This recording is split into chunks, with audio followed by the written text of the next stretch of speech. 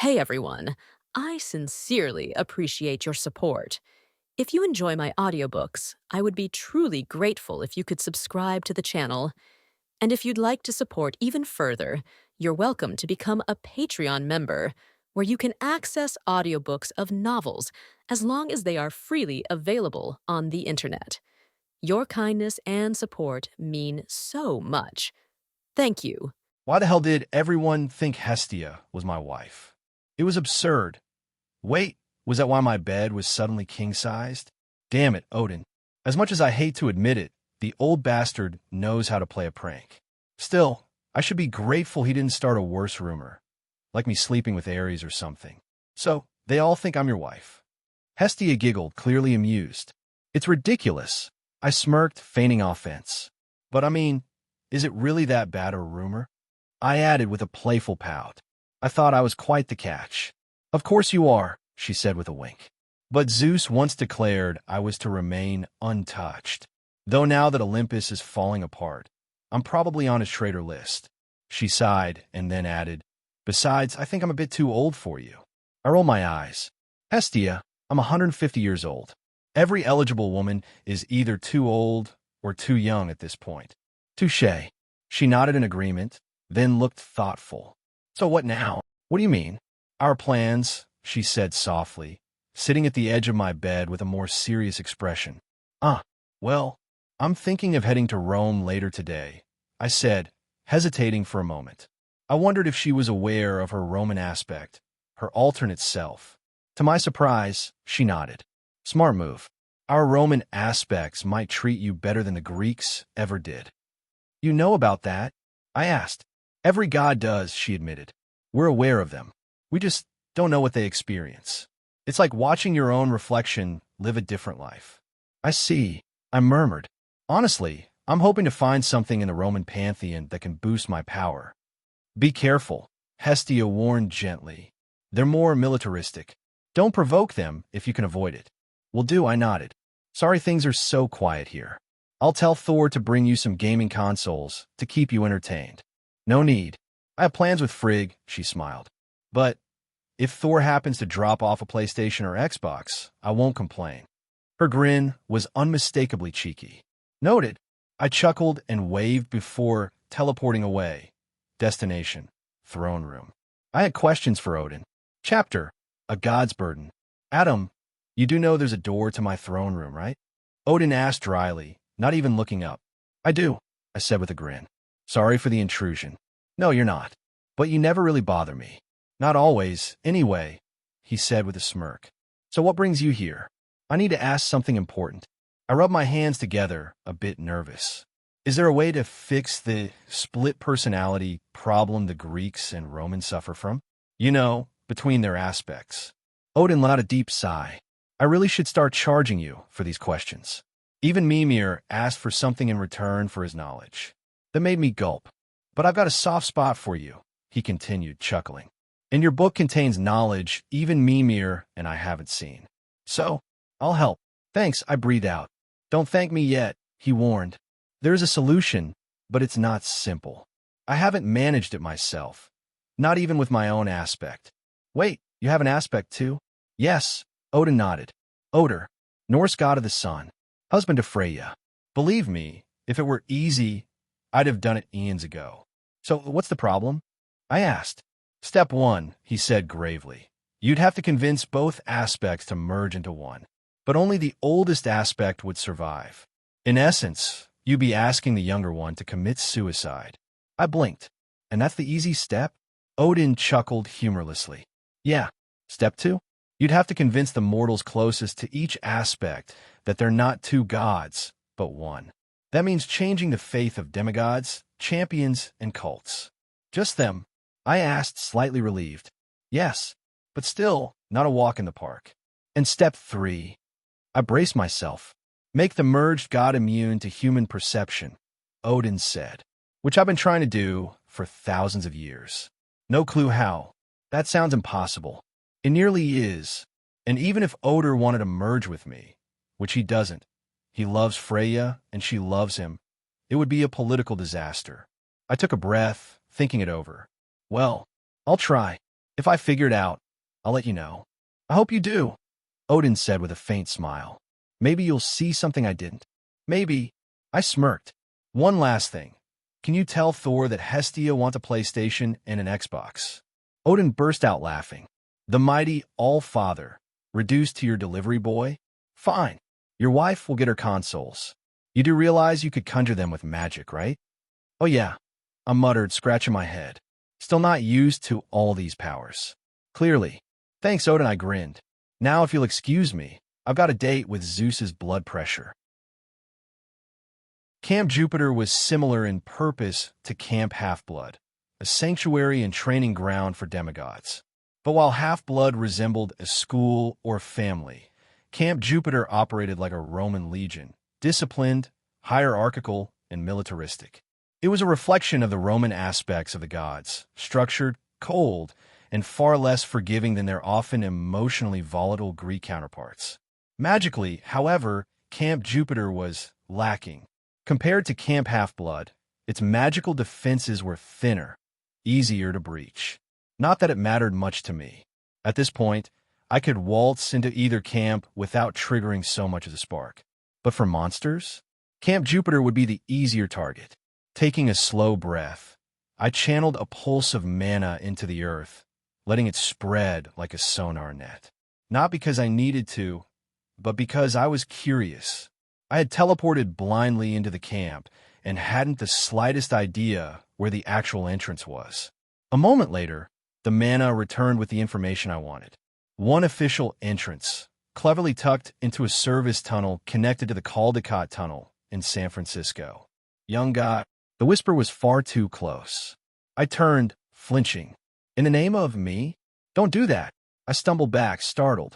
Standing behind me was a hunched old woman with eyes like deep wells. Who are you? We are the Percy, she said, voice calm and ancient.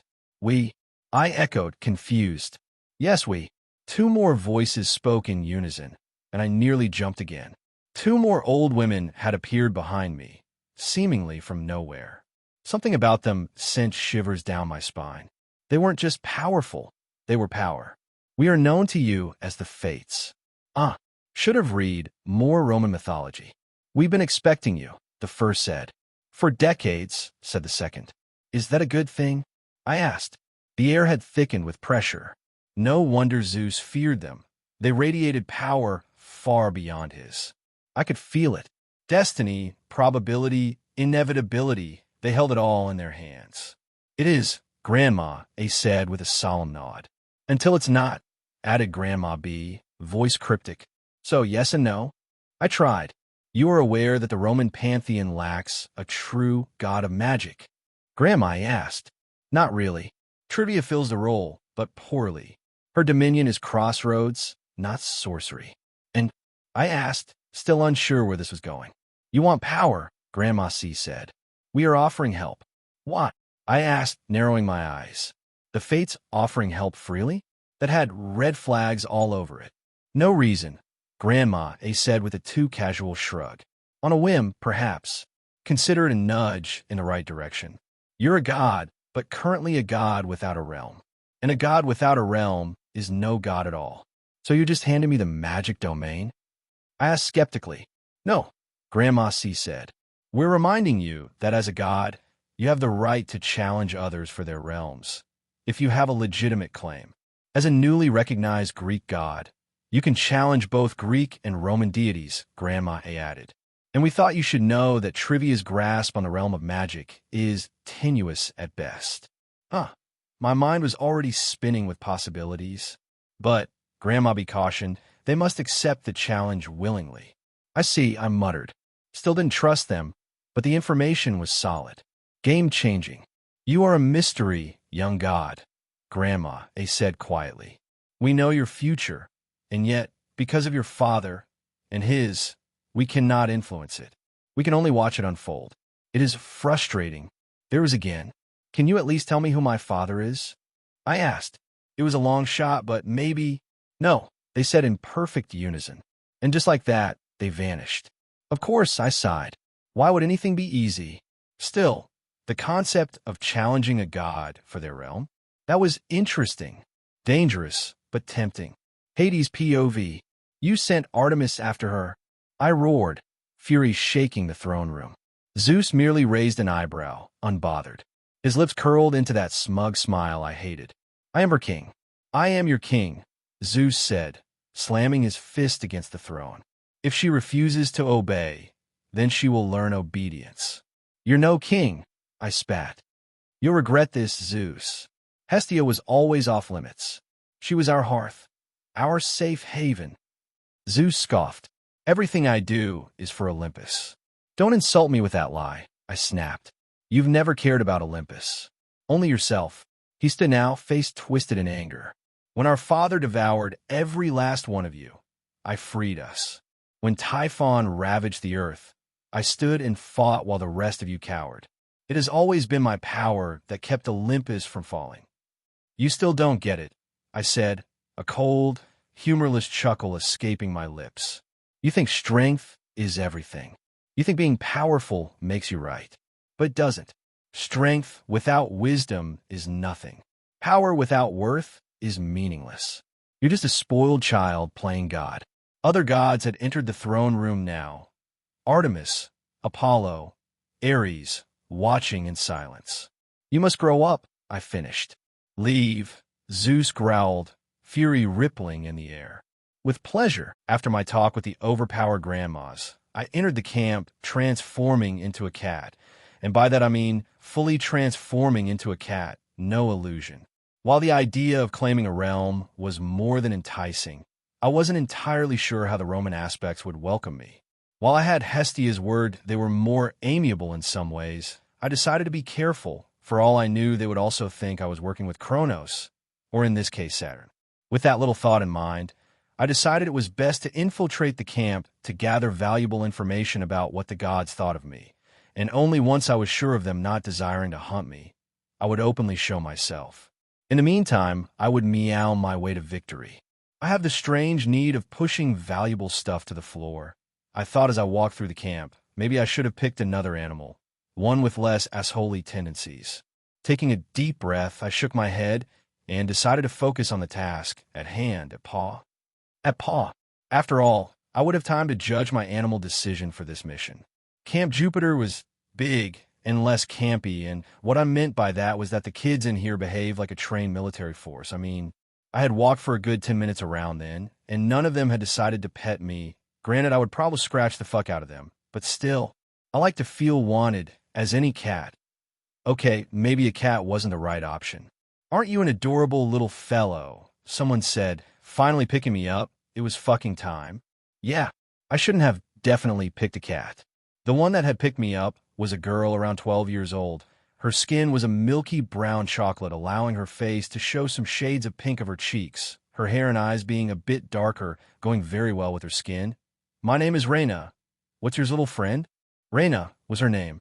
What an interesting development. Meow. I purred, what? She was petting me, and she was very, very good at finding that weird spot in my back. How about I call you Mr. Soft? Reina offered, and at that I hissed, I mean Mr. Soft? How dare she? Yes, I was very soft. I had picked a Persian cat as my cover, making sure I had the fluffiest and softest petting hair, but I would not be named Mr. Soft. I deserved a better name, the Destructor, the Almighty, something like that. Okay. Reina giggled. How about Genesis? Genesis. Well, I suppose that is more acceptable. So at that, I trilled a meow and a purr at the same time, letting her know I accepted the name for now. I see. So now Genesis. How did you get into the camp? Reina inquired, her voice going dangerously low, her petting stopping dead on its tracks. I narrowed my eyes at her and hissed. We'll take you to my superiors. They ought to know how a cat entered the camp. Reina sighed. Interesting. As I saw it now, I had two options. Letting her take me to her godly superiors and see if I could trick them, which was a very valid possibility, I mean. Zeus tricked Hera to marry him as a bird, or I could scratch this bitch and run. Maybe this time, changing into a bird, which in retrospect was a better option. What was I thinking transforming into a cat? As a bird, I would be able to survey the camp through the skies. Then again, I would also lose the chance of getting pets. Oh well, scratching it is. Taking a deep breath, I turned around, showing her my belly. setting the deadly trap for my scratch. As expected, she couldn't resist my fluffy and soft belly. It was the fluffiest after all, so with a little cat smile forming on my face, I yowled at the girl, scratching her hand, which in turn made her drop me, and ran. Lesson 1 when petting a street cat: never pet the belly. It's always a trap. It's always a trap. After my little altercation with Reyna, I ran into the woods and transformed into a raven, which was the intellectual choice and the option I should have picked the first time. I don't know what I was thinking transforming into a cat. Now that I had wings, I surveyed the camp with ease, learning its layout and how the campers behaved, which was what I wanted to know. After all, if the Roman aspects were also out to get me, then their kids would know. And so far I had yet to hear any demigod say, "Let's go and maim this sexy Adam." "Why are you spying on the kids?" a raven asked, flying to my side. But it was clear it was no normal raven. The power coming from this feathery one was massive. Whoever it was stronger than me, which was troubling. So, for now, I would comply and answer the questions while I figure out how to escape if things got messy. Though for some reason, I felt I was in no real danger, as if this god of goddess in raven form would never hurt me. Curiosity, I cawed, shaking my thoughts a bit. "I see." The overpowered bird in question replied before asking, "Who are you?" "Adam." "Not sure if that helps, though," I cawed, deciding it was best to land on a tree and transform back to my humanoid form. Taking my transformation as a cue, the other raven did the same, transforming back into what I assumed was her humanoid form. And yes, the raven was a she. Adam, the supposed traitor of the Greeks. Her form was oddly familiar, though. "My name is Vesta," Hestia's Roman aspect greeted. No wonder I felt no real threat. "A pleasure to meet you." I smiled at her, extending my hand at her. "You're not what I assumed. Possible traitor," Vesta sighed, taking my hand and giving me a handshake. Vesta was strangely similar and very different to Hestia. Physically, they looked like twins, which I suppose in a way they were. But psychologically is where the differences started. Hestia was more openly friendly. Vesta was, I don't know, more serious? It was basically like talking to a more serious and to the point Hestia. It was weird, because at times I would forget who I was talking to. "Did you really betray the Greeks?" Vesta asked. "No, they simply chose to believe I did. And now I'm being hunted." I sighed, with the hauntingly painful thought of my sister shooting at me with the intent to kill. The only ones that believed in me were Hestia, Hades, and Persephone. "I see," Vesta smiled. "No wonder you feel so comfortable with me." "I do, but it's also weird, not gonna lie," I chuckled. "I suppose it can be," Vesta admitted with a chuckle of her own, "but it is what it is." "So what now?" I asked her. "Well, now we talk to Jupiter," Vesta answered. "He will let you know if you have asylum with us, or not. If you do, I suppose you'll have to take a realm and represent us." Just like that. What's up with people offering realms left and right? Well, I don't know how the Greeks do it, but here we don't have a god for each realm, and it's not every day a god without a realm appears out of thin air, Vesta clarified. Many of us have to fill for realms we don't even have a connection for, like poor Trivia. "I see. But still, isn't that a bit too trusting? I mean, what was to say I would not betray them at any given time?" "Well, in a way it is, but how can you truly trust someone if you don't give them a chance?" Vesta smiled. "Sometimes we have to go burn ourselves to see if someone is trustworthy or not." That was very deep and somewhat risky, but I suppose I understood her reasoning. "I see. Well, before we go, I have a question. On the scale of 1 to 10, how likely is Jupiter to smite me?" "Frankly, a 2, Vesta answered, her eyes shining with mild amusement. "He is not as aggressive as his Greek aspect." "Well, ain't that a relief?" "I see." Talking about aspects, a little rule we have here is don't tell the demigods about our counterparts, Vesta said, her tone carrying more weight than before. "Human opinion alters our form and gives us a very bad headache. In your case as a god, you don't really affect us, but the kids. They would give all of us a massive headache." "Very well."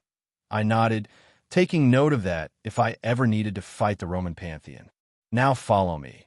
I already informed Jupiter of your presence, and he wants to meet you." Vesta informed me. "Lead the way." I bowed for dramatic purposes, wondering how this meeting would go. Adam, the Greek traitor, Jupiter greeted, and I wondered, was the traitor part necessary? Jupiter, the king of the Roman pantheon. I smiled. Vesta told me you were spying on our kids. Jupiter muttered, his eyes narrowing at me in something akin to anger, making me flinch inwardly at least. The tension was so big I could probably cut it with a butter knife. Spying is a big word. I was simply curious about the Roman pantheon and wanted to see if they would offer me asylum. I lied. So I was told. Jupiter sighed. But before I give you an answer, as soon as he said that, a god appeared by his side, looking oddly familiar. Phoebus. Check if he lies. There was a not-so-hidden threat under that if I lied I would die. I will answer your questions to the best of my ability. I smiled, feeling emotionally constipated at the fact I was facing Apollo's Roman aspect. Did you betray the Greeks? Jupiter asked. Going for the big boy questions, I see. No, they betrayed me, believing an idiot over me. He says the truth, Father, Phoebus stated. Do you have any ulterior motives that can hurt us? Jupiter asked, and for a moment I froze. Was trying to merge Hestia and Vesta an ulterior motive? No. I answered, ready to run if that turned out to be a lie. I wasn't sure myself, which is why I was ready to run like a bitch. He says the truth, Father, Phoebus stated once again, much to my relief. Last question, would you consider taking a role in our pantheon? Jupiter asked. This was feeling remarkably like a job interview. I would, as long as I'm free to travel. I have friends around the world. I answered. Jupiter looked at Phoebus, who nodded. Very well. That seems like a reasonable request.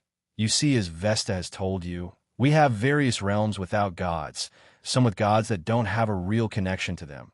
Like Trivia, she is the goddess of crossroads, but we had to appoint her the realm of magic, to which she has no connection. I see, I nodded. Then we have other realms that have no gods managing them. Jupiter sighed. And yes, this was definitely a job interview, so here's my offer. We will offer you asylum if you agree to become a Roman god. And what am I now? I asked with mild curiosity. A pantheonless god, Jupiter answered, which is why I want you to work with us. How in the fuck were Zeus and him the same being? They shared nothing in common. Well, maybe their promiscuity, but besides that, nothing. Very well. I accept the deal. I stated if this was going to give me power like the super grandmas said, I would be more than happy to take it. Very well. Jupiter nodded. Call to the Percy. We need to know what realms can he manage. Who knew becoming a god was so stupidly easy? I have to admit, I was happy to have this golden opportunity to prank new victims. All the Rome I saw as the Percy or super grandmas entered the room, all looking at me, filling me with a sense of dread and uncertainty. I didn't like the pantheonless god. One of the three sisters muttered, he can fill many realms. Jupiter, the question is, will you let him? Jupiter looked at them, pressing his lips together in mild annoyance, his body language showing clear rejection to the sisters. It seemed Zeus and his Roman aspect had more than it originally showed in common, like disliking the fates. What realms can he rule? Jupiter inquired, his right hand tapping his throne in anticipation.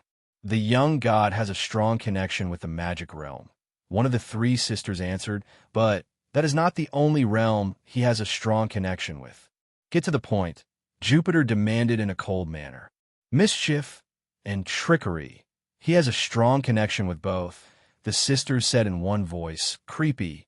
No wonder nobody liked them, but I think the reason nobody liked them was because they had the power to end anyone they wanted to end, including Zeus and or Jupiter. The only ones above them were the primordials, meaning the gods, were dancing in their old hands. Well, we already have Mercury with the realm of trickery. Jupiter sighed. Then it has been decided, Adam, do you accept the realm of magic and mischief? This seriously couldn't be the process of acquiring godhood. And I just remembered Zeus had given god realms to idiots just because they have his blood. I do. Then by the power given to me, as the king of the Roman pantheon, I welcome you, Artemis, the god of magic and mischief, to our pantheon. Jupiter stated, with a tone of finality, daring anyone present to defy him. Thanks. I gave the king a small bow, wondering where was the part where I would have to swear my loyalty or something to them. Why am I even thinking of that? This is an awesome deal for me. I don't have to follow them if things get bad for me. Before you come forth and claim your realms, Jupiter said, there is but one rule, one that I will not tolerate you or anyone breaking. As the god of mischief, I have a feeling you will prank everybody. He had a point, and I will allow it, as long as you don't prank me. Okay, I have to ask, risking to fuck this deal, at that Phoebus snorted, why are you guys being so trusting with me? A very good question, Jupiter nodded. The Percy saw you come hundreds of years before you were born with that information. We waited, and once you were born, we spied on you, and we have a very good general idea of who you are. Wait, they spied on me. So he was faking not knowing me? We know that as long as we don't hurt those who you hold dear, we will have no problems with you. If the Greeks can't see that, then they're even more stupid than I originally thought. That is scaringly accurate. I see. I nodded, not knowing how to feel about the fact they had spied on me for years. Then come, Jupiter said, extending his hand, claim the realms that belong to you. With trepidation, I took his hand, and what I can only describe as a surge of energy exploded within me. It was very hard to describe. Welcome to the Roman pantheon, young god. You are dismissed for the moment. With that, Jupiter went back to his throne in Vesta, and I teleported out of the room. I felt massively more powerful. My body and everything, I felt like a completely different person altogether, but in my shock I couldn't help but wonder, why did the super grandmas share the bit about challenging a god for their realm? If in the first place I was not going to challenge anyone, were they telling me I would do that in the future? Was that a part of my future? God, why can gods be a bit more to the point? So how do you feel? Vesta inquired. Good. Just wondering what the Percy tried to convey during our first encounter. I chuckled. It simply didn't make any sense. They are mysterious beings, Vesta sighed. Perhaps I can help you with that, if you are willing to tell me what they told you. For a moment I weighed my options. If I told Vesta, Jupiter would know. Was that something I wanted? Or would Vesta keep our conversation between us? Fuck it. They told me I could challenge gods for their realms. If I had a connection to the realms I was challenging, it wasn't like this information would get me in trouble. I see, Vesta nodded. I can't see why you are confused, considering the realms were given to you without a challenge. Mostly because the gods that had those two realms wanted nothing to do with them, and gave Jupiter permission to hand them when the time came. So I don't know, would they tell you that? Oh well, I shrugged. I suppose I will know in time, for the moment. I will go and prank everybody, I added with a maniacal laugh. Nothing life-threatening, please, Vesta chuckled. Nah, don't worry. I usually go for humiliating pranks that tend to be mind-scarring. I grinned and teleported before she could say or do anything. After all, I had a bunch of kids to traumatize. Juno POV. Adam, or rather Artemis, was not what I expected. The visions the Percy shared with us showed a kid unable to hate. Yet, inside him, I felt a shadow looming behind his amiable persona. He was such a good actor that he had fooled himself. The Greek pantheon had hurt him more than Adam himself would care to admit. Are you sure giving him such power is wise? I asked my husband Jupiter. It would be bad if he turned against us. He is very powerful, Juno. Too powerful. Jupiter sighed. We need to act carefully. His hate. He controls it well, but you saw it. He hates the Greeks with great force. What if he decided we are part of that? Part of what? I asked. It's no secret the Greeks and us are one and the same, two sides of a coin. Jupiter sighed. While it's true we are vastly different to them, we can't deny the fact we are connected to them. So imagine if his hate extended to us. I see, befriending him now by showing him some trust, and that we are better, that our counterparts will avoid him ever targeting us.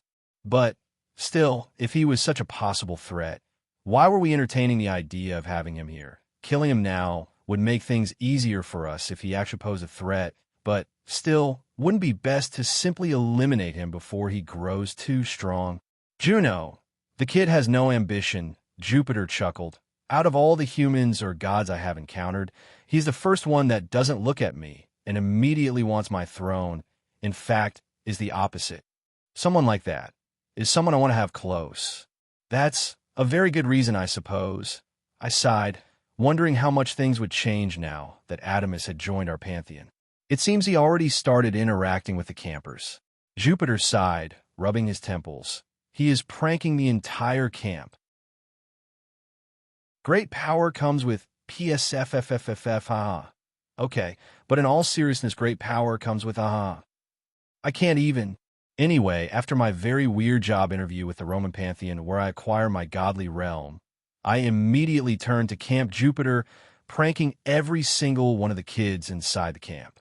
It was refreshing, seeing their faces wondering what the fuck was going on, as every single one of them felt compelled to sing like it was a musical. In my defense, Jupiter only said not to prank him, something I will circumvent later. But for now, I had followed his rules. For now, can you take your curse off them? Vesta inquired, repressing a giggle. I knew she wanted to join the dark side. Unlike Kronos, I had cookies. Delicious chocolate chips with extra chips cookies. Oh, come on, it's not that bad, I chuckled. Vesta narrowed her eyes at me and subsequently pointed to the camp. Is it? We're all in this together. Under a curse that we are. We're all singing demigods. And he sees that. We're all in this together. And it shows when we stand singing like idiots. Hand in hand. He made our nightmares come true. Oh, everybody now, everyone at the camp. I hummed. I see your point. They have been singing for half an hour. I suppose that's enough mischief for a day. I think I even saw some kids crying, and even their crying was harmonic and melodic. Maybe I'd taken my prank a bit too far. Probably don't really care. Will you remove the curse? Vesta inquired once again, and I nodded, the light-sided one for now, but soon I would come to corrupt Vesta with brownies and cookies, and of course, evil. I mean pranks. Mwahaha. Is that something I should worry about? Vesta snorted, ha. I made her snort. Your cartoony evil laugh. No, I shook my head off, realizing I had been laughing like a madman. With a flash I had pulled out of somewhere illuminating my face. All right, time to unprank some kids. At that I snapped my fingers, erasing the high school musical budget curse of them. Thanks, Vesta smiled. Well, it was getting old. For some reason, they kept singing We Are All in This Together over and over again. These kids need a creativity boost. I winked at her. I think most of them will fear you after this. Be ready to not get any offerings, Vesta smirked. Oh no, I won't get the apple juice they don't want at lunch. The pain overwhelms me. I rolled my eyes at that. Sometimes they offer me pizza. So that's nice, Vesta chuckled, showing my corruption was slowly sinking in. After talking for a bit with Vesta, I decided to go back to Valhalla to share my progress with Hestia and the rest. Hestia, as expected, was shocked to see I was now a Roman god, but was happy I was okay. As for Gunilla, I think it's pretty obvious. I flexed my title around her every time the situation called for it. All right, I flexed the title even when it didn't make any sense in the conversation. All right, I simply recorded myself saying Adam is a sexy god over and over again and cursed Gunilla to hear it. Finny, I cursed all the Valkyries to hear it. As for Odin and Thor, well, that's where things got messy, and not necessarily in a bad way, you see. Odin had foresaw my ascension. We'll talk about not telling me shit with him later. Anyhow, Odin had used his very unfair power to see the future to see I would come back a fully fledged super sexy god for my trip, and subsequently told Thor, who had claimed over and over again I was his best buddy.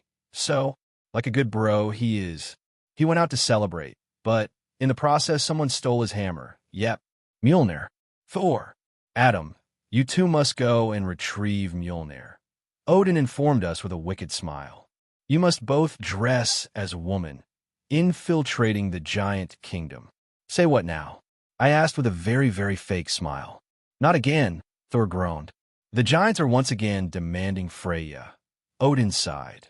They want to exchange the hammer for her. So you two will trick them. I'm sorry, Adam here. I kind of missed the part where Thor losing his hammer was my problem. That's what I wanted to say. But instead, sure, fuck it, let's go. Know it. On the bride roll, Thor declared. Thor, I will delete your Netflix account if you try to push me to wear a wedding dress. I threatened. Fine.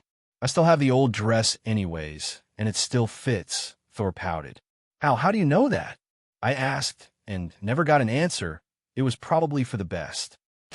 It took us 8 hours to get ready. Apparently the giants in Asgard had this neat ability to see behind magic, meaning transforming into a woman would be useless. So here I was, dressing like a tomboy. What if I have to be a lady? I will be a lesbian.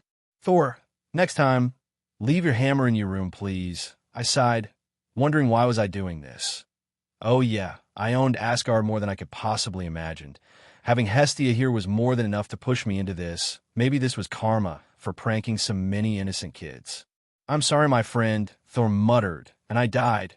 Right there, the end of Adam. What can I say? Seeing him fully dressed as a bride, Thor the big 6'1.5" tall bride with a beard and makeup was too much for me.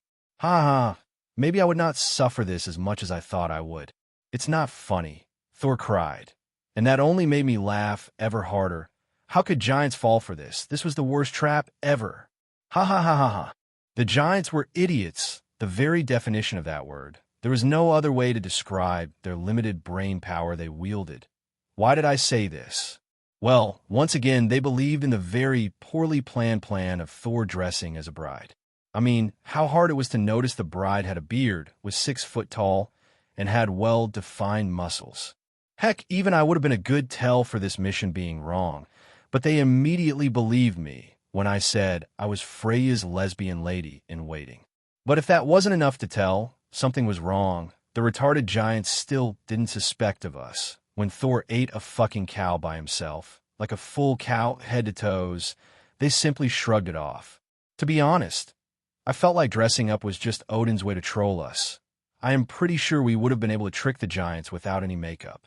Take this, lovely wife, the giant smiled, handing Thor his hammer. You can hold a hammer I stole from Thor.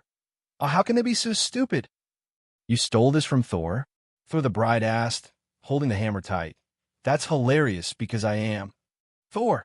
With that, he broke his wedding dress and proceeded to beat the ever-living crap of the giant king. The bride is beating the king.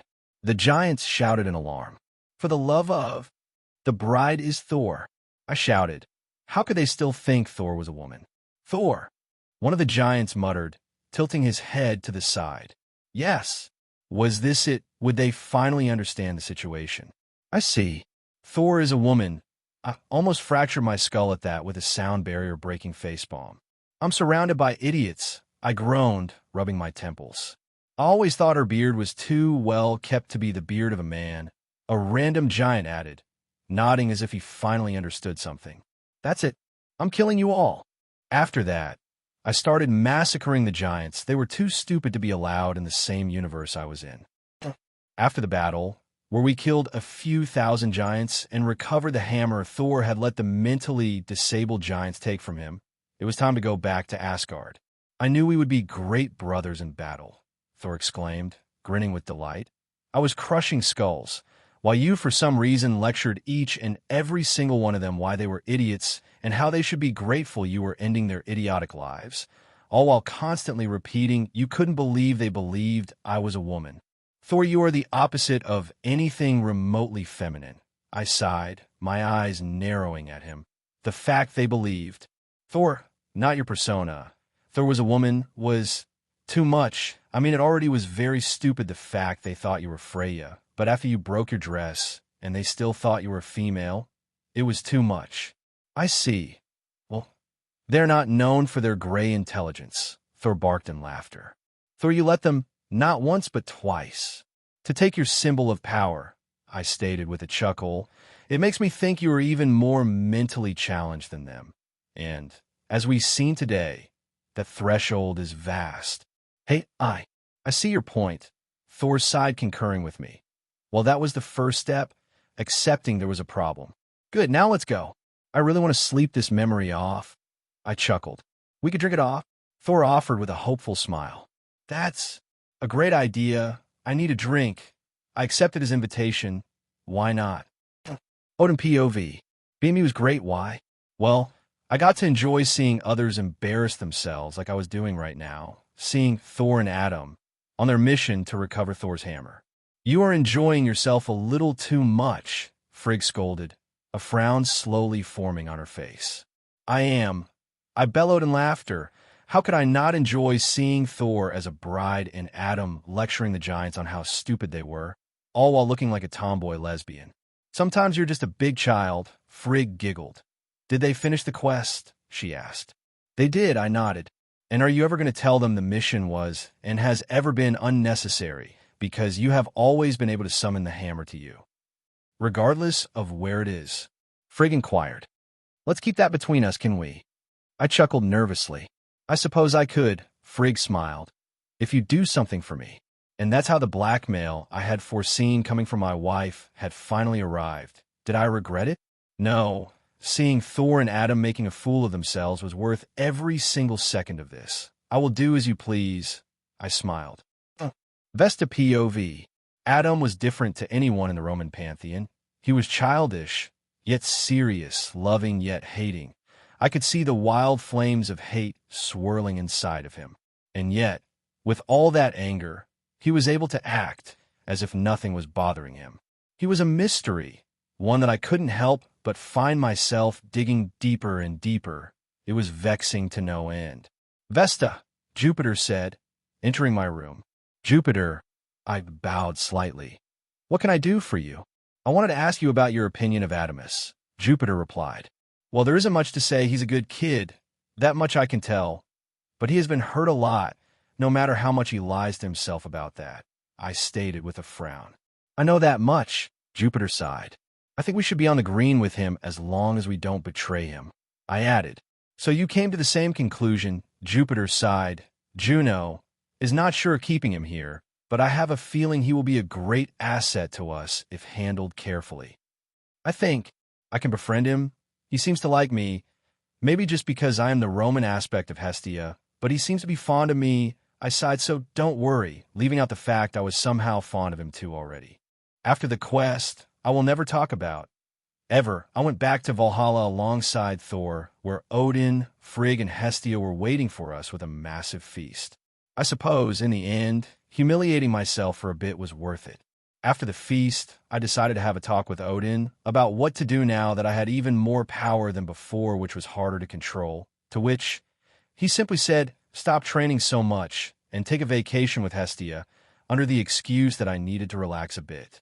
The weirdest thing was he kept on saying China was great this time of the year, over and over again, almost as if he wanted me to go to China. But why though? So, I hummed. Odin told me to take a vacation, and I have a feeling he wanted us to go to China. Want to come? I asked Hestia, who smiled at me. I would love to, but wouldn't it be dangerous for us? Hestia replied, a tone of uncertainty in her voice. I couldn't really blame her if Artemis and the others were still hunting us. A little vacation trip could end pretty bad. But regardless of the situation, Odin was right. We needed to relax. So far, our lives have been nothing but a problem after the other. It will be fun, and besides, I'll keep an eye on everyone. I winked at her. Very well.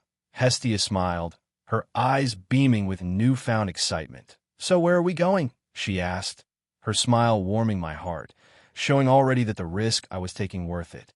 While Odin was pretty suspicious with his recommendation, I chuckled, taking a seat over her bed. He kept saying good things about China. So, call me crazy, but I think I'd like to go there at least to see what is all the fuss about, I stated with a smirk.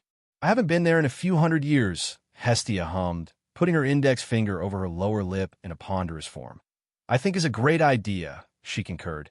If not, we can always teleport to another country. The perks of being a god, she smiled. We could try some food and visit some local landmarks. I nodded. Maybe Odin was onto something. Then it's settled. Let's go. I added with a smile as I jumped out of the bed and grabbed Hestia by the hips and lifted her up. Let's go to China. Yeah. Hestia giggled, throwing her hands up into the air as held her high. Well, I already have all I need. I chuckled. I got my travel, Hestia. At that she chuckled. Let's go. And with that, I teleported us out of Asgard, our destination, China. Godhood never ceases to amaze me. For some reason, I was able to speak Chinese fluently like the moment we arrived. I simply knew what everyone was saying. For me, I was simply speaking my native language. It was simple. Hestia explained it was something all gods had the power to understand and immortal. Meaning my brain was now part translator neat.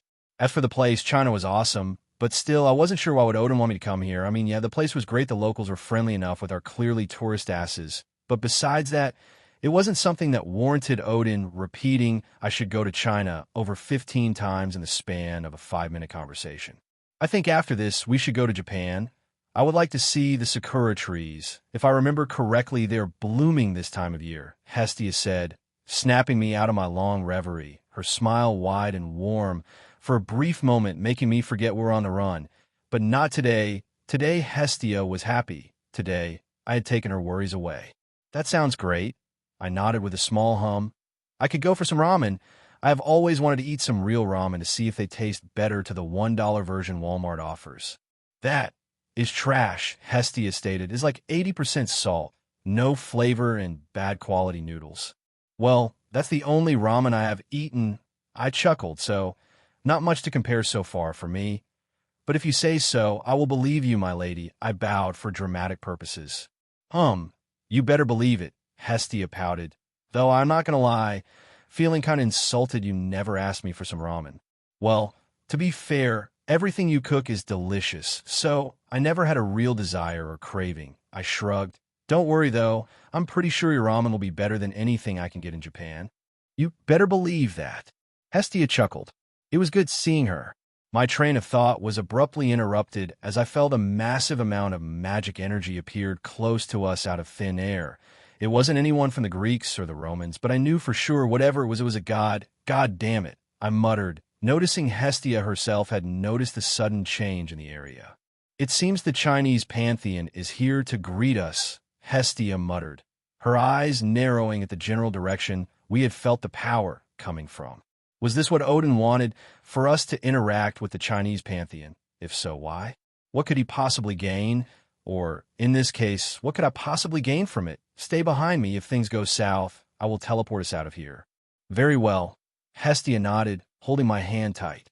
What a surprise! Someone chuckled, the echoes of his laughter reaching us. I did not expect to find 2 Greek gods here. We are having a vacation. Is that against any rules? If so, we weren't aware whoever this god was. It was difficult to tell how strong he was, unlike Zeus, whose magic power was like his personality, easy to read, or Odin, whose power was cold and unmoving and clear to read. This unknown and his power felt like staring into the jungle, with no real way to say if the jungle was safe or more dangerous than ever. Don't get all grumpy, kid, the unknown god chuckled. The name is Sun Wukong. Nice to meet ya. I stared at the god with worry, his power what leagues above mine or Hestia, and even with him sounding friendly, his presence alone was more than enough to put at the edge. It was like staring at the personification of a beast. His power felt massive and wild. It was suffocating. Sun Wukong's anthropomorphic body was muscular and mighty.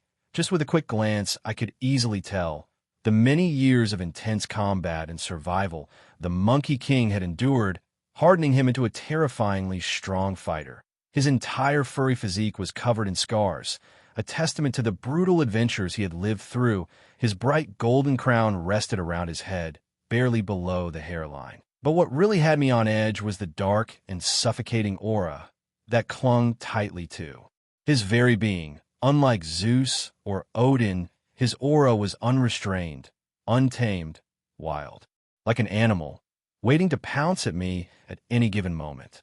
A pleasure to meet you, Sun Wukong. I smiled, forcing myself to not show any type of weakness. Hey, don't get all grumpy, Sun Wukong laughed. Perhaps I was looking too much in his power. Instead of evaluating his personality, I came here to greet you. And well, because I have a small request, nothing too big, I assure you, kiddo. The Monkey King winked at me, fidgeting his staff around. What would that be? I asked, trying but miserably hiding my uncertainty in my voice. A spar, nothing more, Sun Wukong grinned, as something akin to excitement flashed across his eyes. I want to fight, you know, that your journey has just begun, so that I can see how much powerful you will be 1,000 years from now. A spar? I suppose it could be beneficial to see how strong the Monkey King really is. I accept. I nodded, but we are currently hiding from some people, and a fight will probably let them know where we are, I added. Don't sweat it, brat, Sun Wukong smiled. I know just a place where nobody will feel us like you. I used to run from the gods. Well, it was more along the lines of me, kicking their asses, but I understand the feeling somewhat. Is fighting really necessary? Hestia whispered, holding my hand tight. It's all right, it's just a spar. I replied. It wasn't like something turib. No, no, no. I will not invoke you, Murphy. Sun Wukong, lead us to a shrine where we teleported to an empty forest. I felt no magic but our own. Impressive, I muttered, realizing the place was 100% artificial. Now let's see how strong you are now, Sun Wukong loudly proclaimed, and this made me wonder, why did he want to spar with me so badly? Was it really to gauge my progress over time? Was his reason so basic? All right, I sighed, staring at him. I knew this battle was lost the moment I agreed to fight him. So with that in mind, I decided I might as well go all out to see how much I had improved. Here I go, I muttered, letting all my power break free as I dashed at him, my hands covered in green flames which were composed entirely out of Tartarus flames. If I had to give a number, I would say I threw around a few thousand punches right there in the span of a second, pushing myself to the very limit with my new powers, and yet, with almost a casual wave of his hand, the Monkey King dispelled and blocked the attacks with a single hand. His body then blurred as he began to unleash an assault on me. When I didn't even see, I knew I was outclassed, but this was a bit out of my expectations. Even with Artemis, I was able to see her attacks, but his? I didn't even know from where or with what he was hitting, only that he was doing it.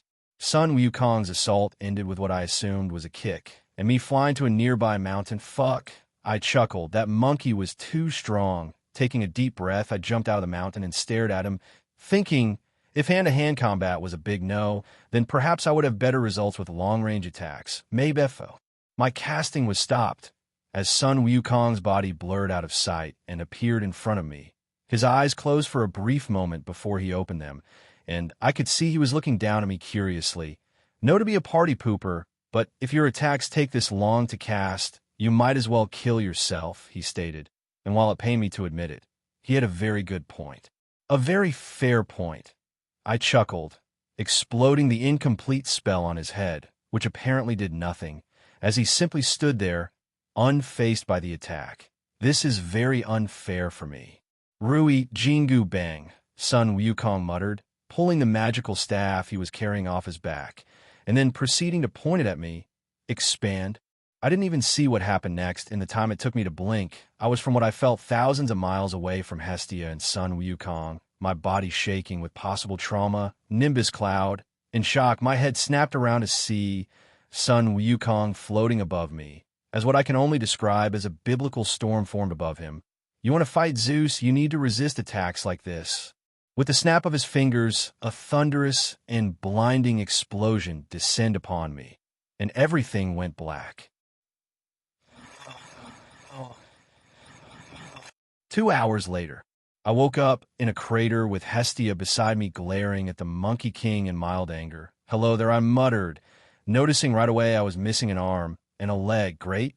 Don't look at your body like that, kid, Sun Wukong chuckled. You are a god. Regenerating limbs is easy. Just wait for a bit. He winked. I have to say you did best than I imagined, but in all honesty, you are still too fresh to fight Zeus. I knew that much. I narrowed my eyes at him. Now, if you want, I am always willing to train you, Sun Wukong offered, which made Hestia glare at him even harder. Sorry, Fire Lady, I know you are mad with me, but believe me when I tell you, that was me going easy on him. He chuckled, rubbing the back of his head sheepishly, and right at that moment I knew with certainty Sun Wukong was stronger than Zeus. Then again, I was making assumptions, but I had my suspicions before about how strong he was. But now, it was clear the Monkey King was a monster. I will take that offer. This was an opportunity one would not throw away. After my humiliating defeat at the hands of Sun Wukong, Hestia and I returned to our little vacation in China after I regenerated my limbs, with Sun Wukong promising to contact me with the win and where he would train me. This spar had shown me how far behind I was behind all the top gods. If Zeus was around his level, I would die trying to fight him, which meant I had to play my cards right, meaning training was a priority right now, at least until I was strong enough to devour creatures on the level of the gods, which in turn would boost my power drastically, perhaps the giants. Then again, that would win me a powerful enemy, Gaia, an overprotective mother with power far beyond anyone I've ever met. Though Gaia was not one to fight herself, she never fought Zeus or Kronos. She was more the type of person to send others to do her bidding. He almost killed you, Hestia sighed, her eyes distant and full of emotion. I don't recall the Monkey King being this powerful, she admitted. Well, time changes everyone, even gods, I sighed. That it does, Hestia smiled. Now, how about we go to Japan and try some sushi? She offered with a bright and contagious smile, her eyes beaming. Let's go, I nodded, grabbing her hand and teleporting to Japan. After all, we deserve this a time to enjoy ourselves before the shitstorm coming our way destroyed our peace. Leto POV. My baby was a traitor. Artemis and Apollo had tried to hide it from me, to shield me from the pain, but eventually the rumors of one of my kids betraying Olympus had reached me. Was I angry? No, I couldn't. I loved my kids regarding their choices. They were a part of me. They would always be a part of me. That was what it meant to be a mother, to love one's child no matter what. And while I had yet to interact with my son, I loved him. So I did what any mother would have done. I went to Olympus and begged Zeus to forgive him, to understand that no matter what he did, it was an ill-advised choice, that my son was probably being manipulated by my despicable uncle Kronos. But Zeus would hear none of that. He wanted Adam gone, no matter what I offered. Once again, I was powerless to protect my babies. Once again, I was useless. There is no pain like the one a mother feels when losing her child. How could I hate something that had come from me, something that had formed and grown within me? How could I simply forget him? I couldn't, no matter how many times Artemis or Apollo told me it was for the best to simply forget him. They would never understand the love I felt, the lengths I would go for them. Even if those lengths were limited by my weakness, I would die for them, which is why I offered Hera my life. If she convinced Zeus, I knew she had been dreaming of ending my life since the moment I had Apollo and Artemis. I knew she wanted to end my life. Unfortunately, even my life was not enough to save him. Olympus was on the hunt, and Adam was the target. Mother, you have to forget about him, Artemis repeated once again. He is far gone. He betrayed his kin, and now he has to pay the price. Don't ask me to do that. I chuckled bitterly. I know you want to help me, but you will never understand what I feel for him. For you, you have to be a mother to know what I feel. Only a mother could understand what it felt. Luke POV.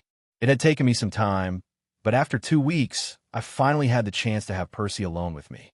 It had been harder than I had anticipated. With Percy being wary of me, it had been nearly impossible to enact my plan, but perseverance is the key, which is the reason why.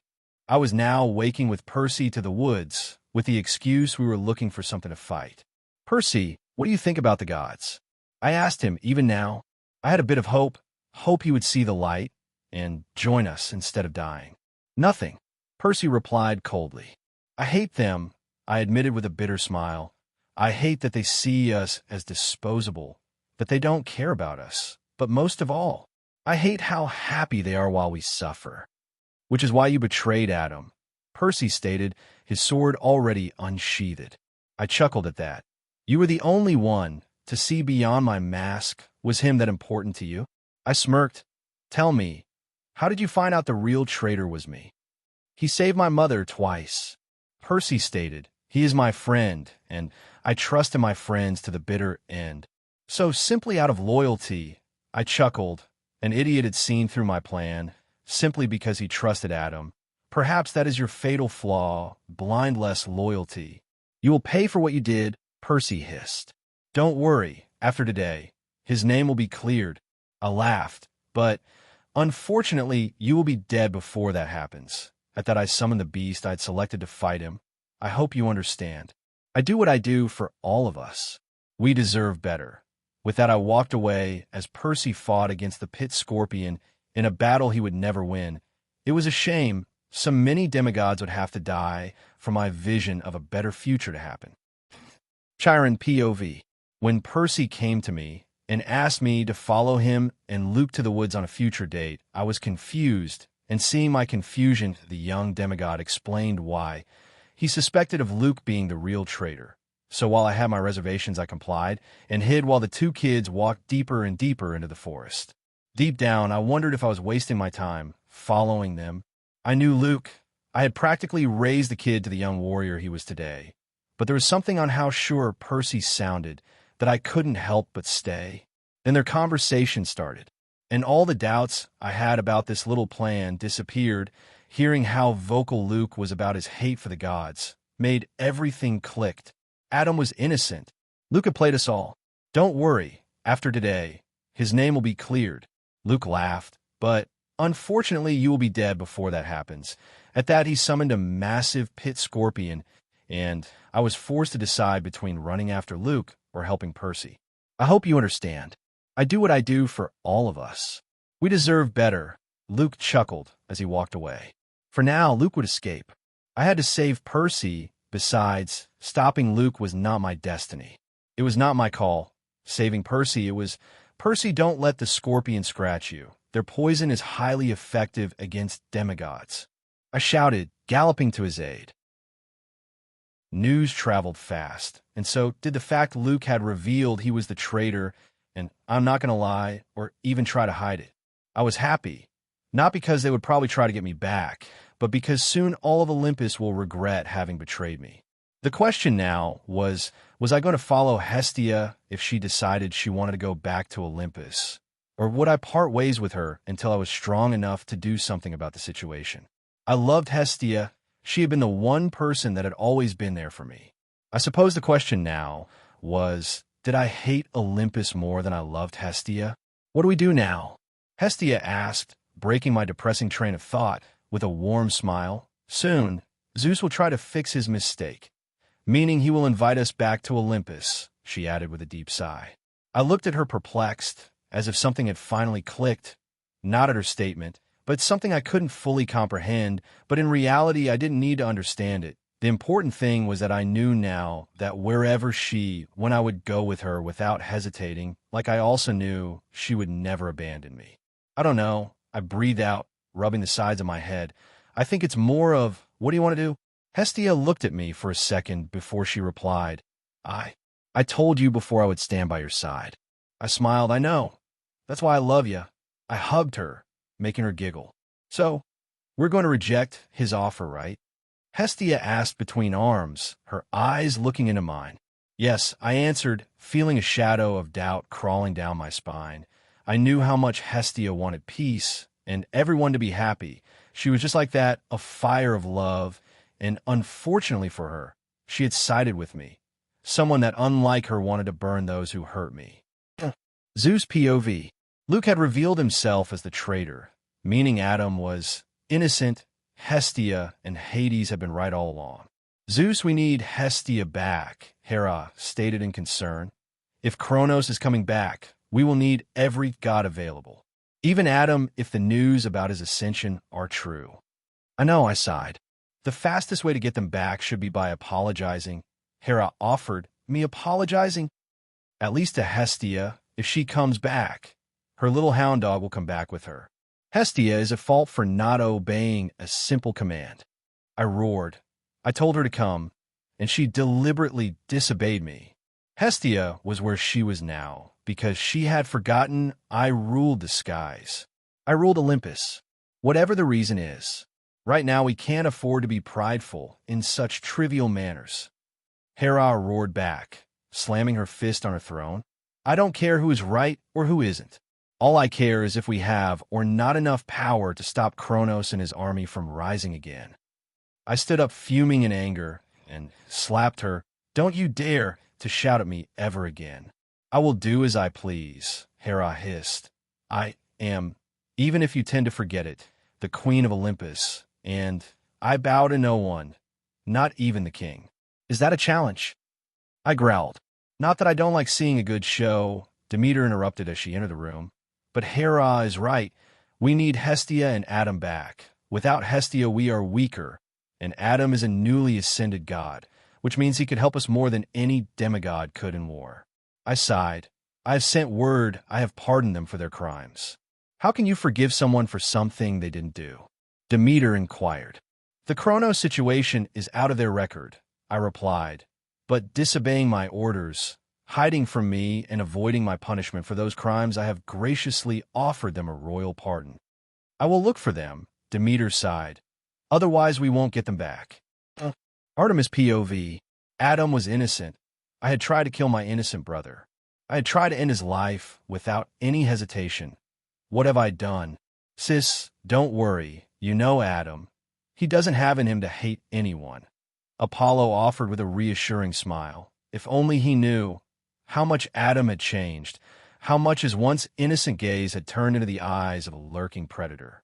Apollo, I saw him, and I know the Adam we once knew is king gone. I replied, holding my bow tight. His time in Tartarus changed him. The only person he still looks fondly at is Hestia, and we tried to hunt her down. He will never forgive us. I know we messed up, Apollo sighed, but everything with time heals. I would know. I'm the god of healing, so don't worry. If he doesn't forgive us, I will kick his ass. Until he does, he chuckled. I eyed him for a second. It will take a millennia before he forgets what we did, what we would have done. Well, if that's what it takes, is a good thing we are gods, right? Apollo chuckled humorlessly. Immortality also means an opportunity to hold a grudge for all eternity. I added, my lips closing into a thin line. We failed our mother, we failed our brother, and there is nothing we can do about it anymore. Trust me, sis, Apollo smiled. He will forgive us. I will make sure of that. Naive, I sighed. I know he won't forget all of this as easily as you wished he would, because I wouldn't, because you wouldn't. We still haven't forgive what Herod did to our mother. And that happened a few millennia ago. Our family is good at holding grudges, and he is our brother. Every god had one thing in common with one another, besides their godhood, and it was that each and every single one of them had a symbol of power. Poseidon had his trident, Hades his helmet, Hestia the hearth, and its fire, something I as a god lacked. You seem distressed, Odin said, as he walked into my room, a smile forming on his face. Is everything all right? It was more than obvious he knew what I was thinking. If something, Odin was very good at reading people. And since the day I came back from my vacations in Asia, he had been keeping an eye on me. Not much. I shrugged, a smirk flashing on my face. Good try. Odin smiled, his eye closing to accentuate his knowing smile even more. Is it about the Greeks asking you to come back? He asked. That's part of it. I nodded, rolling my eyes at him. It's more about the fact I have no idea what I'm supposed to do with my new status, and that for all the power I'd gained, I was still weak, or at least I felt like it. You really should stop selling yourself short. Odin chuckled in slight amusement. You are growing very strong, and in no time will catch up to us. It took Zeus 10 years to defeat his father, and even more time to train his body and powers to match Typhon in combat. It's remarkably scary how good you are at reading people. I chuckled. There's a reason I'm called the All-Father. Odin winked. Now, as for your role, you have to remember we gods are not perfect, so don't be afraid to mess up everyone now and then. You have all the time in the world to figure out what path works for you best. Odin, I have a question. I sighed. Since my fight against son Wukong, there was something that has bothered me. Are you stronger than Zeus or son Wukong? I asked. Tough question. Odin hummed. Well, let's put it this way. Do you know why Thor is called the strongest Norse god? He asked, and I shook my head. Well, apart from the fact he is the strongest physically speaking, is because of his unbreakable will and massive talent. Odin explained, Thor is not very disciplined, so he doesn't train much, but even then his power rivals mine. So Thor, and you are around the same level? I asked, skepticism clear in my voice. That simply didn't sound right. I had fought Thor, and while yes, he was immensely powerful, his aura was not like Odin's or son Wukong's. Ha. Odin chuckled. I can't see why you don't believe that, you see. Thor had to learn how to keep his power inside of him. Unlike the Greeks or the Romans, we don't have a second giant form. We are what you see. He gestured himself to make a point, but that doesn't make us any less god than you or Zeus are, he smirked. So instead of forcing ourselves into a weaker, smaller form, we learn how to control our powers. And that is why you had Thor teaching me, I muttered, as I realized perhaps I had the power scale wrong in my head after all. Yes, Odin nodded with a satisfied smile. If Thor didn't actively contain his power, you would feel something similar to what you felt facing son Wukong. Like him, Thor has a wild animal-like aura. So Thor and son Wukong were around the same level. What about you? I turned to Odin once more, giving the man a long, scrutinizing look. My aura is controlled, even when I let all my power roam free. Odin answered, unlike Thor or son Wukong's, my power doesn't come from an absurdly amount raw talent like they have. I have worked myself to the top, meaning that unlike those two, I have a vastly superior control. He smirked proudly. I have sacrificed a lot to gain the power I have today, and I to have all the knowledge in the world. Heck, I almost killed myself just to see the forbidden runes of magic, offering myself as a sacrifice to see them. That sounds a bit too extreme. I chuckled nervously. Maybe it was...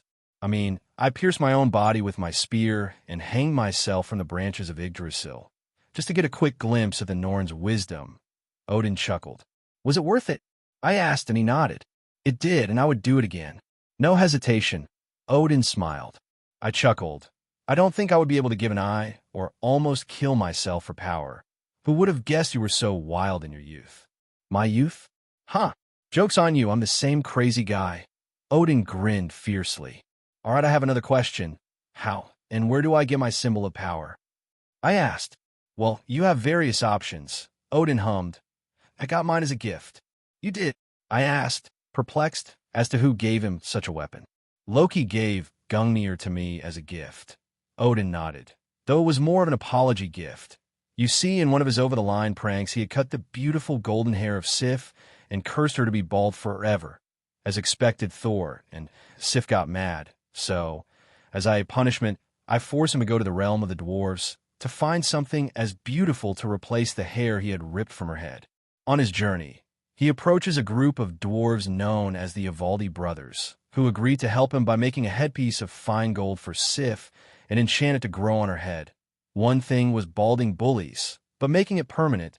I have a feeling Loki is the DC version of me, aka darker.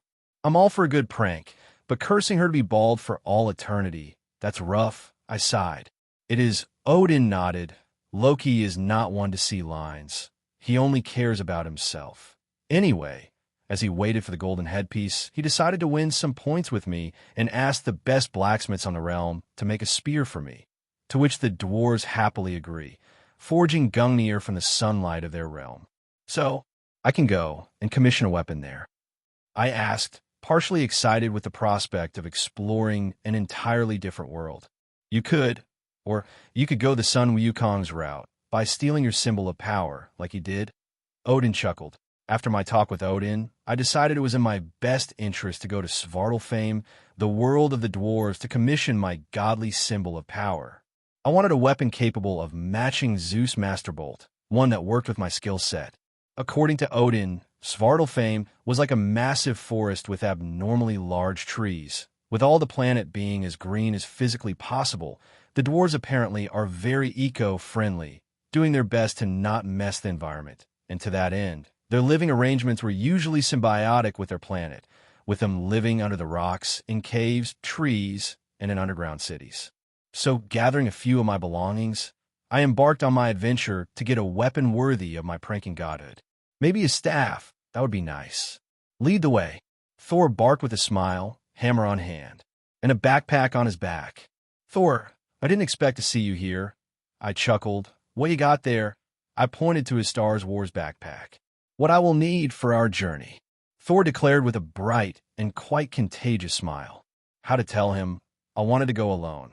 Then again, if he went to Svartalfheim with me, I would be able to use his fame to get the dwarves to help me. After all, I didn't know if they would agree to make me a weapon. Fine, you can come. I chuckled. What the hell? Sometimes it's best to have a travel buddy. Thor snorted. You say that as if you had another option. Touché. I admitted, when Thor wanted something, he would get it one way or another. Don't worry, I know the dwarves, crazy parties they throw. I'm sure we'll get you a wand or whatever you wizards use for combat. Thor chuckled, burping between sentences This motherfucker was already drunk.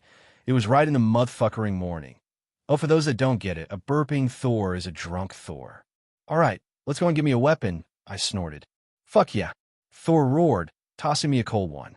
I will never understand how is that he always has cold beers with him. Like at any time, Thor will have snacks and beers ready. I roll my eyes at him. Sure, why not? I added opening the beer as we walked to Heimdall to use the Bifrost to travel to Svartalfheim. Svartalfheim was breathtaking. The beautifully and inhumanly large trees ahead of me were never ending, looking like a field day of eco-friendly skyscrapers. The place had animals I had never seen, which I suppose was normal considering it was another planet altogether. On the bottom of the trees, the large veins of roots spread across the muddy ground, each root being as thick as a cow. With curiosity, I stared at the trees in awe as I exploded the vast canopy with eyes. I continued to eye the woods as they extended deep into the nothingness, as calming songs erupted from the nearby birds who had found their abode on the trees. With a chuckle, I walked through the forest barefoot. It kind of felt it was the norm to do so. And frankly, I didn't regret it. The wetness of the dirt crushing under my toes was simple and yet fulfilling. The best part was the air, which was humid and relaxing. It was invigorating. Are you done staring at that tree? Thor snickered. I like nature, okay? Sue me. I shot back playfully. Fine, fine, Thor chuckled as he opened another beer. Let's go and meet the brothers. They're the best of the best, he smiled, grabbing me by the arm, dragging me across the forest. Remember me to never go on a hike with you. I chuckled. Was it so bad I wanted to admire the view? I didn't get to see any of this in Tartarus. Oh, hiking. That sounds fun. Thor smirked, and I didn't know if he was being honest or messing with me, which honestly worries me a bit. Zeus POV. I was sure Hestia and Adam would come back. It was a matter of time before, my lord, someone said, interrupting my train of thought. Yes, I asked, annoyed at his presence. A letter from Adam. The messenger said, handing me the letter, Dear Zeus, by the way, the dear is not because I hold on any type of high regard. It is just how letters start. Anyway, dear Zeus, I write this letter to inform you.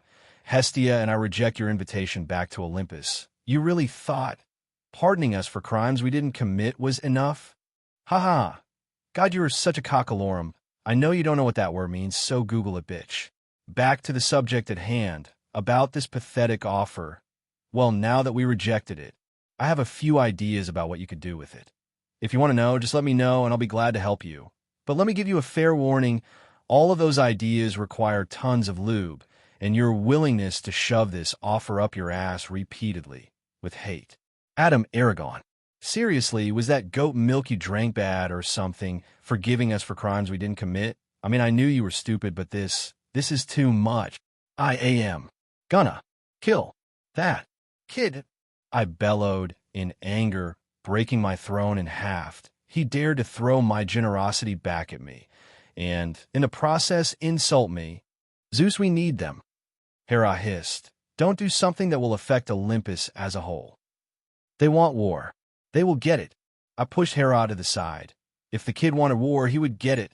He has all the right to be angry. Poseidon scoffed. It's your fault for thinking he would come back begging you. We need all of Olympus together. You know the prophecy. So for once, don't let your anger cloud you. After a long and very enthusiastic walk in the woods, Thor led me to the dwarves, which, to be honest, weren't as small as I expected them to be.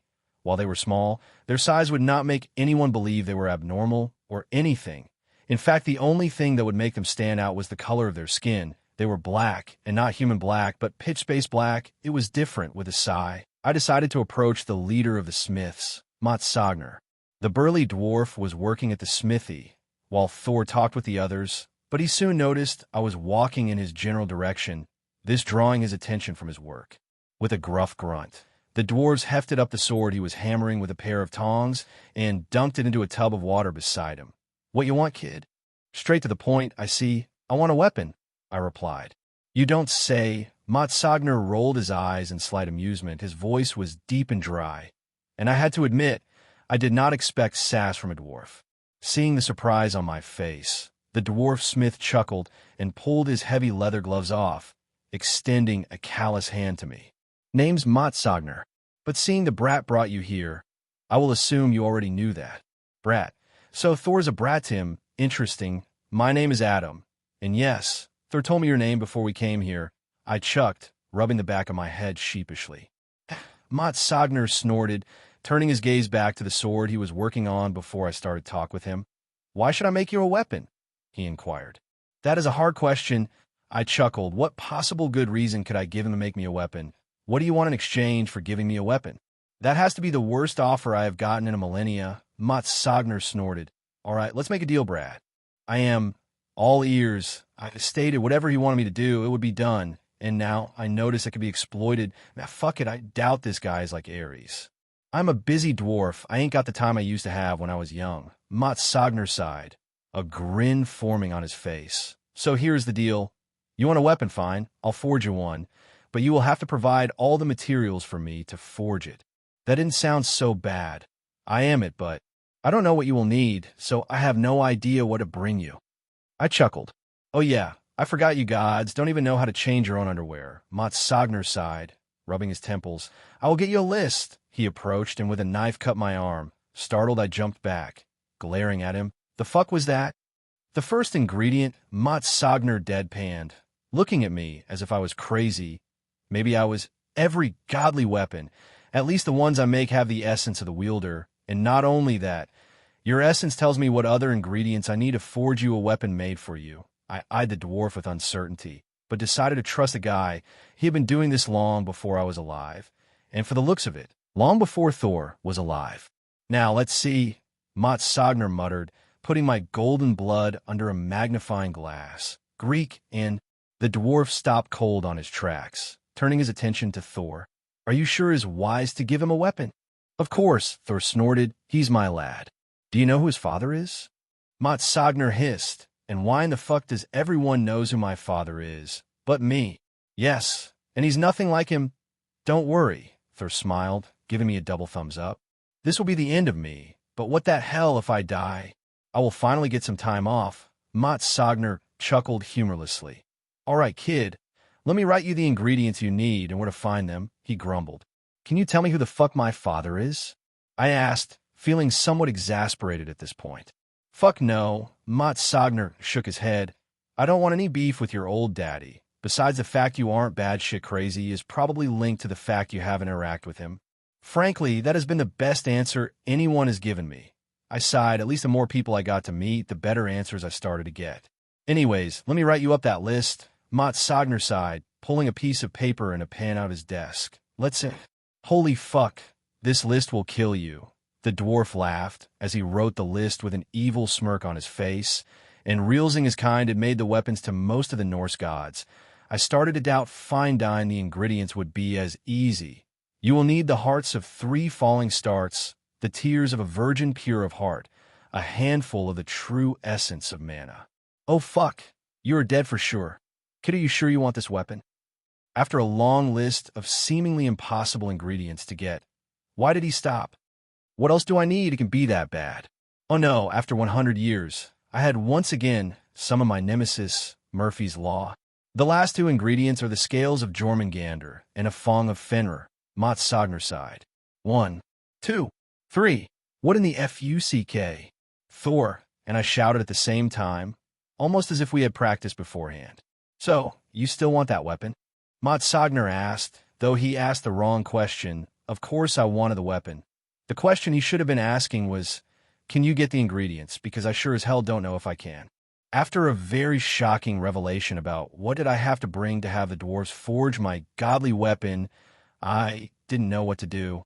I mean, the first few ingredients were fine. I mean, maybe a bit weird and over the top, but fine. But the last 2 freaking ingredients, how the fuck was I supposed to get last 2?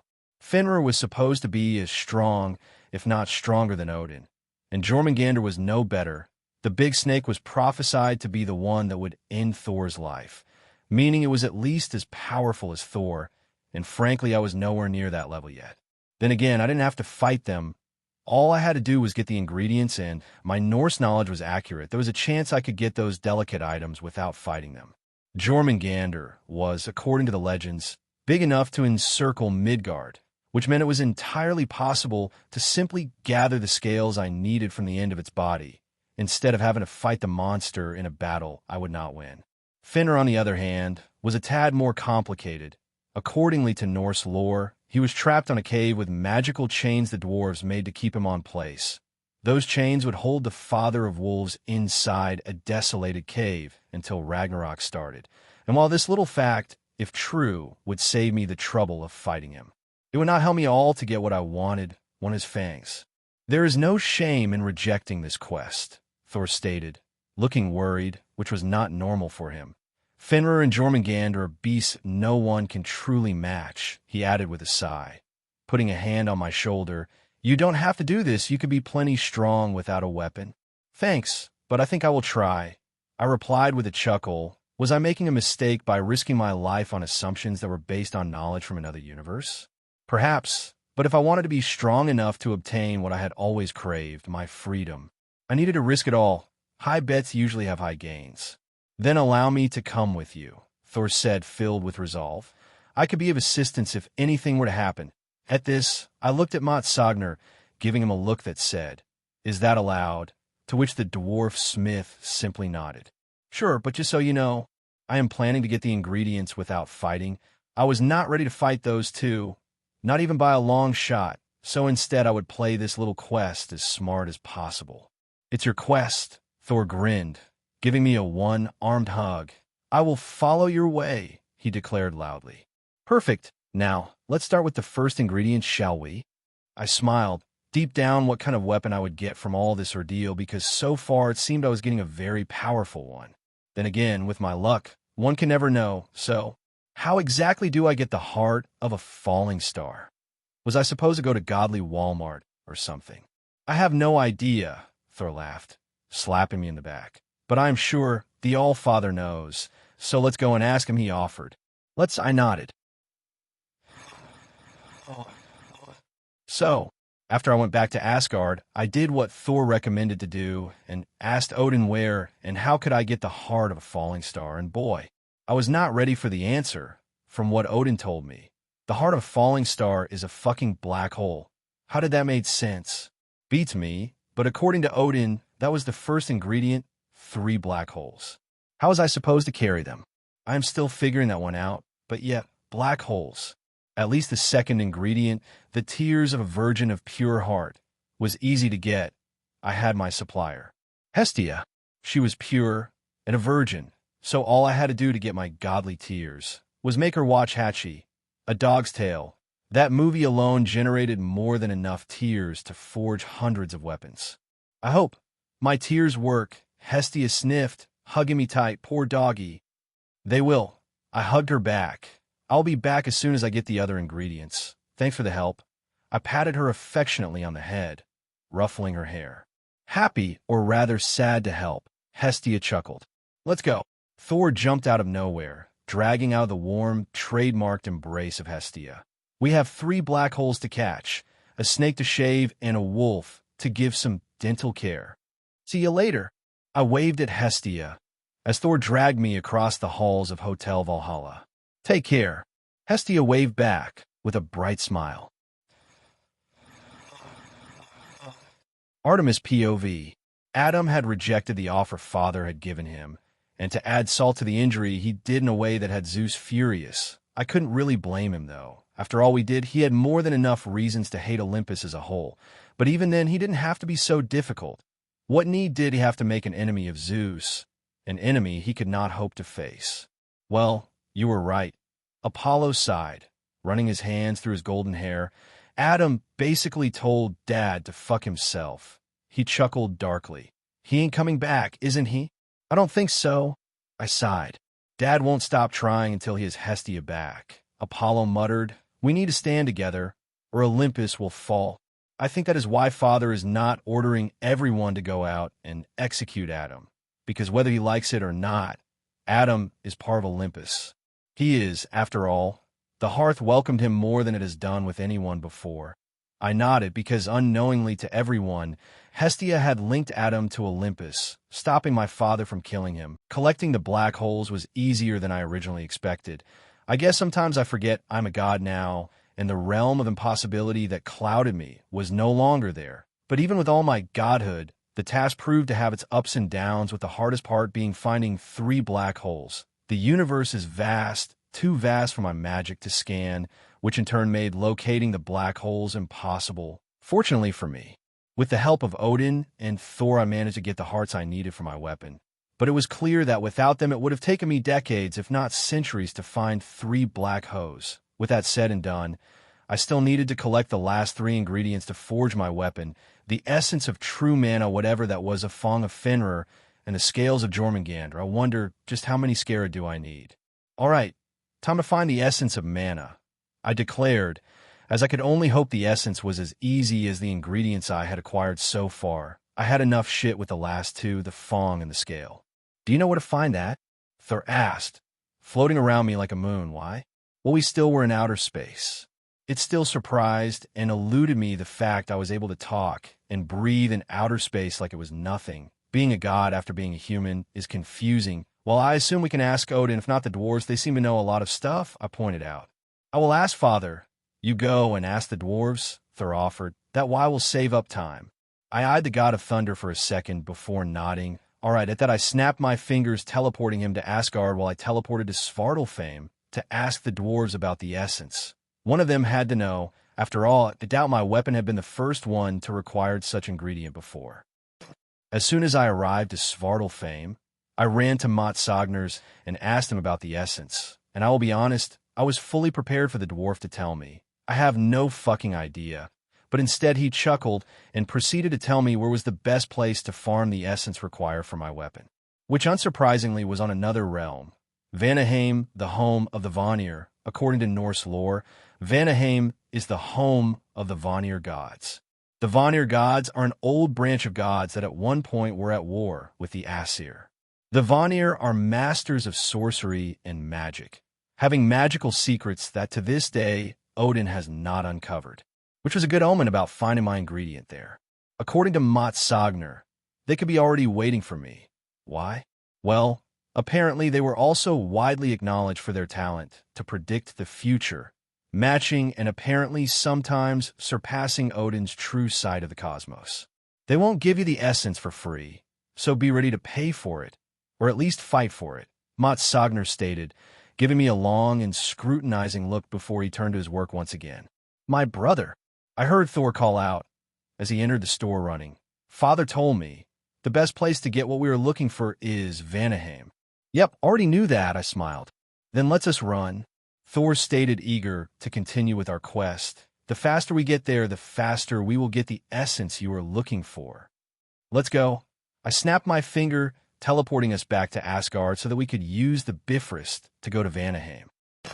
With the help of Heimdall, we arrived with no complications to Valhalla, where a group of masked Vanir gods were expecting us. This is frankly what I expected when Mjolnir told me they could see the future. I chuckled. We have come here to gather the essence of true mana, Thor stated, and by the position of his hand lightly touching his hammer, it seemed he was ready to fight.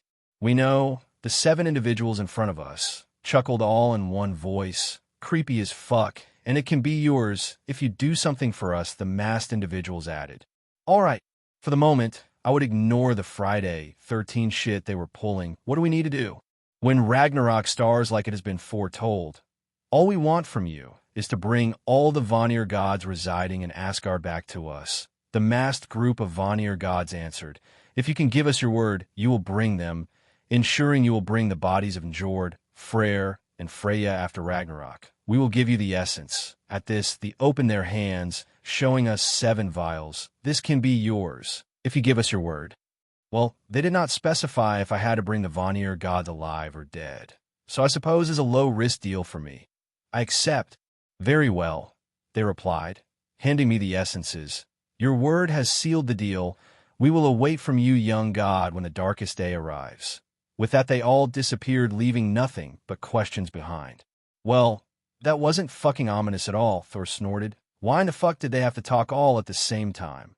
Thor, your brother Heimdall, has 9 moms. I deadpanned. Nothing in my life is normal anymore. 9 moms. I wonder how that worked. Fair enough, Thor barked in laughter. Life can be weird as a god, and that underselling it.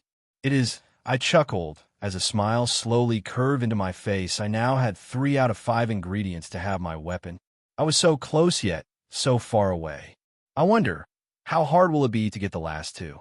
After getting the true essence of mana from the creepy Vanir gods, I had completed one more step towards getting my weapon, and now, there was nothing left but to get the last 2 fucking ingredients, and well, I suppose I was about to see how fucked I was soon enough.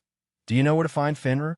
I asked Thor if my Norse lore knowledge was anything to go by. The big wolf was the easiest for me right now. Being bound to a cave, unable to move until the darkest day arrived, made it easier for me to get what I needed. One of his fangs. I do.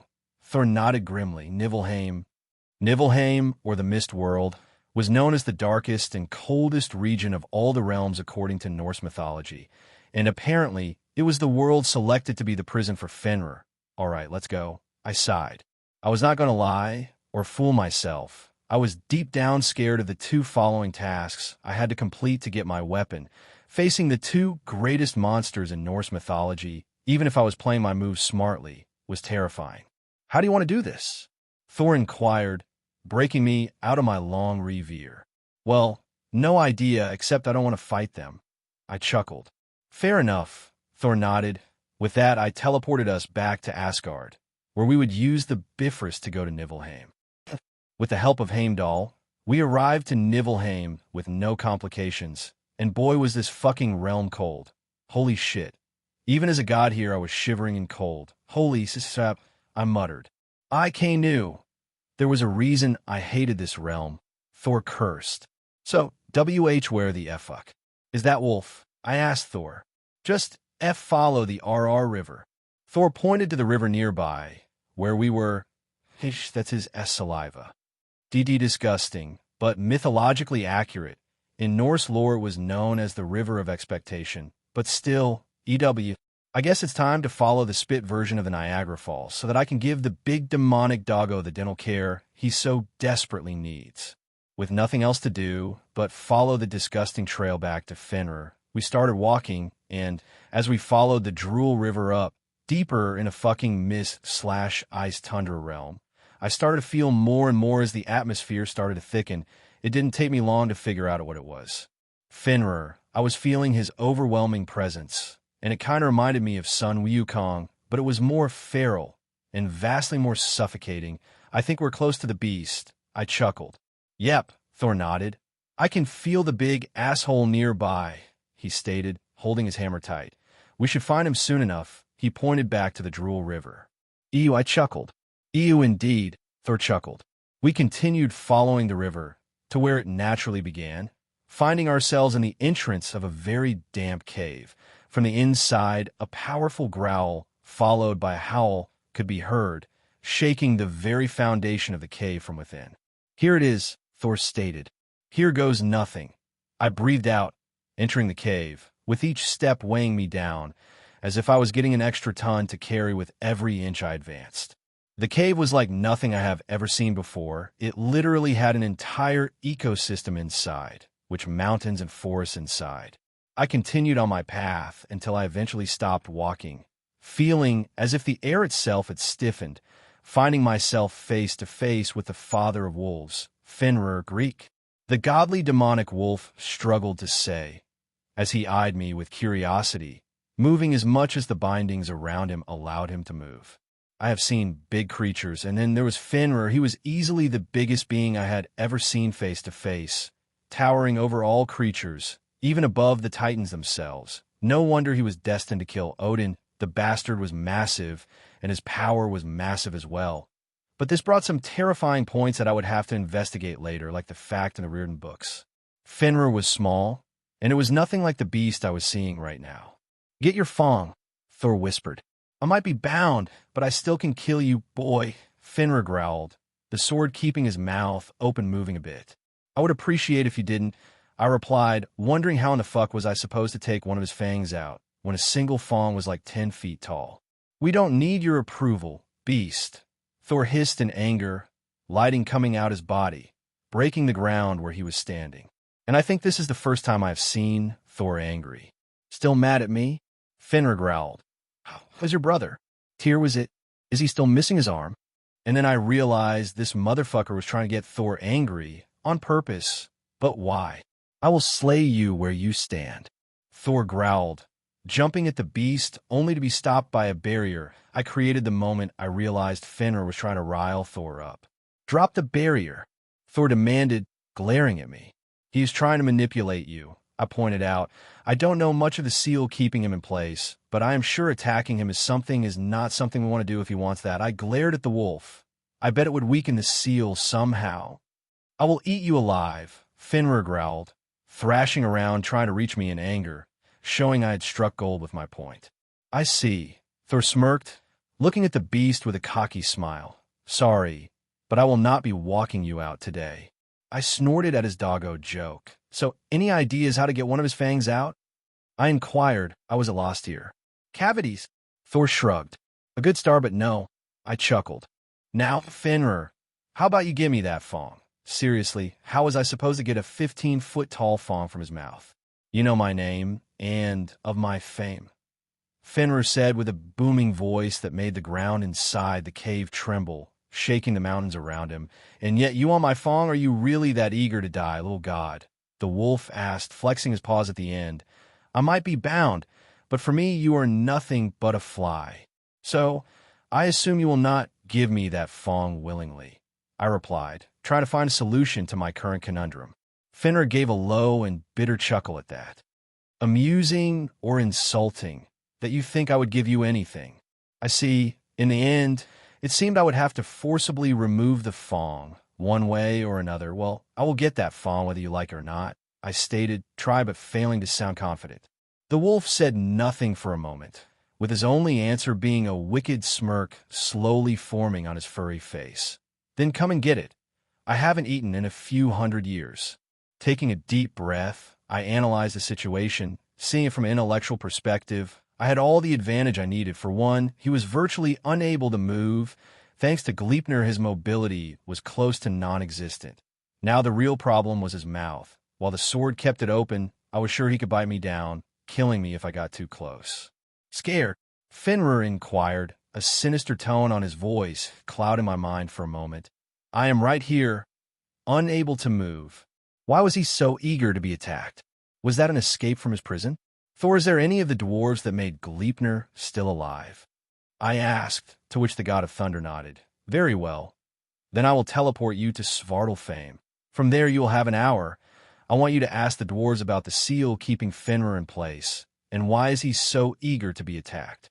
Got it, Thor nodded. I am ready. My spell will automatically teleport you back here, I informed Thor, before teleporting him back to Svartalfheim. Are you sure that's a smart move? Fenrir growled, his mouth watering even more. You don't have any protection now. I don't need any protection, and especially not from a chain bitch, I shot back. I will enjoy tearing you apart. Fenrir howled in anger, shaking the ground with each word. I will eat your body and defecate what's left of you. Before I had the time to verbally smack the overgrown wolf, a hand touched my shoulder, gripping it tightly, and I froze. No need to threaten the young god, son, someone whispered close to my ear. Too close. Startled, I jumped back and immediately teleported a few meters away from the spot I'd been standing, trying to see who had touched me. But much to my surprise, no one was there. The fuck? Language, the same voice whispered, sounding amused, but this time, instead of hand, I felt as if someone had decided to rest his chin on my right shoulder. Must be that idiot, the one who taught you all of that disgusting language. At this, I started to feel as a powerful and crushing aura expanded for where the voice was coming. The pressure was so high that I couldn't even turn around to see who it was. In terms of power, whoever it was weaker than Thor, Odin, or Fenrir, but it was vastly more unstable than any of them. It felt like what I would expect coming from the Joker, if he was here and was a god. Who are you? I managed to articulate whoever it was toying with me. And the worst part was, I had an idea of who it was. Loki?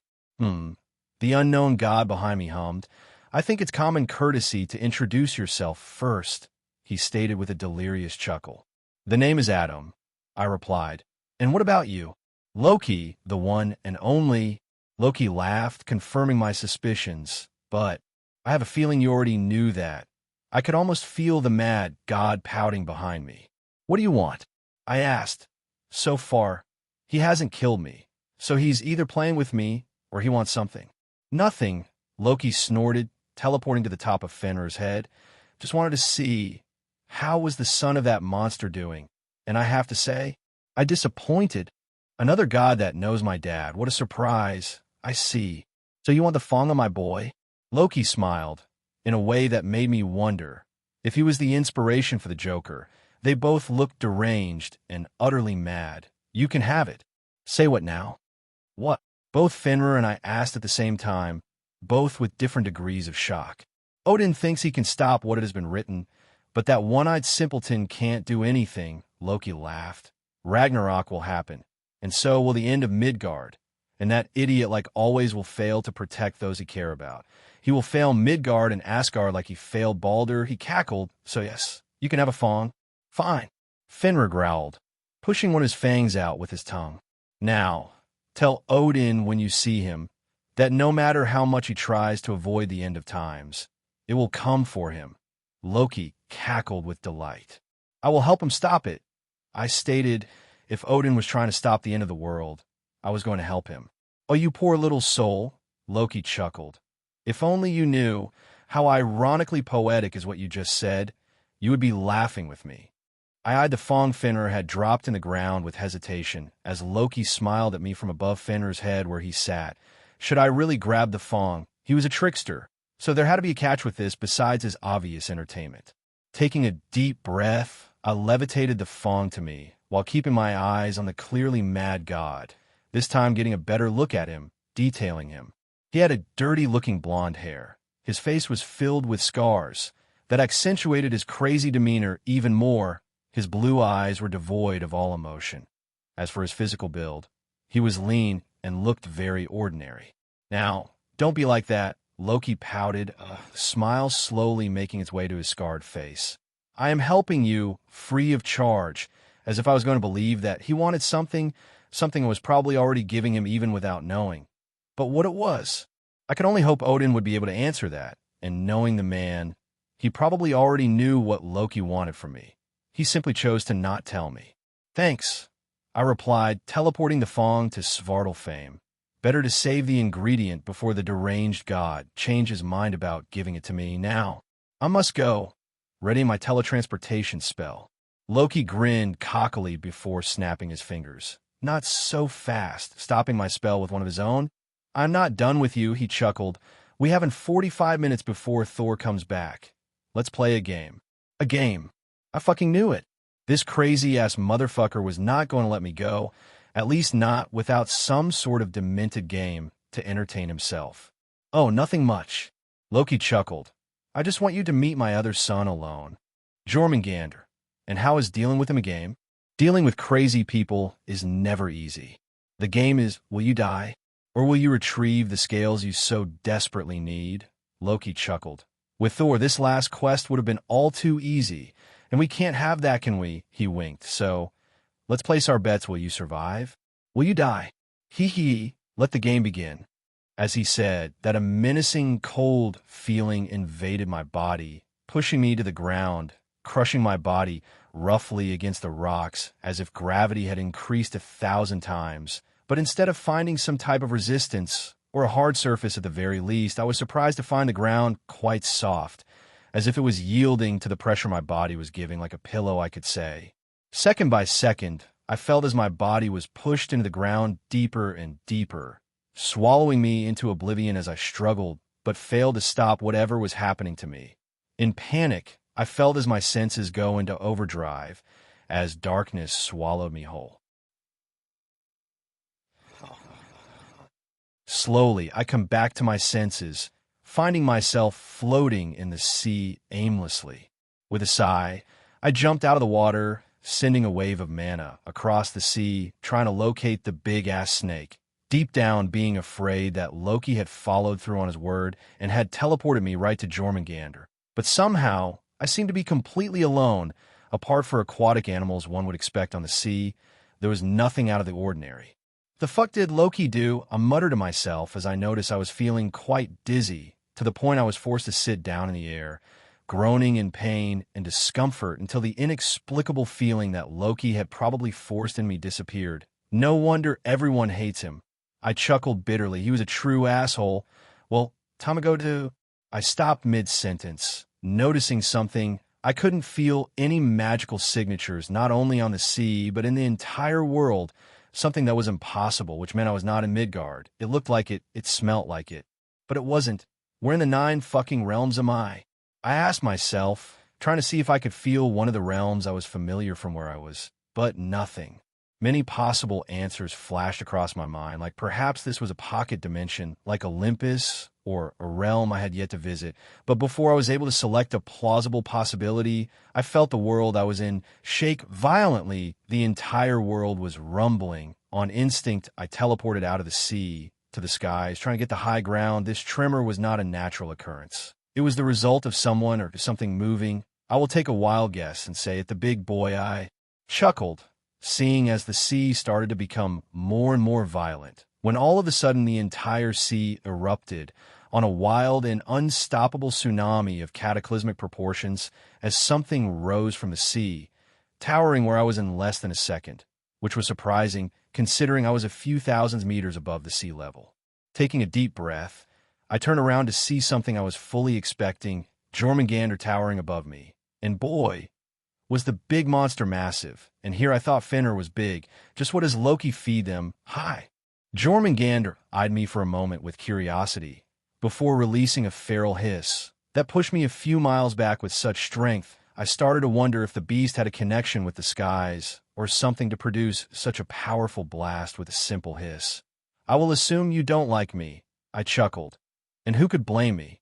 This was my defense mechanism when I find something I can't deal with. I try to laugh. And this monster was easily the most disturbing thing I had ever faced so far. I was but an ant compared to him in sheer size, but what disturbed me the most was that I felt no mana coming from the beast at all. If it wasn't for the fact I was seeing him face to face, I would argue it was an illusion, but it wasn't. I could feel his physical form, just no mana coming from him. Just what in the fuck was he? And why was he the first living form without mana I had encountered since I came to existence here? Being face-to-face with Jormungandr made it absolutely clear the beast was not happy at all with my presence. Inwardly, I cursed when I realized what Loki had truly done, but there was no time to waste right now. Right now, I had to deal with the gigantic snake that wanted to snack on me. With a low and deafening hiss, Jormungandr charged at me at full speed, his mouth full of razor-sharp teeth that promised a world of pain if he managed to munch on me. In terms of sheer size, the beast had the advantage, but if I played my moves carefully, I had more freedom of movement than he had. With that in mind, I teleported behind his head, trying to maintain some distance between us. No need to be angry with me, Godzilla. Your dad sent me here, I muttered as I continued to teleport behind him every time he turned to face me, while wondering how could I get the scales I needed. I mean, I was already here, I might as well try to get what I need. Unsure how to proceed with my quest, I decided to test how much damage I would be able to deal to the beast by throwing my most powerful mana blast at it. And while that got me the beast's attention, it did no damage at all. In fact, it was almost as if the blast dissipated into nothing as soon as it touched the beast. In retaliation, Jormungandr tried to bite me down, moving towards me alarmingly fast. Fortunately for me, magic is usually faster than most creatures, including the biggest snake in the universe, and thanks to that, I managed to dodge its charge by teleporting out of the way. But dodging would not get me out of this. If I didn't manage to hurt the beast, I would eventually die. It was no secret Jormungandr had more energy than me, and would not stop pursuing me until I was inside his giganormous belly. But what was I to do when the beast simply shrugged my most powerful attack like it was a breeze? How was I supposed to damage such a powerful foe if my best did nothing? Perhaps a different approach. As I continued to teleport out of the way over and over again, I started to blast the beast with different attacks: fire, ice, wind, pure mana, anything that I could think of, and regardless of the strength behind said attacks, the result was the same: nothing. Something was clearly wrong here. Even if Jormungandr eclipsed me in power, my attacks should have an effect, even if that effect is a small one. but so far nothing. And then it hit me, was if the reason behind my attacks not affecting the beast at all was the same reason behind the total lack of mana on the realm I was currently in? Could it be that Jormungandr was responsible for the mana situation in this world? And if so, was it the reason behind his total immunity to mana-based attacks? I guess there was only one way to find that out. Trying to hurt the beast with pure brute strength. Summoning my sword, I teleported above the creature as I proceeded to bring my sword downwards on his head with all my strength, trying to cut the beast. Unfortunately, the sword broke upon contact like a cup of glass. But this time, it was different, unlike before where my mana-based attacks simply dissipated. I felt the beast's scaly skin budge a little. Proving my theory true, Jormungandr was the worst possible enemy for a mage. The motherfucker was immune to magic. No wonder Thor was the one destined to kill him. The strongest Norse god physically was the best fucking option to deal with him. But now that I had a plausible idea of what I was dealing with, the question was, how the fuck was I supposed to get the scales I needed? I was in RPG terms built to be a mage. This sort of thing was not something I was well equipped to deal with. I either needed a stronger sword, which I did not have, or I needed to be stronger physically, which was not something I could possibly accomplish right now. Fuck, I cursed, dodging a very close attempt from the beast to swallow me whole. Noticing his attacks were increasing in speed by the second while realizing a quite disturbing fact that I had failed to notice. If Jormungandr managed to swallow me, I would die. And before I hear anyone say, not shit Sherlock, I mean that even if the beast swallows me alive, I would be able to escape him. His body was built to kill mages, and if he dissipates mana and spells inside of him like he does on the outside, well, I would be fucked. Maybe I should have stayed weaponless. It had done wonders for me so far. I mean, I should have seen this shit coming when the last two ingredients were so fucking dangerously impossible to get. The red flags were so clear I feel I should be communicating on semaphore right now. I mean, the Fong of Fenrir and the Fong of Fenrir, I have that. What if I can hurt the beast with the Fong of his own brother? The Fong was clearly stronger than the toothpick I used trying to cut him down, and if anything within my arsenal was physically strong enough to hurt the beast, it was that. Hey, ugly, I shouted as I teleported a few thousand meters above him. For this to work, I would not only need to use the Fong, but make sure to the laws of nature on my favor, like, for example, the inescapable force of gravity. Let's go ahead and see how resistant you are to damage. I grinned as Jormungandr rushed at me, feeling things would end well for me for the first time in ever. Third-person POV. Adam was sitting on his room inside Hotel Valhalla, wondering what Hestia would cook. Oh, hey, Adam waved to nowhere in particular. I read some of the comments in the last chapter and wanted to ask, did you guys really expect me to be strong enough to face the big-ass snake or the bad doggy just like that? He chuckled. People expect so much from me. Honestly, I'm flattered. Heck, some even complain about my pranks, when they're the only things that keep me from ending it all, from remembering every single second of excruciating suffering. At this, Adam's eyes turned almost lifeless, his demeanor darkening. Hey, Adam, the author poked the young god, breaking his dangerous train of thought. Sorry, Adam chuckled. I guess I have some shit to work through. Well, what was I saying? Yeah, well, guys, I will become strong. I have something I want to protect, after all. As cliche as that sounds, he snorted, but give me a break, Zeus. God hate that man. Anyway, that guy trained for a long time to match his big old cannibal daddy. And even then the war lasted a long time, so he winked once again in nowhere in particular. I will become strong, and at one point I will have to face the realities I lived in Tartarus. But not today. His voice darkened once again. Not today. Being face to face with Jormungandr made it absolutely clear the beast was not hap. My theory that Fenrir's Fong could injure Jormungandr was based on nothing more than a vague hunch. Because although I had proven that Jormungandr was immune to magic, I didn't know for sure if brute raw force was the answer. I operating under the assumption the Nordic tale of Thor killing Jormungandr was true, and if it were, well, the chances of my idea working were high, mostly because I knew how Thor operated. He was not a god to use his mana like I do, or Odin does. Thor uses his mana in the most basic and rudimentary way, simply using his vast pool of mana to increase his already monumental brute force. Taking a deep breath, I levitated Fenrir's Fong above my head, waiting for the perfect moment to attack the monster, One wrong move, and Jormungandr would kill me. That much was certain. I had to maneuver this fight with precision because the beast was barely trying, you see. A couple of minutes ago, I had noticed Jormungandr was getting faster and faster, and that made me realize he was probably more snake than I originally thought. After all, snakes are quite lethargic after brumation, and perhaps Jormungandr was just waking up from his brumation, and if that was the case, I didn't want to see how it would move when it was fully awake. I was already struggling to dodge his assault. I continued to dodge his attacks until the opportunity to strike back arose when he was turning around. So, with a battle cry, I threw the Fong at Jormungandr, increasing my strength hundreds of times over my limit, pumping all the mana I could into my arm, and as I threw the Fong at the beast, I could feel my bones breaking from the massive tension they were carrying, just as I could feel the muscles on my right arm tearing apart from the sudden increase in strength and speed. It hurt, but it had to hurt. If I wanted to the success of my attack, I had to go over my limits. The Fong broke the sound barrier, descending towards Jormungandr with an unparalleled speed, or so I thought. Jormungandr, upon seeing the attack approaching his head, proved to be more than a mindless animal, and with an equally astonishing speed, moved his head out of the trajectory of the Fong. Unfortunately for Jormungandr, his body made it a bit difficult for him to dodge any attack completely, and therefore the Fong managed to cut the beast slightly. The damage was not great, at most it was superficial, but this had proved my theory to be true. Jormungandr could only be wounded with brute force.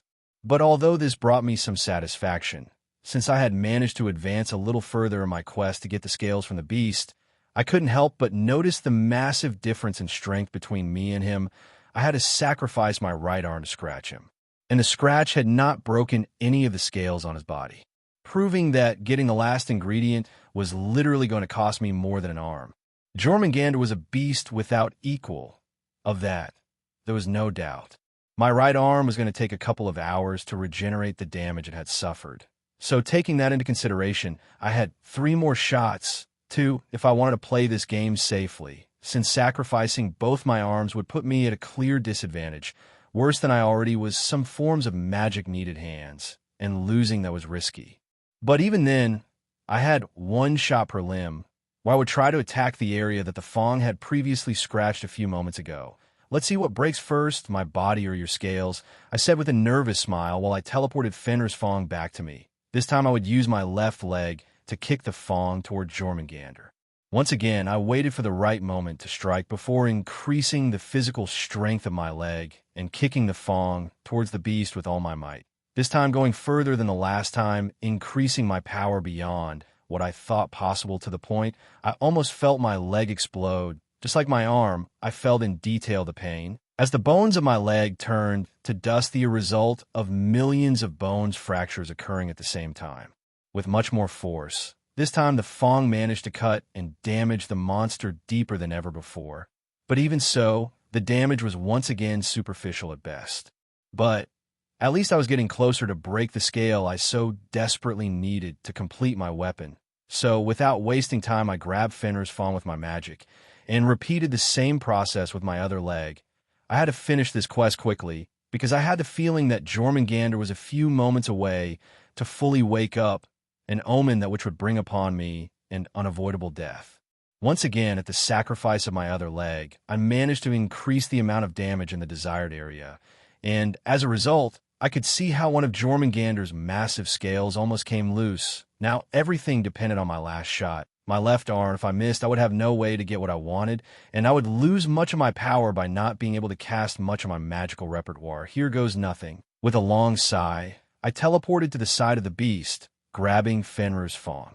Once again, before I slammed the Fong into the loose scale with a mighty battle cry, finally breaking the scale off his body. With a smile, I magically grabbed both items. I had won, at least partially.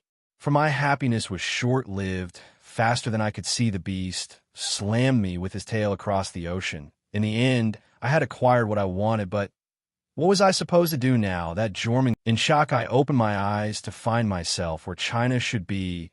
The monster had slammed me across an entire continent like swatting a fly. At least I was still alive, but now what? Now that Jormungandr was fully awake, I was fucked. God damn it, I coughed. gold blood running down my mouth. With a sigh, I looked at the fong and the scale I had recently acquired floating behind me, and I have to say I was surprised I managed to hold them after the bitch slap Jormungandr just gave me.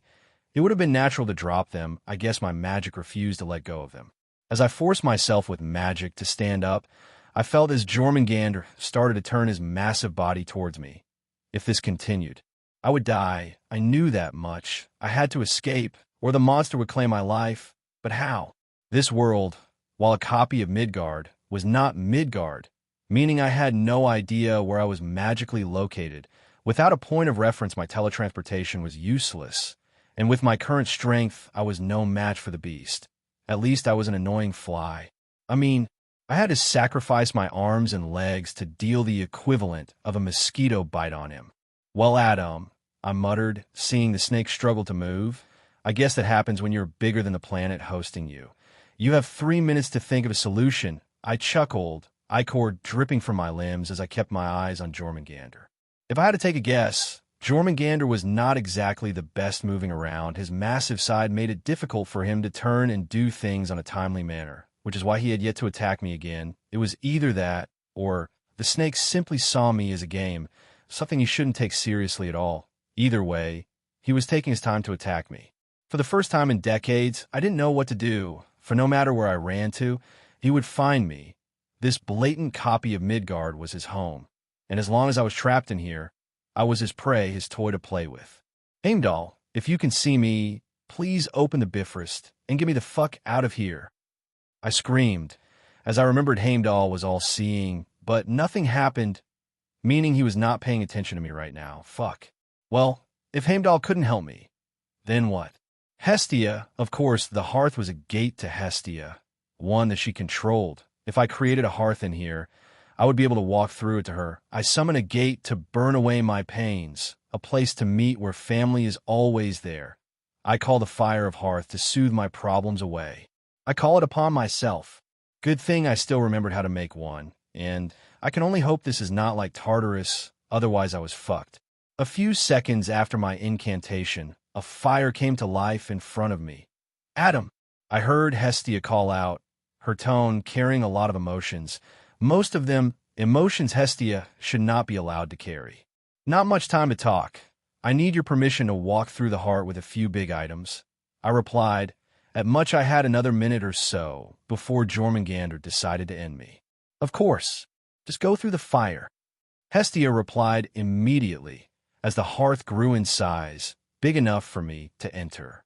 "Thanks," I sighed as I dived in the hearth, escaping this nightmare. Not before giving the beast the bird a magical one. My hands were fucked right now.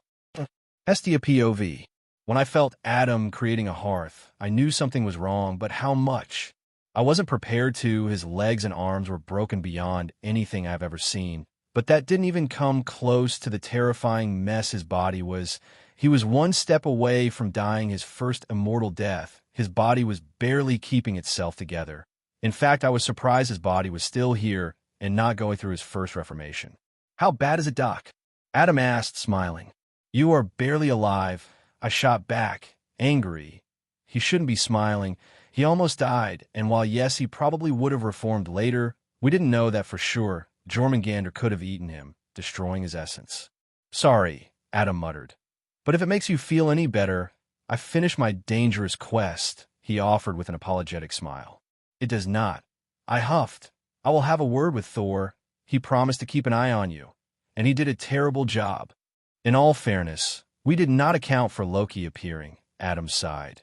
"The bastard made my mission harder than it had to be. Stupid Loki, stupid Thor. Still, I will have a word with him," I stated. "Fair enough," Adam shrugged. "Now, how about you ask Odin if he has a medic able to help me?" He chuckled. "I feel like if I go to sleep, I will fade." I sighed. "Most likely right now, what's keeping you together in pure sheer will?" I stated, "So don't fall asleep until I find a way to stabilize your essence. Or at the very least wait until your body fixes itself, which should take a day or two." "I will so kill the Loki," Adam muttered. "As you wish, my beautiful nurse." He winked at me, and at that I narrowed eyes at him. I knew he would most of the time smile to keep me happy, to hide how much pain he was actually feeling. He had always done that, but ever since Tartarus, it had become a norm for him. to pretend to be happy, to pretend everything is okay, when it's not. But I suppose it's okay for now, because I will find a way to help him someday. After my suicidal quest, I was forced to stay in my room, under Odin's and Hestia's orders, so with nothing to do but count the seconds as I stared at the white ceiling of my room while I wondered, when would I be strong enough so that I didn't have a need to go through these troubling situations? I was tired of being so weak, and while I knew that my strength had drastically increased during the last few months, I would always be confronted with the cruel and harsh reality that I still wasn't strong enough to defend myself against most of the monsters out there. The reality was that there was always going to be bigger fish swimming in the lake of my life, waiting for the right moment to show me how much I had to improve if I wanted to survive like Jormungandr did. Oh, that reminds me. Jormungandr and I actually fought on Midgard, but not the Midgard one would expect. Apparently the tales about his location had been a bit off to say something, or rather I should say, they were lacking part of the information needed to answer such a question. Odin clarified that, apparently, there are two Midgards, or rather one divided into two. It's confusing, but one has something that had to do with the gods been easy. Anyways, back to the point, two Midgards, the one I knew, and the one Jormungandr lives in, which is known as Misgard Scotty, the shadow of Midgard of something ominous as fuck as everything in my life as of lately. I'm not gonna lie, I miss when my life had less problems, when my only worry was what kind of diabolical prank I was going to inflict upon my friends. I miss those days without any existential problems, without mortal enemies, without fear of losing everything once again. But I guess it wasn't all bad. Hestia was an oasis in the desert of my life, the only positive constant in my life. Although I guess I'm being a little unfair, Hades and Persephone were also essential parts of my life. Odin and Thor too. Although it was more than clear that Odin wanted something from me. Even a blind man would catch on that. What exactly did he want? I don't know. The man was difficult to read, too difficult. Adam, Hestia greeted as she entered the room, a plate of food in her hand. I made paella, she added with a little smile. And just like that, my depression was gone. What does it matter if I'm not strong enough yet? Someday, I will be in the meantime. I can't complain. Not really, not as long as I can enjoy this smile. For me? I asked her, gesturing to the plate in her hand with wishful desire. What can I say? I love paella. In fact, from now on it will be my sacred dish. I don't know if the gods have that, but fuck them if they don't. I'll make this a tradition. Maybe, Hestia giggled, a playful grin slowly forming on her face as she teased me with the plate filled with delicious, godly nourishment. She was playing a dangerous game. You wouldn't dare to do this, would you? Looking at her intently, I allowed a fake tear to slip down my cheek for dramatic purposes. If she wanted to play, two could play this game. Well played, Hestia sighed, setting the plate down, full of delicious European nectar on my bed. The tear was a low blow, though, she pouted. Don't hate the player, hate the game, I replied, as I wolfed down my food. Were they going to let me out? I asked, as I took a water break. Although I understood why I had been kept in quarantine for 2 days, I had recovered. There was no reason to keep me locked up anymore. After you eat everything, Hestia sighed, just promise me you won't risk your life like that again. I promise, I said with resolve, because I would make sure I wouldn't be the small fish next time. After eating my holy dish and being discharged from the jail that was my room, I teleported to Svartalfheim where, without further ado, I delivered the last 2 ingredients to the blacksmith, who eyed me in disbelief for a long moment before he chuckled. I have to admit, lad, I did not expect you to survive this long. The dwarf laughed, grabbing the thong and the scale. Your weapon will be ready in a week. A week, fair enough. All right, peace out. I chuckled, teleporting back to Asgard. I would take this week to enjoy myself, maybe watch some movies with Hestia, or maybe play some games with Hades and Persephone. Either way, I was taking this week off. Why? Well, after being smacked like a fly by what I assume has to be Orochimaru's wet dream, I have come to the conclusion I need some time off. Why? Because I wanted, that's why. Needless to say, Hestia was thrilled with the idea of having another week of just US time. Heck, some way, she already had a schedule of things to do for this week that fit my decision to take a week off too well. Odin saw this outcome, didn't he? God, I hate that the man shares my future with everyone, but me. Odin told me to give you this. Hestia smiled, giving a note. Inside the note, there was a little text that said, I don't tell you the future, because if I did, it would not be the future anymore. And before you think about it, no, I did not read your mind to answer this, nor I saw a future where you asked me why. I simply know you too well by this point, and therefore it was quite easy to predict what you would think on this very specific moment. By the way, I already claimed the paella for my haul. You want it? You'll have to face me. With love, Odin. I hate him. I sighed. At this, Hestia gave me another note that said, no, you don't, laughing face. Mott Sagner POV. Forging the weapon of a god was always a delicate process. I knew that much. One wrong step and the entire thing would go to waste. Kaboom, meaning everything had to go down perfectly. Taking a deep breath, I took an apron and a pair of gloves from my table. With care, I took the fong of the mighty Fenrir and placed it by the furnace in the forge, letting it heat up until it could be worked with. Meanwhile, I took to a nearby workbench with various mana-working tools and began carving chunks off of the essences the kid has brought, thinning and refining them until they took the shape I wanted, thin for infusing purposes. This ought to do, I muttered with smile. I love the challenge. I was a dwarf. I lived for this. Turning my attention to the forge once again, I saw the fong was already sufficiently hot, meaning I could finally get my hammer on that. With a smile, I fixed a magical metal wedge on the anvil I was going to use, before taking the tongs on my table and using them to take the red-hot fong off the forge. Once that was done, I placed the fong on the wedge, and using my trusty hammer, I started to mold the fong with it. What a day. Ha! My goal was simple: to break the fong into little pieces, and then break those little pieces into dust, which was harder than it sounded, considering Fenrir was immune to physical damage, while his brother was immune to magical damage, meaning working on their parts was probably the most difficult thing I would ever have to do. Little by little, the fong gave in to my hammer strikes like all materials eventually do. Mostly it was thanks to the magical enchant the hammer had for this job, because no amount of physical force was strong enough to break the fong. Once the fong was broken, I took the pieces into the furnace once again to heat them up some more. The next step was turning them into dust, so I had to heat them up a lot. Ha ha ha, who would have guessed that I would get the chance to work with these fine materials? I am happy dwarf, ain't gonna lie. Using another hammer, I began pounding on the scale of Jormungandr, one that I had previously put under an acidic solution made specifically to make the tough scale more workable. This was probably the hardest part of my job, because I would have to infuse the scale with the true essences, and considering the scale was immune to magic, it was hard, but I had to do it so that I could meld it all down together. Normally this would have been impossible, but I ain't no quitter. A dwarf never drops. Down the towel. Taking a deep breath, I grabbed the essences I had previously molded, and with my mana working tools, I started to force the infusion, which under normal circumstances would take centuries. But the kid has procured the best virgin tears ever, which were known for having miraculous capabilities in the forge, which made my job a lot easier. Dropping half of the tears on the scale to make the scale easier to mold, and keeping the other half for the last pass, I took the opportunity where the scale started to drop its natural defenses Toto, infuse the essences inside of the core of the scale. The tears would make the scale vulnerable to magic momentarily. So with that done, I put the scale inside the forge. After all, I had to melt it down before the magic resistance came back on.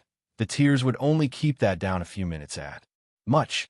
The scale rapidly started to melt down as expected, forming a mix of a new element, one that was the result of the mix between the scale, the tears, and the mana essence, making a blue and white substance of pure mana and anti-mana. What a bizarre weapon this kid was going to have. With a smile, I waited for the scale and the other items to fully merge before I pulled the result out and started to mold it once again. When I was finally satisfied with the shape it had taken, I put the substance out of the forge and turned back to the fong, where I continued between the fong to dust. This was the final ingredient. It took me a while, 140 hours of non-stop hammering, but I managed to create the amount of wolf dust I was looking for. Godly wolf dust at that. Content with my craftsmanship, I heated the wolf dust with the substance I had previously mixed before, once more until it was red hot. Adding the last few tears, I still had to make sure the substance would allow me to work on it, before quenching it in a nearby vat of oil. Now to shape it, I hummed. With a smile, took the substance out, examining it. The result was perfect. There were no impurities on it, and its malleability was stellar. Now to the last step, the golden blood of the child. Now let's see what shape takes your weapon, lad. I chuckled, dripping the gold ichor I had collected from Adam on the substance.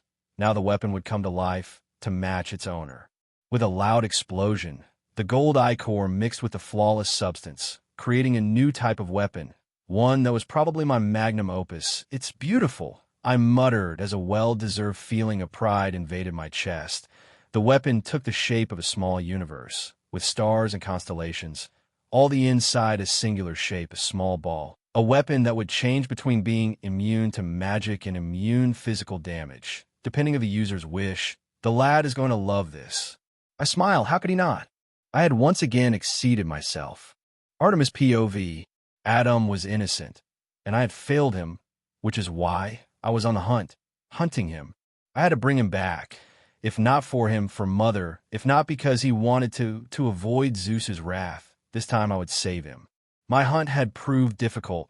No traces of him could be found, and when I did find some, they usually led me to a dead end. But I was the goddess of the hunt, and I wasn't going to give up on this hunt. Olympus needed him, Olympus needed Hestia, and if either of them came back, the other would soon follow. Time was of the essence if we wanted to stop Kronos. And maybe I needed him. My hunt led me to various places, one of them being the school where Percy Jackson and his Cyclop brother used to go. His scent was strong there, as if he had spent quite some time in there, while in other places his scent was weak but fresh, like China and Japan. But this didn't help me at all. I didn't want to know where he had been if it didn't lead me to where he was. Where is he?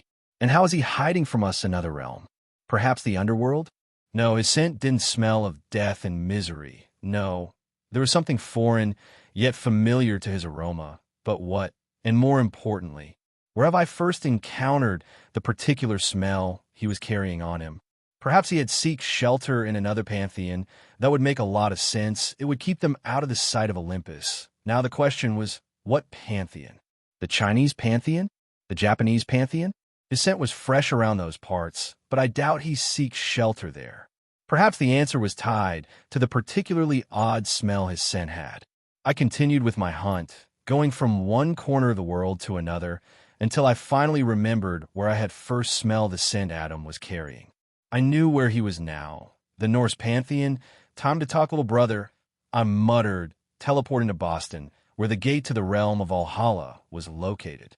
For a moment I hesitated. Was I doing Hestia and Adam any good?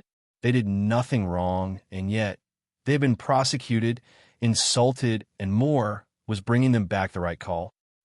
Of course it was. Adam needed to be with his family, now that he could.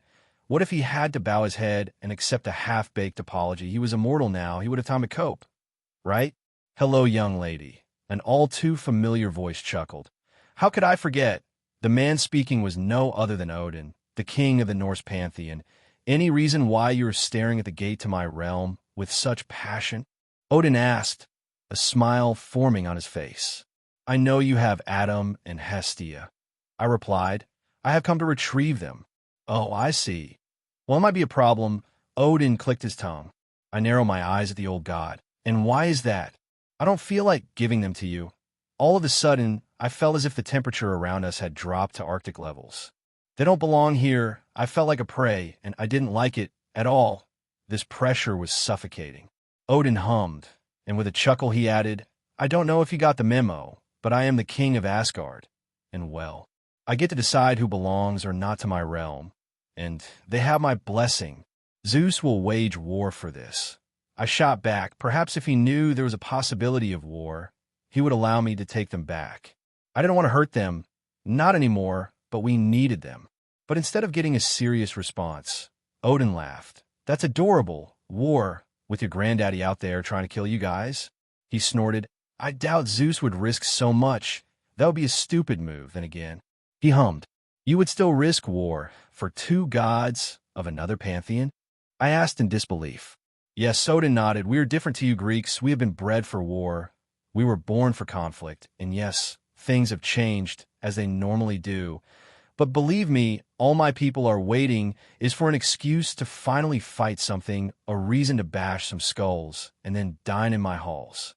I looked at him, a bit taken back by his declaration. I know I heard him, but we need them. If another Titanomachy stars, we will need the hearth with us and whatever Adam can offer us. I also had to apologize for not trying to investigate if he was guilty or not. Oh, well, Odin shrugged. I suppose this is what humans call cause and effect, he smiled, and of course I knew it was our fault, and I wanted to tell him that, but before I managed to do so, a hammer slammed in the face with an earth-shattering force. That was but a taste, someone growled, and Odin chuckled. Did you have to strike her? Thor, Odin inquired. I stood up, nose bleeding golden ichor. What is the meaning of this? I hissed. That was payback, bitch, Thor shot back. Hurting my brother is a sin he might learn to forget, but I do not share his golden heart. Adam was friends with Thor to the point the Nordic god felt the need to attack me. To the point they were brothers in arms, blood brothers perhaps. I will not tolerate this. Deep down I knew I deserved this. I had hurt Adam and Hestia, the two beings besides Mother that had yet to hurt me in any way. Even Apollo had hurt me with what he did to Orion. Let it be clear, Greek goddess, your hunt ends here. For if you try to take Adam and Hestia out of here against their will, you will face the might of Mjolnir. Thor threatened. Odin and Thor, the two greatest gods in the Norse pantheon, both equally terrifying, and somehow both equally interested in Adam. Is he happy? I asked after a moment. That is none of your concern, Thor hissed. Now, what will it be, young goddess? Odin inquired, leaning back a bit. Will you try to start a calamity by breaking a war between pantheons, or will you go back and say, you failed in your hunt? For once, I would do what was right for Adam. I will try my best to keep his location out of sight. I had a feeling you were going to say that. Odin smiled, tossing me a crystal. Eat it, and everything you think you know about where is Adam and how to find him will change. Only that I assure you, a magic crystal to change my memory. I muttered in realization.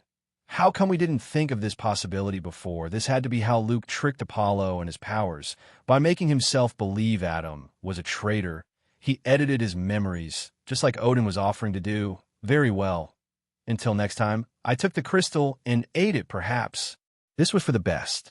If Adam trusted them, I would do the same, taking a blind step out of my comfort zone, if only to do my wrongs right. After a week of watching movies and doing other stuff Hestia wanted to, it was time to go and get my new weapon. I was very excited and intrigued about this. I mean, I risked my life for it. It had to be something good, something special, and the best part was I had no idea what awaited me. It made this all the more exciting. I just couldn't wait to see what destiny had stored for me. So with a big smile full of expectation, I teleported to Svartalfheim, where the dwarves greeted me happily. Here for your weapon, right? One of the dwarves asked, and I nodded. Well, follow me, lad. Gungnir is waiting for you. With a smile, I did as I was told and followed the dwarves even though I already knew where to go. It wasn't my first time here, but it wouldn't hurt me to be polite. Besides, this wasn't delaying my current situation that much, so why not? It took the dwarves around 5 minutes to lead me to Gungnir's smith, where the dwarf jumped out of his smith and with a smile said, Lad, ready to see the best weapon I have forged so far? Well, ain't that fuel for the hype?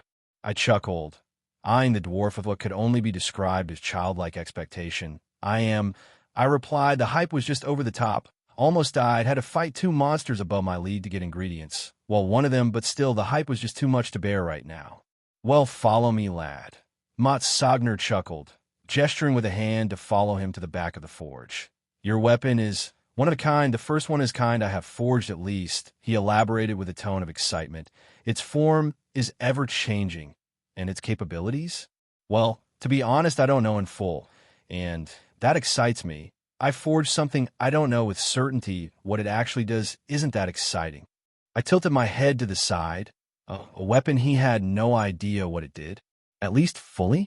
I didn't know if I should be excited or worried. Then again, this meant my weapon, like me, was a box of surprises, a wild card. And to be honest, the more I thought about that, the more exciting the idea got. It is, I nodded, deciding I would be happy with whatever I got. I risked my life for it anyway.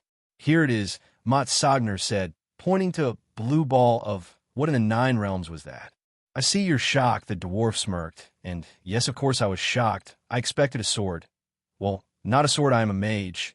No, to be precise, battle mage, so I expected something like a staff or something, not a blue, very cool-looking ball. Don't let its shape fool you. This baby is lethal and unique. As I studied the weapon up close, I felt as if the weapon was resonating with my soul. It was a weird feeling, but it felt like a part of my body was floating in front of me, both separated from me and together. It was an odd sensation, one that I didn't expect. It felt like an extra limb, I muttered. At this, Gungnir pulled out a notebook and started to take notes. Rolling my eyes at the dwarf, I focused on the weapon, trying to move it. If it was like an arm or a leg, a simple thought would be enough to make it move. And to my surprise, it was like having a tail. As a cat, one knows how to instinctively move one's tail. This was like that. This weapon was my tail in a way. I just knew how to move it. Fascinating, Gungnir muttered with a smile, his hands close together as he stared at me. The weapon and the ichor inside of it bonded with your body once again. This is simply fascinating. Not really understanding what the dwarf was talking about, I decided it was time to go back to Asgard. After all, I'd already gotten what I'd come to get. There was nothing more for me here, except maybe being studied by a curious group of dwarves. I will take my leave. Thanks for this, I said before I teleported back to Asgard with my new weapon, eager to try what could it do, and how much power would it give me. Leto POV. My son. My poor baby had been innocent all along. I could only imagine, and it probably felt short how betrayed he felt, how hurt he felt to be betrayed by the few people you thought were close to you. Luke had been the one responsible for this. That little traitor had been the one to hurt my child, and I wanted nothing more than to kill him. So Artemis, Apollo, and myself were hunting him. We had to find him, torture him, and kill him. It was the first step to get at him, to forgive us. And even if he didn't forgive us, it would bring me an unmeasurable amount of pleasure seeing that rat suffer. Though this mission had proved to be a tad more difficult than it should have been, Luke was nowhere to be seen, no tracks, no nothing. Kronos was keeping him out of sight, hiding for the eyes of those who wanted to end him. Kronos might be weak right now, but he was crafty. He always has been, meaning he won't let anyone find Luke until it's already too late, but I can wait.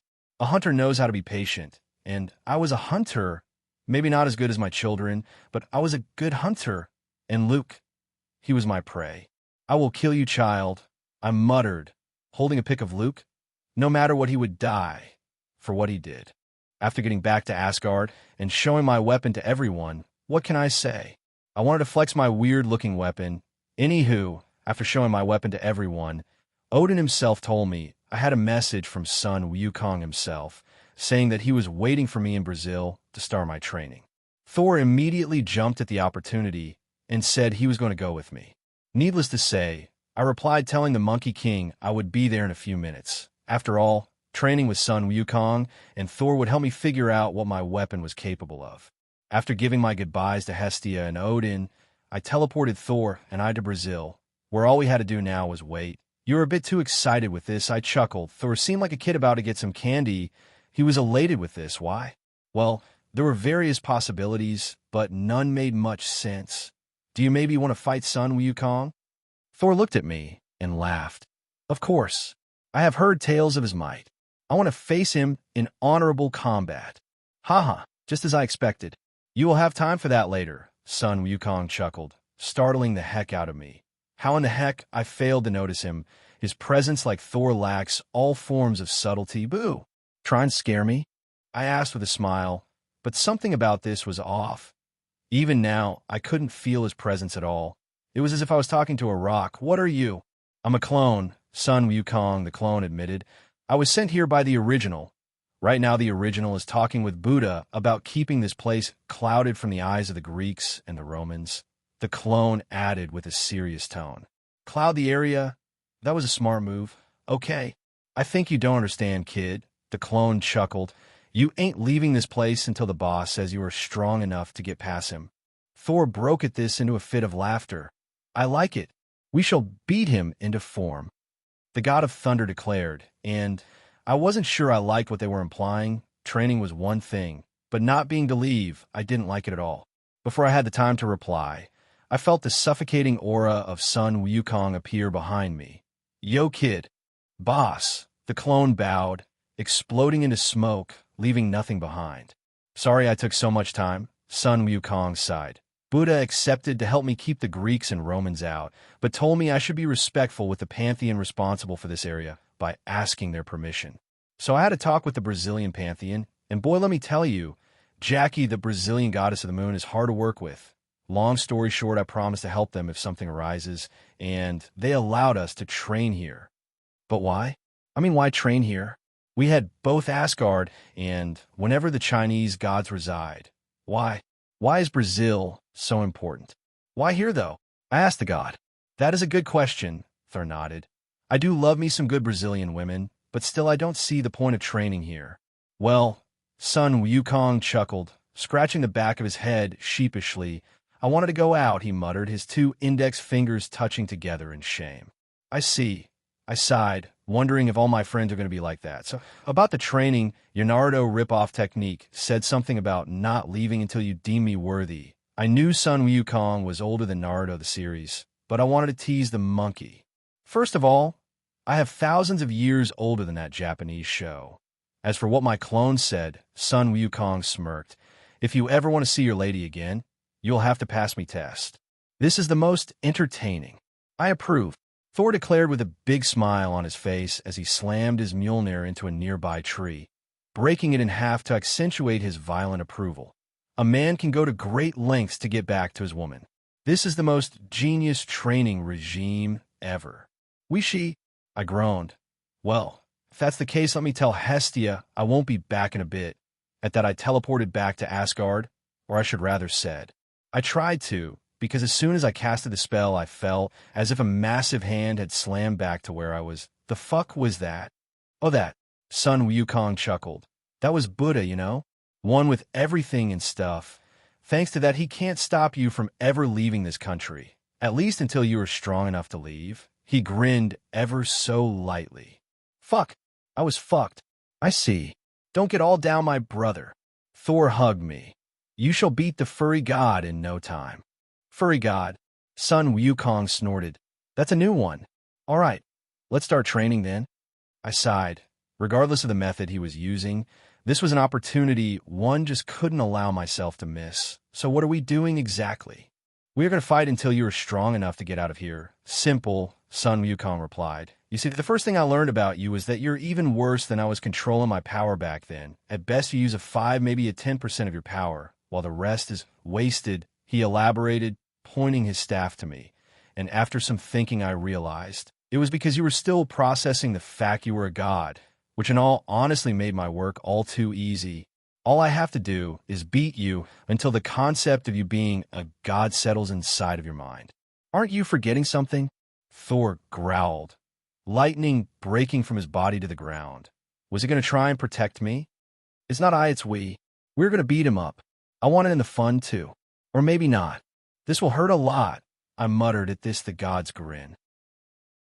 Day and night, Sun Wukong and Thor beat the crap out of me mercilessly. No holding back, no breaks, nothing. I would simply have a moment of rest for what it took my body to regenerate limbs. Was I getting better? I had no idea. Frankly, getting my ass kicked to such an extent didn't feel like something particularly helpful. But they had to know what they were doing, and so I choose to believe this would help. Otherwise, what was the point? As for my progress, I had yet to see any. The amount of time it took Thor or Sun Wukong to beat me was relatively always the same. Sometimes it took them longer because they purposely delayed my inevitable defeat by a few minutes or seconds with no particular reason. But I suppose I had learned something, the little details in their styles and ways to tackle a problem. Thor was more straightforward, while Sun Wukong was a mix between straightforward and unpredictable. I think the reason why their styles varied was because of their personality. Thor was one to believe anything could be solved with his fists, and so did Wukong. But he also believed in experimenting beyond that line. On other news, I met some of the Brazilian gods. Their pantheon was quite interesting, not super strong compared to other pantheons like the Greeks or the Norse, but they were gods all right. Tupa, There was particularly an interesting individual. He dressed like a Native American into the 1600s, or should I say Native Brazilian. Then again, Brazil is part of the continent known as America, South America, to be precise. Well, know that it matters. The point was that unlike most gods that changed their attire to match the times, Tupa kept himself true to his origins. On the other hand, Jackie did not. The Brazilian goddess of the moon was dressed in high-end designer clothes. It was an unexpected contrast between them. Both Jackie and Tupa were not very powerful. Odin, Thor, and others could wipe them out. And while they were above me in the scale of power, it wasn't by much. Frankly, a fight between us right now could go either way. Which made me wonder, were they like this because no one believed in them anymore? Or they simply were on this level just because? This wasn't the only question I had, though. Since my discovery of the Brazilian pantheon, I had various questions, like how many pantheons were out there? It was vexing, the idea of encountering other pantheons out there. Having a good time down there? Son Wukong asked, snapping me out of my long reverie. Why was he asking that? Well, because I was currently regenerating my legs after the cut destroyed them with his nimbus cloud. As for the down there part, well, I was in a crater, so, yeah, not much, I sighed, but I suppose the break is nice. It was getting your ass kicked for hours to know and was not fun. Not fun at all. Annabeth POV. Percy was right all along. Luke had betrayed us, and it hurt. The man I had looked up to, the man I loved, was a traitor, but that didn't matter anymore. I would stop Luke and apologize to Adam. I was sure if I helped Percy stop Luke, the gods would give us a gift, one that both Percy and I intended to use to recover Adam, that for some reason was still kept inside of Tartarus, much to Percy's anger. And I couldn't blame him. I mean, why were the gods still keeping Adam in there? If he was innocent, why were they keeping him in a world of suffering and despair? I just couldn't understand why. It almost felt as if they were hiding something, which made me wonder if Adam was even in Tartarus to begin with. Because it almost felt as if they didn't release him because they didn't have him. If so, why would the gods hide that? So many questions, and for the looks of it, no real answers. Things were simply getting worse and worse as time progressed. First, the gods fired Chiron, under the excuse they had to cut ties with everyone related to Kronos, which was stupid to be honest. Our entire pantheon was related to Kronos one way or another, which made this decision utterly useless. Anyway, after they fired Chiron, they hired Tantalus, which heavily made me question the rationality of our superiors. Tantalus was a disgrace. He was a disgusting demigod king who was sent to the fields of punishment a long time ago for trying to feed the gods human flesh. The flesh of his own child. And yet Zeus thought it was a good idea to have him train us. It felt wrong. Why would they choose a psychopath for this job? Sometimes I wonder if Luke was right, if the gods didn't deserve the power they had. If it wasn't for the fact his plan to stop the gods was utterly ridiculous. I mean, picking Kronos, the child-eating titan? Just what in the name of Tartarus was Luke thinking? Annabeth, Percy greeted. Any news from your mother? My mother, the one goddess I thought I could rely on for answers, had decided to ignore me during this ordeal, choosing not to answer any of the questions I had about Adam and his whereabouts. The goddess of wisdom has decided not to bless us with the answers we seek. I replied, just why now of all times would Athena choose to leave me in the dark? Just why? Damn it, Percy cursed, slamming his fist into the wall of my cabin in anger. I might not be the smartest guy in the camp, but even I can see they are hiding something. Heck, even Tyson can see it. Then if they don't give us the answer, let's find it ourselves. I declared I had, after all, much to atone for with Adam. Odin POV. Adam's untapped power was growing alarmingly fast. Not only his, I don't want to call it religion, but the church he unknowingly created was growing quite fast, having already a few hundred members, which normally would do nothing to a god. A few believers made no important change on a god. But the pantheon his father belonged to was affecting him. They believed in Adam, not under that name, but they believed in him. Even if the mentions of his person dated thousands of years ago, the point was an entire pantheon of believers was somewhat aware of Adam and his power under another name, meaning his power was ever growing, faster than Adam could adapt himself to control. In fact, I reckoned that in a decade or two, his power would naturally surpass that of his siblings, not counting his training. And by that I was referring to the fact that his power would get to those highs without any external aid like training. But if he did that, that would leave him in the same situation he was in now, a lot of power and no control over it. It was funny, really, him complaining about son Wukong's aura or Thor's, when in reality his aura is even more wild and unrestrained than those two. He simply doesn't feel it. He has grown accustomed to his unpredictable aura. I reckoned he did so in Tartarus. My job now was to prepare, not only me, but Adam for the unavoidable visit of his father, a man that by no means I wanted to ever see again. Adam and him were both so different and yet so similar in some aspects. It was disturbing, but I suppose it was to be expected. He was his father. There were days I wanted to tell Adam who his father was, I really did, but he still wasn't strong enough. No.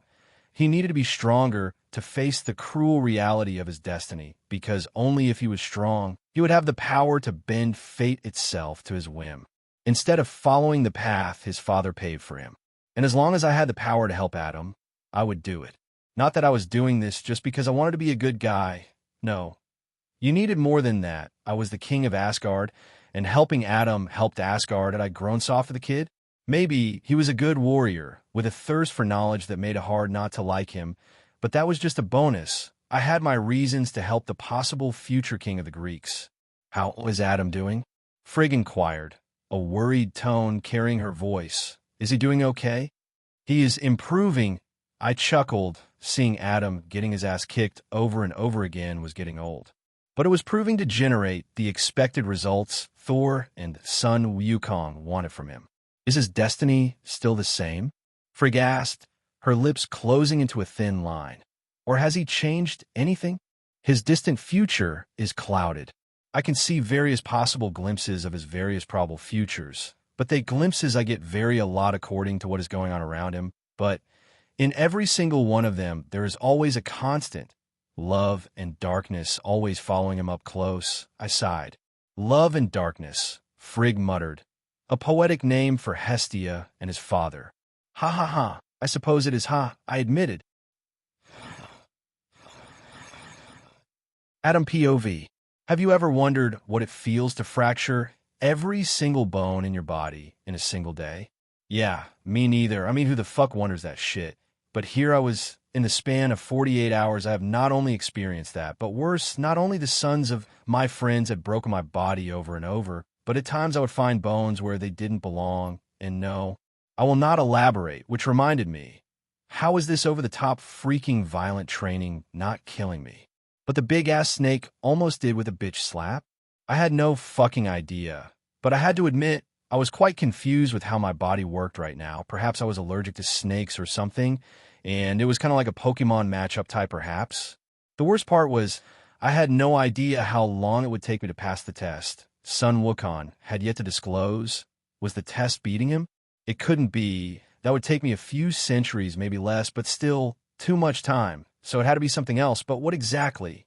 That still eluded me. So for now, I would simply try to adapt to this situation so that I could eventually overcome whatever the Monkey King planned to throw at me. On other news, this training was proving to be successful on other parts of my development, my weapon. I was making slow but steady progress with my new weapon, one that I had yet to name. The weapon in question seemed to be a lightning rod of sorts for magical and physical attacks, storing the energy from an attack it received later, allowing me to use the stored energy to attack my enemies. Was there a catch? Of course there was. The catch was I could only block one of the two. Allow me to elaborate, for example. Let's say Thor is coming at me, ready to bash my head with his trusty weapon. On this hypothetical case, Mjolnir is fully charged with his magic lightning breaking from the hammer itself, shattering the very earth on its wake. And not only that, but Thor is not holding back his strength, ready to push beyond his limits. In this case, if I chose to block the physical part of his attack, my weapon would absorb the physical part of the attack, transforming said part into kinetic force, storing the kinetic force inside of it for me to use on a later date. But what happens to the magical part of Thor's attack? Well, it's quite simple. That shit would hit me, at least on this hypothetical case. Ready for round 52? Thor barked, breaking me out of my train of thought with a bored gaze. Eyed the Norse god for a moment, seeing he had a smile on his face. Oh well, I suppose I will have time to ponder about my abilities and the abilities of my weapon later on, when my new upcoming fractures have to regenerate. I sighed, this was going to be a long day. 2 weeks later, I blinked as I came awake, my mind groggy, but something clear: someone had killed me last night, or at least made my physical form die for the first time, or second time. It's a confusing subject. I muttered, rubbing his eyes. As I tried to gather my thoughts, a strong headache attacked me. This whole reforming business was not to my liking at all. How did I die, though? It sounds like something I should remember, but all I remember is that, like usual, I was getting my ass kicked by Thor and son Wukong, and then, the fuck happened? I muttered as in pain my hand clutched at my chest. Kid, son Wukong greeted, startling me. From a simple glance, I could tell he had a new scar running down his chest to his right knee. You gave me a scare last night, the Monkey King sighed, rubbing his temples. Sorry for killing ya. I would say I am angry, but I don't remember shit. I replied, why did you kill me, though? Well, I think it's in part my fault. I decided to try and see how far I could push your buttons. One thing led to another. And you snapped, son Wukong sighed. For a brief moment, it doesn't matter. What the fuck does he mean by it doesn't matter? Hold your ass. Of course it matters. I roared. One thing was that I didn't harbor any hard feelings towards him, but hiding crucial information from me was an ass move. Kid, I underestimated how strong the monster of your father is, son Wukong sighed. My father? Please don't tell me he's inside me, cause if he is I will kill H. That bastard. Please tell me he didn't pull a cliché move by controlling my body. At this point, I wasn't even interested in knowing who he was right now. I want to know if the control of my body was compromised. No, Thor answered before son Wukong had the chance as he entered my room. Wait, since when do I have a room here? Back to the point, Adam. But he proved just how much he wants you to live. He made some kind of magic thingy to stop anyone from killing you. Apparently, son Wukong got too close to the activation point of the spell, and while here we are, taking a closer look at Thor, I noticed he also had new bloody scars on his body. That still doesn't answer what in the fuck happened. Why do you two have new scars? Did I do that? I asked, why couldn't a fucking god be straightforward like? Is being confusing a fucking requirement? Well, yes but no, son Wukong hummed. According to Buddha, the spell was made to create an avatar from your power to defend you. The avatar had much more power than I anticipated. The Monkey King admitted, so I was forced to kill you while Thor stalled the monster that spell created. It was the only way to stop the avatar from leveling Brazil. That doesn't make any sense. Where was the equivalent exchange in that? How can an avatar made from my power be strong enough to fight and hurt you too? When I get my ass kicked every day, how could something made from me be stronger than me? It made no fucking logical sense.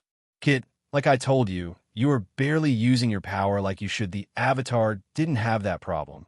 Granted, the avatar was only using 2/3 of your full power, which is why the battle didn't escalate from our scars. Son Wukong chuckled. It caught us by surprise. Did I really have that much power? So is the spell gone? No, Thor sighed.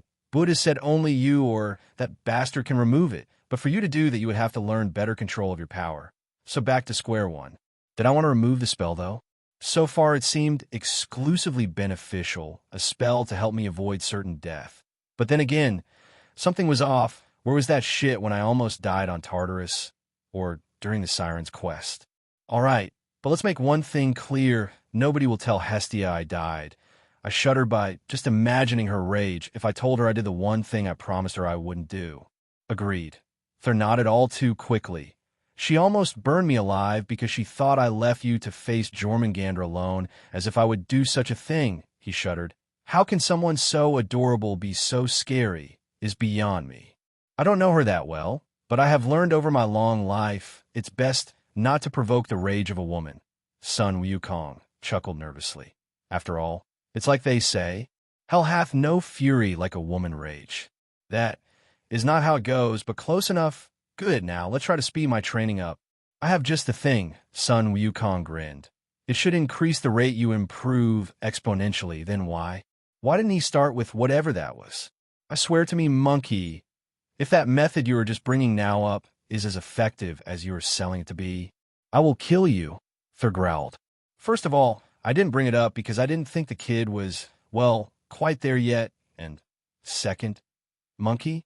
That's hurtful. I'm a king, so at least address me as such if you have to call me monkey, son Wukong chuckled, as Thor tried to smash him with Mjolnir. As I eyed the two, I couldn't help but feel a bit worried about my father and his involvement with my life. I just didn't buy the part he put that spell there to protect me. Otherwise, I would have found about it sooner, a little sooner. I almost died in Tartarus alone hundreds of times. Just what kind of pawn was I in the great scheme of things? I suppose, in the end, it doesn't matter because I won't play whatever game he's playing. Son Wukong POV. I wasn't a stranger to lying. Lying was an irreplaceable skill, one that I used depending on the situation to ease certain troubles. Lies were, and had always been a weapon. Which is why I lied to Adam. And what did I lie? Well, in a little fact, we managed his avatar easily. That was a big lie. In reality, the avatar created from his power had almost not only killed me and Thor, but a few minutes into the battle, the creature was starting to overwhelm us as the fight progressed, which is why we resorted to kill Adam, which was a last resort sort of thing. Thor was initially reluctant and wanted to kill me for proposing such a thing. Heck, even I felt bad for proposing that idea. But we had to admit, there was no telling if we would win. The monster not only had immeasurable power, which on its own was enough to make a fight hard, but it also adapted and learned as we fought. It was vexing to see a construct of mana adapt to such lengths at such rate. Even Buddha was surprised, and that man is rarely surprised, which is why I was going to take Adam to DU, the one place where he would learn to control his power before another incident happened. Are you sure DU is a good place to train? Thor asked. As Adam took a nap on the back of my Nimbus cloud, I could see his skepticism. I nodded. DU and Tartarus have one thing in common. They both need a clock to catch the time flying around. I chuckled, but apparently I was alone in that chuckle, tough crowd. Time fluctuates differently inside there. Not quite like Tartarus. In there a day outside, it's a month. I added with a sigh. So, that makes his train go relatively faster, depending on the point of view of the person asking. Thor tilted his head to the side, confusion appearing on his facial features. That doesn't really change anything but the fact he will, out here, finish his training faster. Again, depending on the point of view. Yes, normally, but let's just say, I have a few demon friends that will help accelerate his progress. I chuckled.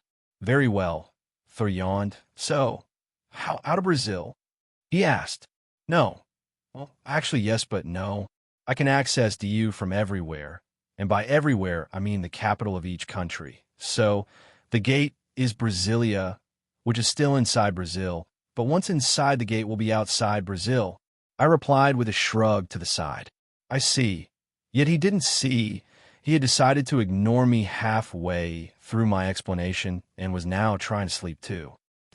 Loki POV. Had I known the kid had a spell inside his soul to protect him from any harm, I wouldn't have sent him to my son. Whatever that thing was, while delightfully chaotic, was dangerous. A construct able to face not one, but two gods. That was slightly disturbing. Granted, they were trying to deal with the beast without knowing if it would hurt Adam too bad if they destroyed it. But still, even then, they proved to have a very difficult time defeating the beast. I was so vexed by Adam, his power, his father, both very interesting subjects. Unfortunately, I had to leave. It wouldn't be long before Buddha detected me. And he didn't by some lucky miracle, Sun Wukong would, and I wasn't quite ready to die, at least not yet. I still had a Ragnarok to start. I wonder, will the son surpass the father and fight him? Or will he succumb to his power? I giggled. Holy moly, this was going to be fun. Seeing them tearing each into pieces. Percy POV. A new quest had been given to us. And by us, I mean Clarice and her group. And by we, I mean Annabur and me. And while we were simply tagging along. Much to Clarice's dismay. Normally, I wouldn't want to go with her anywhere, but I had a feeling that going on the quest for Golden Fleece would lead me to Luke, where I would end this once and for all. I had to, and it wasn't even for Adam anymore, at least not fully. I mean, what I really wanted to get justice for what he did and for what he was about to do. Luke's, or rather Kronos' plan, would lead to the death of millions. His idea to reform the world was questionable at best. I think I finally got it. Annabeth screamed as she entered my room. Adam and Professor F from your school are the same. Wait, what? What? I asked. Was that true? If so, he was free then. Why not come back if that was the case? It was quite simple. He called me Pennybeth. Only campers know of that. And your mom, Annabeth, sighed. So I have a feeling that teacher is Adam, or was, I'm sure he quit after you left, she sighed. We'll confirm that later. In the meantime, let's pack. We have a quest to complete. I chuckled, getting a nod from her. Odin POV. While all magic can be dangerous, that much I knew, and it could be unpredictable, there are some disciplines or types of magic that even the most skilled mages and gods will avoid, and with good reason. Yet, today I witnessed the result of the darkest magic of all. Void magic. The one school of magic that went against the very concept of creation. From that school of magic, the avatar to protect Adam was born, a demonic amalgamation drawn from the nightmares that haunted Adam's mind from his time inside Tartarus. A faceless, formless shadow with red eyes and armed with Adam's power at his disposal, but without any limitations. The void grows, and the void adapts, and eventually overcomes for this reason alone. That school of magic was so dangerous. Spawns from a void are creatures one should avoid messing with. This makes things difficult, I muttered. On the way to wherever son Wukong was taking me, something happened. Something that neither Thor nor the Monkey King, heck, not even me, expected. My book, which had proven more than once to have a mind of its own, opened in front of me. Normally this would be a common occurrence, but this was one of those times it was not like that time during the Sirens. A new chapter had been unlocked. How? No idea. I had been neglecting my magic studies for a while since I came out of Tartarus. Anywho, the point of this little tale was that for some reason, as a side effect of unlocking the new chapter, the book teleported me. The last time my book had done something like this, it had been to save my life. Which led me to wonder, from what kind of peril was my book saving me from? Or if I was even in danger to begin with. If only the book could talk. I muttered sarcastically, wondering where the hell my book had sent me. Weakened by my recent resurrection, I struggled to stand up from the ground. All around, there was nothing but earth of a strange color, almost reddish in the distance. I could feel thousands of entities moving. Their magic was different. It was strange. I'm going to take a wild guess and say, I'm in hell. The magic I felt around me was... I really didn't know how to describe it. I swear in the name of Hestia that if my guess is right, and my book condemned me to another living nightmare, I'm going to ground my book at least 15 minutes in the timeout zone. I chuckled. Deciding to explore this strange place, I came across a sign, which read, Welcome to Hell, enjoy your stay. Okay, I'm not going to lie, this was stranger than I expected, but I guess anything is possible at this point in my life. Enjoy your stay? Ha ha, good one. This sign is either super ironic, or Christian hell is way better than Greek hell. Then again, it didn't write what hell was I in. But I was betting for the Christian one, or is it Catholic? Wait, does that mean there are two pantheons for Jesus? Further study is required. It ain't so bad. We have internet. A cheerful feminine voice behind me chuckled, and before you judge me for what I did next, I want to say that 1, I was weak after my resurrection. 2, I did not expect someone to pop out of nowhere. And 3, fuck you, that's the last reason. Anyway, after the unknown girl talked, I jumped like a cat yelping as I turned around to face her. Holy fuck, I muttered, what are you? I inquired, eyeing the girl. It was unexpected. Certainly that much was true. The woman looked like a demon with an enticingly curvaceous body build. She had pink skin with black horns coming out of her head. She was slender and had a long, thin tail with a heart-shaped tip. She was a succubus, isn't she? Wait. To what pantheon do they belong? Were you rude? The yet-to-be-identified demon chuckled. I am a succubus. The name is Honey. She bit her lips seductively, caressing my leg with her tail. Can I be your honey? Well, I didn't know it, but apparently you can make honey sound lewd. A new discovery. Hooray. I'm not sure I am ready for a new race. I just started humans, so I chuckled nervously, and she pouted. Too bad. That isn't how hell works. Honey the horny demon replied happily before hastily lunging forward in a painfully slowly motion, wrapping her arms around me and kissing me right on the lips with a lustful moan. I am hungry, and you look tasty. Thanks, but I chuckled, wondering why did I even let her catch me, but I don't want to. Honey, no means no. In my case, it means maybe, and right now I want to get out of here. So see ya. I snapped my fingers, teleporting her to a random location inside. Well, hell. Well, I have learned two things since I got here. One, everyone inside hell was a demon, not necessarily like Honey, who was a succubus. There are all kinds of demons inside this bizarre world, from imps to hellhounds, and not like the ones in Tartarus. No, they looked almost human, less monster inside of them, I suppose. Back to the point, I learned that, and that apparently a horny succubus can and will chase you, even if you teleport her away from you every single time. I swear to God, I will end up killing you. What can I say? She was getting on my nerves, and I doubted hell had something like HR to complain. Look, I'm hungry, and I haven't eaten in a few decades, Honey sighed. And there isn't much to eat in here, for us succubus that is, so help a lady out? Fine, I sighed, and she jumped happily. But we're not gonna fuck, she instantly pouted. Look, I have read some tales about your kind. Is that racist? The your kind thing? Dash. I maybe. Honey shrugged. This is hell. Most of the people here is racist. Anyway, so, by the tales humans have, I think I know what you eat. I stated, mana combined with lust, is that right? It is, Honey nodded. So, we bang now, or? God, you're dense, no, just taking a deep breath in exasperation. I extracted some of my mana and mixed it with the essence of my lust, and before anyone asks, I will not elaborate how I learned how to do that. I did try to recreate FMA. But instead of getting a group of badass homunculus, I got a ball of mana that would not only hurt people, but make them slightly hornier or angrier than before.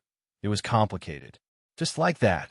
Honey asked, wary of the ball, the irony was not lost on me. For free?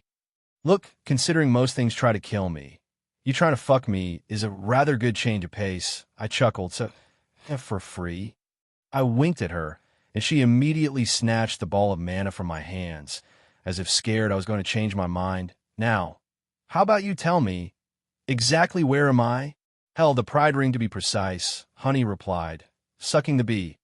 All right, gotta reword that. Eating. Hell, according to some legends, it had 7 rings, one for each 7 deadly sin: pride, wrath, lust, greed, envy, gluttony, sloth, each one with their own prince and stupid hierarchy. And now I was here, I swear sometimes I feel my life is made to entertain others. Anyways, after learning where I was, I did the first thing that came to my mind, learning about the place, which is why I entered the nearest bar, and before anyone in the future asks, I did not abandon Honey.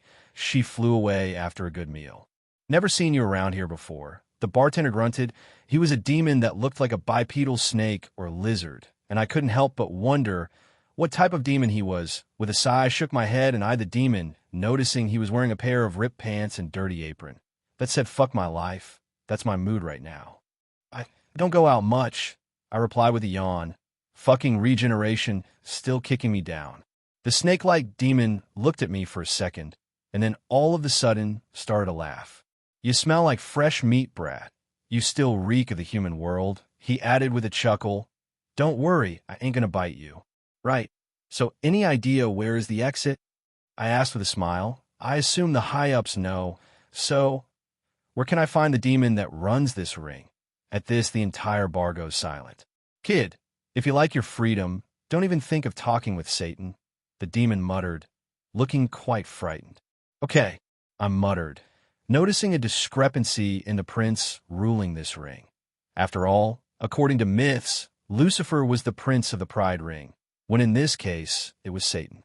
Look, demon lords are the only ones that have access to the living world. So, you better get comfortable, the demon sighed, going back to polishing his dirty mugs. I will still try, Satan or not. I was not going to be caged here. Huh. Then you'd be forced to either join his army for manual labor or become his personal cocksleeve. Let's backtrack for a second. His personal what? Oh, hell to the no. I will not relive the Ares situation. I snorted, yeah, not gonna happen. Whatever, it's your funeral, the demon snorted. Now get out. If you ain't buying shit, I can't be wasting my time with ya. With a sigh, I leave the bar and started to wander around the town, taking mental notes of what I had to do. First, I would have asked how strong were the princes of hell, if belief affected them like it affected the gods. Well, let's just say Satan will kill me, which is why I will do some research before jumping into the fray.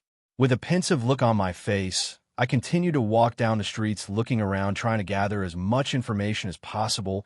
The denizens of hell and their conversations were my best bet to find some answers. Maybe the book, but in a more secluded area.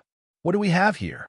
A two-headed demon chuckled, looking at me with a lustful smile. Fuck my life. You're a strange-looking demon, he said as he circled me, pointing a sharp butter knife at me. What did he pretend to do with that? Put some jelly on me, butter perhaps, and then what?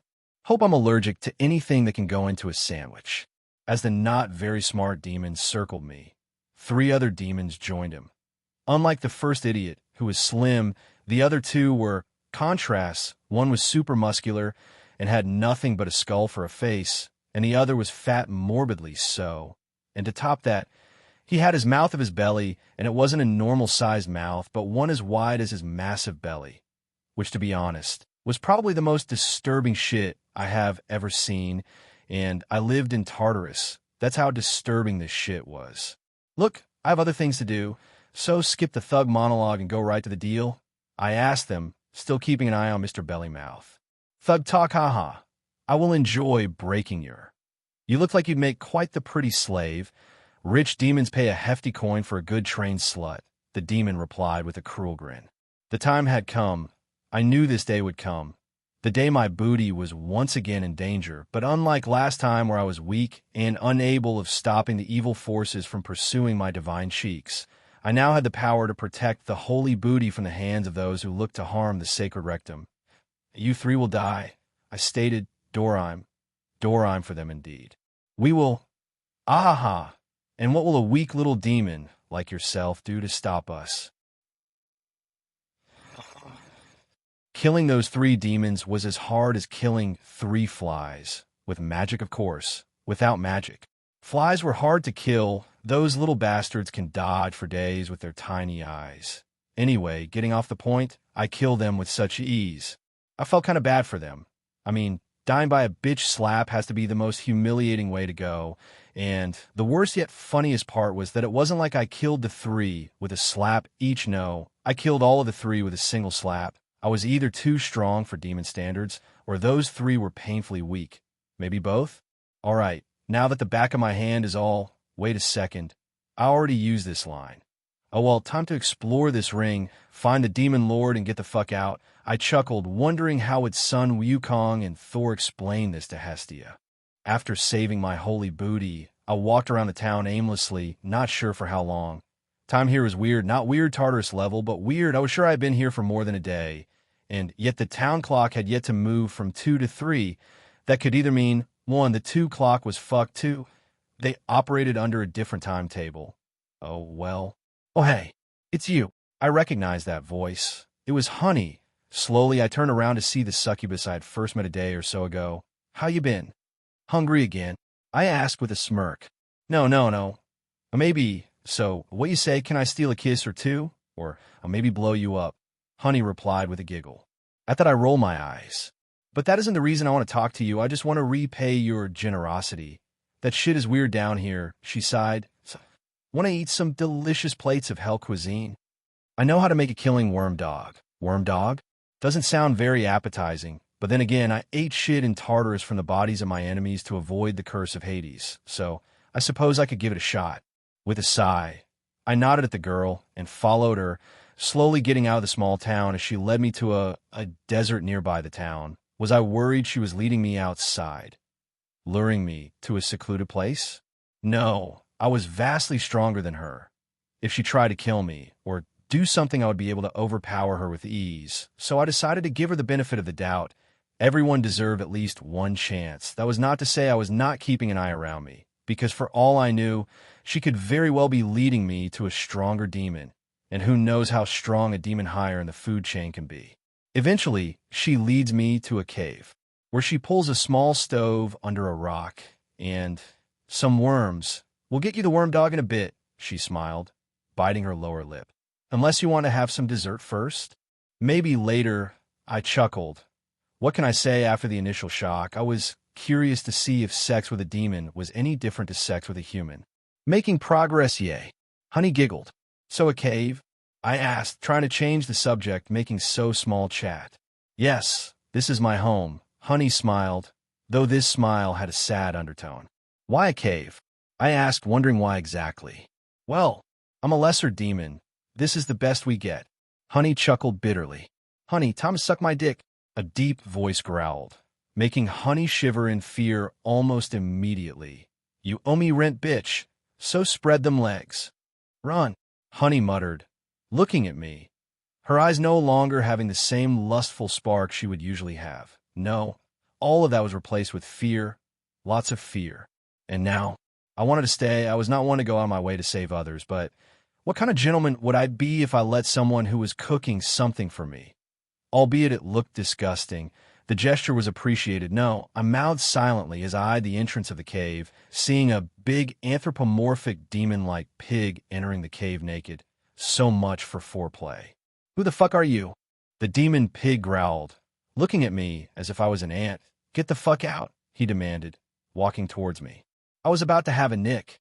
There was no way I was going to call worms a nice dinner. A dinner. I was about to have some dinner with Honey here. And you like brood interrupted that. I smiled at him condescendingly as I eyed the terrified Honey. Look at our interaction. Now, begone. With a simple glare, I made the demon burst into flames, dying a fast and agonizing death. The poor fool didn't even have the time to squeal like a pig before going to super hell. I will research that later. All right, so about those worm dogs. With a smile, I turned my attention to Honey, to see her even more scared. Why, you're a demon lord. Honey yelled in fear as she started to panic, trying to hide behind a rock. So much for gratitude. Yeah, no, I'm a god, I replied as if I would. Maybe I probably had a higher kill count than most demon lords, but she didn't know that. Oh, wait, like God with capital G? Honey inquired, peeking from behind the rock. No, I'm from the Roman/Greek pantheon. I snorted, God with capital G. If I were that, I would most certainly not be here. So, you're not going to enslave me, or eat me, or torture me? Honey muttered in hopeful disbelief. No, I mean, we already established you want me to eat you, but not in the way you are implying right now. So I guess we're good. I chuckled. Oh, good. I almost peed myself. My last master was a rather cruel demon lord. So, try to lay low. Honey sighed. But the Greek gods exist, like Zeus and all. At that I nodded. Wow, that is so cool. Zeus, not so much. I snorted. And don't worry about that with me. The only thing I torture and enslave are cookies and beer. I laughed, but in all seriousness, I have a problem with that. Thor got me addicted to booze. That bastard is a bad influence. Then again, I can't get fully drunk, so when booze is the one thing that keeps me from ending it all. Honey giggled. She was taking the fact there were more than one god. Too well, I guess it's one of the perks of living in hell. But yeah, don't worry. As a god, I would not scratch that. Cause Zeus and others would. But Adam Aragon will not hurt you. At least not unprovoked. I stated as long as she didn't try to off me, I would be dandy. Good to know. But hey, I have a question. If you were a god, why is your energy so tainted with the pain of many? And also, why do you have such an ominous being inside you? I didn't notice before, but after you killed that bastard, I saw something inside of you, something dangerous. How was I supposed to respond to that? I mean, like, well, my dad, who I don't know who it is, decided to create a void avatar to protect me or kill me. Who knows?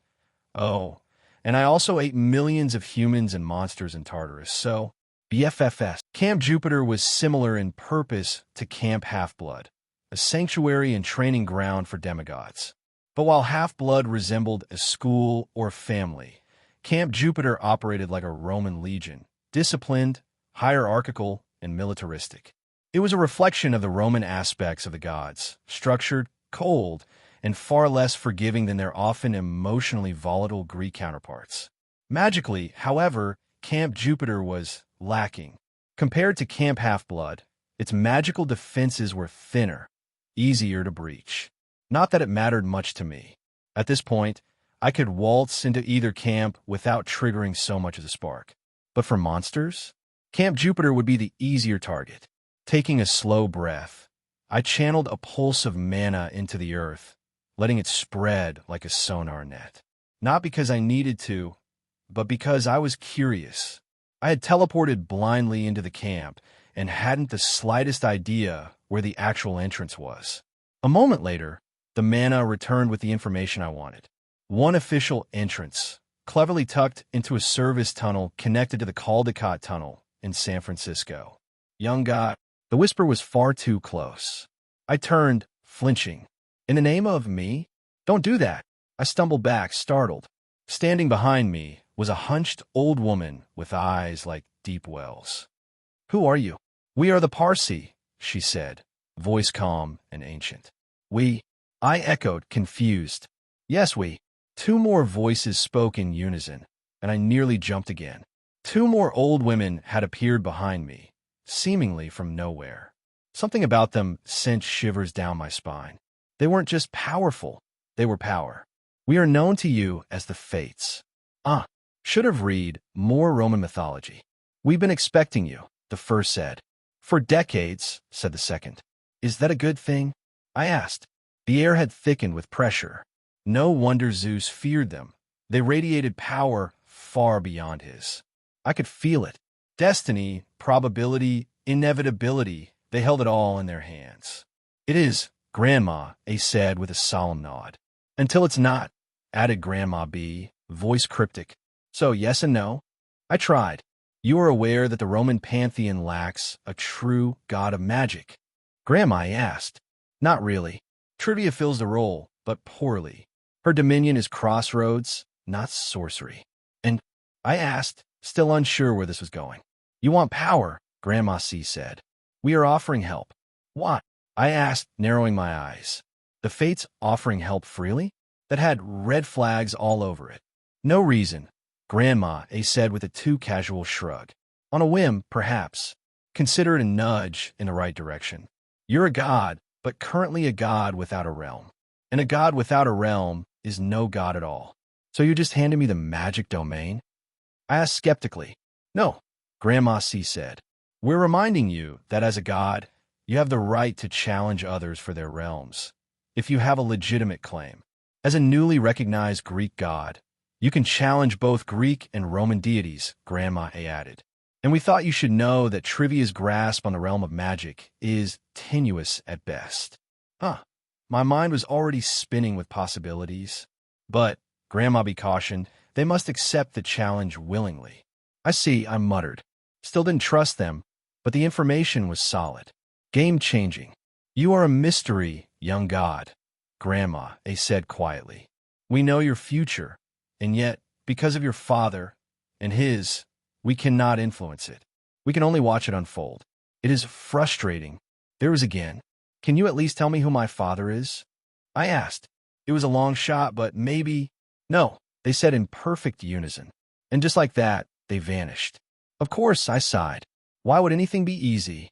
Still, the concept of challenging a god for their realm, that was interesting. Dangerous, but tempting. Hades POV. You sent Artemis after her. I roared, fury shaking the throne room. Zeus merely raised an eyebrow, unbothered. His lips curled into that smug smile I hated. I am her king. I am your king, Zeus said, slamming his fist against the throne. If she refuses to obey, then she will learn obedience. You're no king, I spat. You'll regret this, Zeus. Hestia was always off limits. She was our hearth, our safe haven. Zeus scoffed. Everything I do is for Olympus. Don't insult me with that lie, I snapped. You've never cared about Olympus. Only yourself. He stood now, face twisted in anger. When our father devoured every last one of you, I freed us. When Typhon ravaged the earth, I stood and fought while the rest of you cowered. It has always been my power that kept Olympus from falling. You still don't get it, I said, a cold, humorless chuckle escaping my lips. You think strength is everything. You think being powerful makes you right. But it doesn't. Strength without wisdom is nothing. Power without worth is meaningless. You're just a spoiled child playing God. Other gods had entered the throne room now. Artemis, Apollo, Ares, watching in silence. You must grow up, I finished. Leave, Zeus growled, fury rippling in the air. With pleasure, something didn't feel right after killing the demons that had come for me or Honey. I don't really know for sure at this point. I noticed some details that didn't fit, like how did the demons know where I was? Was I being watched? No. If that was the case, the prince of this ring would have come himself to take me on. So how did these bastards know I had killed one of them so quickly? It took them a few hours to find out, which it shouldn't have been possible. I mean, I incinerated the body of the pig that wanted to fuck Honey, meaning all that was left of him was a pile of ashes. So if the pig wasn't the one that led them to me, who was it? The first ones, I muttered. It made sense. I had killed a few demons during my time walking around, and unlike Mr. Pig, I didn't incinerate the body, so it was very plausible for them to find me through the messy remains of the first 3 demons I had killed, or the demon lords had a way to know when one of their lackeys died. That was also a possibility. That or Honey was selling me out, but to be honest, I didn't want to think she would do that. She looked genuinely scared when I showed her my power, and when those demons arrived. Are you going to take over the town? Honey inquired, poking me with her tail. I looked at her in something akin to shock. Why would I do that? You killed the mayor and the sheriff. In demon rules, that means you should rule. Honey offered with a shrug. If you don't want to, then the next one power-wise will take over. Ruling a town of demons, me a god. Ain't that ironic? I don't think I would make a great mayor. I chuckled. Anything would be better than Radamas in his way. Honey muttered, most demons will rejoice when they hear you killed him. No one liked him, no one at all, not even his man, but, well, no one had the power to oppose him, so he did as he liked. That is the demon way, with total control over our town. He would go on raping little girls, boys, anything that catches fancy he would get, and after they didn't entertain him anymore, would eat them. To say I was shocked was underselling it. The worst part was everything was true. Every word she said was 100% accurate, because as she talked about Radamas, his memories within me, the ones that still lingered after consuming his soul, confirmed every evil act he committed. The vivid scenes of him and those poor little, oh God. This fuck, I muttered as I felt his memories play out inside my mind, shaking the very core of my soul. It was so utterly disgusting. It was simply revolting. I could feel it. I could taste it, every memory he had. I would feel as if I did everything he had done, as if I was the one doing all that stuff, and that shouldn't be possible. Why was this affecting me so much? What was the difference between the souls of hell and the souls of Tartarus? Are you okay? Honey rushed to me with a cup of dirty water, once again reminding me she lived in a cave. Is not clear, but it should help. I'm okay. I was not okay. Those memories, just like normally the memories I get to see from the souls I have consumed were not like this. And don't get me wrong, I ate the souls of people that would make this guy look like a fucking saint, but their memories were like movies, stuff I would see in a third point of view. Not like this. I never experienced their sins through my body. This was a waking call that I should be more careful eating souls away, at least until I found a way to destroy this terrifying side effect. Don't worry, you don't have to rule the town. Honey smiled, probably thinking that was what made me feel bad all of a sudden. No, on the contrary. I shook my head. If I was to be here, I might as well start messing with the locals and getting as much attention as possible. After all, according to the bartender I met, the princes of hell were the only ones with the key to the human world, so becoming a mayor would most likely put me on their radar, and in a way I suppose I can improve the situation around. Maybe get myself some believers down here. I think I'll make a great mayor. I smiled at her, liking more and more the idea of getting some follower down here. I mean, if the belief of others can make me stronger like it does for some gods, this was the best place to get some. I could get an entire realm to believe in me. A realm where I would have no competition with other gods. Well, I did have some competition, I suppose, the princes of hell, but if I played my cards right, I would deal with them accordingly. Really? Honey smiled, her eyes filled with hope and expectation. Yes, why not? I chuckled. Odin POV. It took me a few hours to figure out where the other Adam was. He was in hell, the Christian one, which was quite troubling. The Christian pantheon only had one god, one like chaos himself, let things play out and rarely interfere with anyone. But that didn't make the pantheon any less dangerous. Lucifer, Gabriel, Raphael, while not gods by title, had the power to match the gods of other pantheons. So did the princes of hell, but in a smaller scale. Their power was not as impressive as the archangels that guarded the Christian pantheon, which is why the Fallen One ruled over them as their king. But while they didn't match Lucifer Morningstar in power, they were certainly strong enough to give Adam a run for his money in combat. And while Adam facing the princes of hell didn't worry me, the fact Lucifer was there and would undoubtedly find out someone had entered his realm made this situation worse. I had to avoid Lucifer and Adam meeting. If they did, this kid is a magnet for this shit. I sighed. It seemed it was time to cash out some favors. The locals took to my new position as I expected.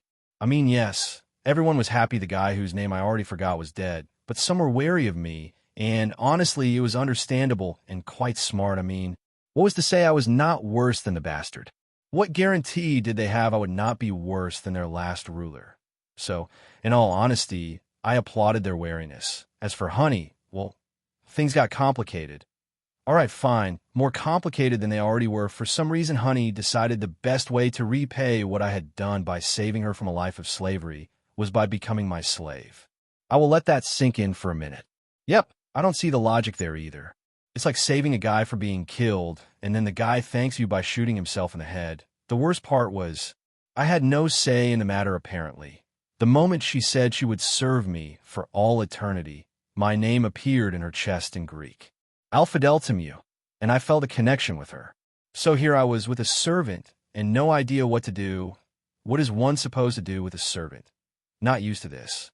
After her pledge to me, I asked Honey about the hierarchy of hell and how things worked around. I wanted more in-depth information about everything so that I could understand how everything worked and planned accordingly.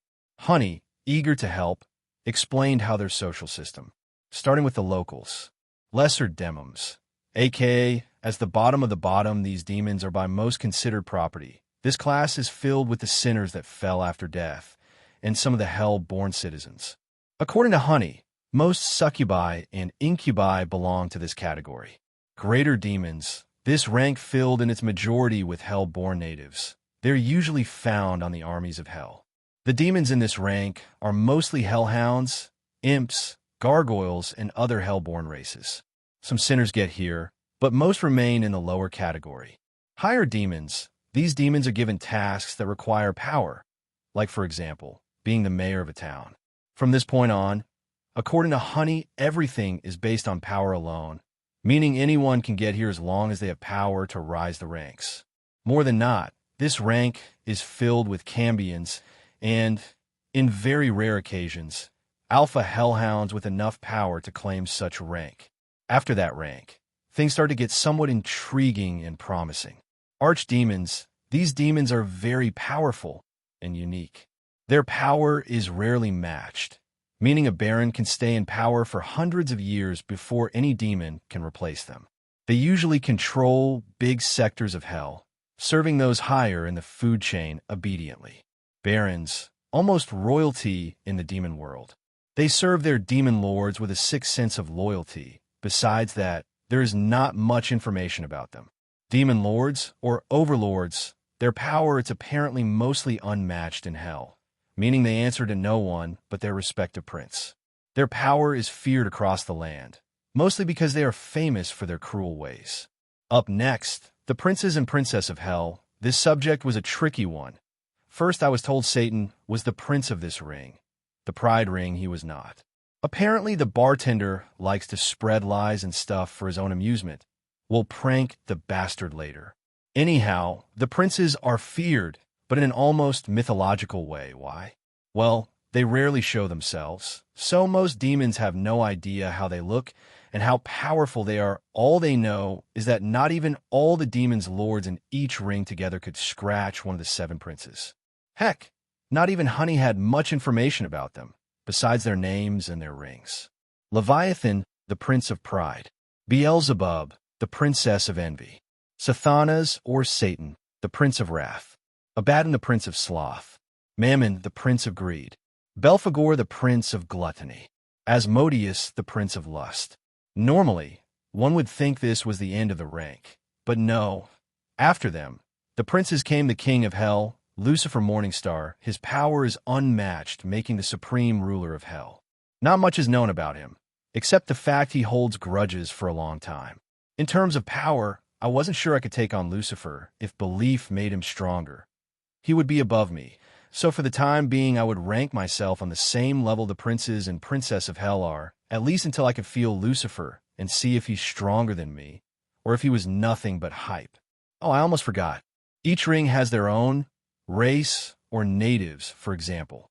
The Hellhounds were from the Wrath Ring, the Imps were from the Greed Ring, and the Incubi and Succubi were from the Lust Ring. Those were the only ones Honey knew for sure where they belonged. As a very young demon in demon terms, her knowledge lacks in certain parts, but for now it would suffice. Anyway, while I considered myself to rank as a prince in Hell hierarchy, they didn't know that for other demons I was right now nothing but a higher demon at the moment. The mayor of a small, meaningless town. I wonder how long will it take for one of the princes to notice me. I chuckled, wondering how long would it be before Leviathan decided to try and end me. Odin POV. In order to keep Adam out of Lucifer's sight, I cashed some favors I had been saving for a long time, favors I never expected to use for Adam. I suppose the kid had grown on me. You want me to distract Lucy, Reguel, the Archangel of Justice of the Christian Pantheon, muttered. I find, wouldn't it be better if I just rescued the kid? I shook my head. No, the kid needs his time there. That was if he wanted to control the void. It took me some time, but I finally understood why his Grimoire had sent him to hell. It was to overcome the void inside him. Well, it's your favor, so whatever, Reguel sighed. Headaches were things I was used to. I had to end Tartarus, they were a norm, but not to this level, not like this, feeling as if something or someone was ripping my head in half with nothing but pure pressure. It was a very unique and bizarre feeling of disorientation. It was awful, like walking on haze with everything around me in slow motion. At times I would hear voices, the voices of Odin, Hestia, and son Wukong around me. Other times I would feel as if I was in a bed with my eyes closed, unable to move or talk, in a prison of my own making, and most of the times, I would simply feel as if I was walking through the motions, with me not really being there altogether, not processing or fully understanding what was happening around me, making my surroundings feel foreign. Was this somehow connected to the souls I had recently consumed? Was this the consequence of completely disregarding the life of others? Or what is something else? If so, what could possibly make me feel so lost, so unsure, so divided? Are you? Get better, please, Honey started, but in the middle of her sentence, her voice changed completely, and instead of hearing her voice, I heard Hestia asking me to get better. I felt her hands holding mine. What is going on? I was getting mad. There was no other explanation as to why. What did you say? I asked if you were feeling okay. Honey answered, her face looking distressed, as if she wanted to say something else, but decided not to. I am alive. What was I supposed to answer? He seems somewhat conscious. I heard the disembodied voice of Odin stated, almost as if he was standing beside me. You don't look okay, Honey replied, putting her hand softly on my shoulder. Is there anything I could do to dash? Once again her sentence was abruptly interrupted by someone else, but this time it wasn't Hestia. Wake up, brother. It was Thor. His voice was full of worry and desperation. I could almost feel as if he was shaking me. In fact, I could feel his hands on my arms. I eyed my arms in shock, trying to understand what was happening, and even though I had visual confirmation nothing was there, that my arms had nothing but my shirt lightly touching them, even with that solid proof, I still felt as a pair of phantom limbs, gripped my arms tightly. What the fuck is going on? I muttered, wondering, had I finally gone crazy? I think he is. Wake up, leave him, dash. Each word came from a different voice, from a different person. Odin, Hestia, Thor, son Wukong, Honey, all of them talking at the same time. making a full sentence of nonsense that only intensified my headache to celestial levels. "Shut up," I screamed with all my might, breaking something, but what? Hestia POV. Adam had been in bed for days, and had yet to show any signs of waking up. I just couldn't understand why this was affecting him so much. Every god was capable of doing it with ease. And yet, here he was, laying on the bed.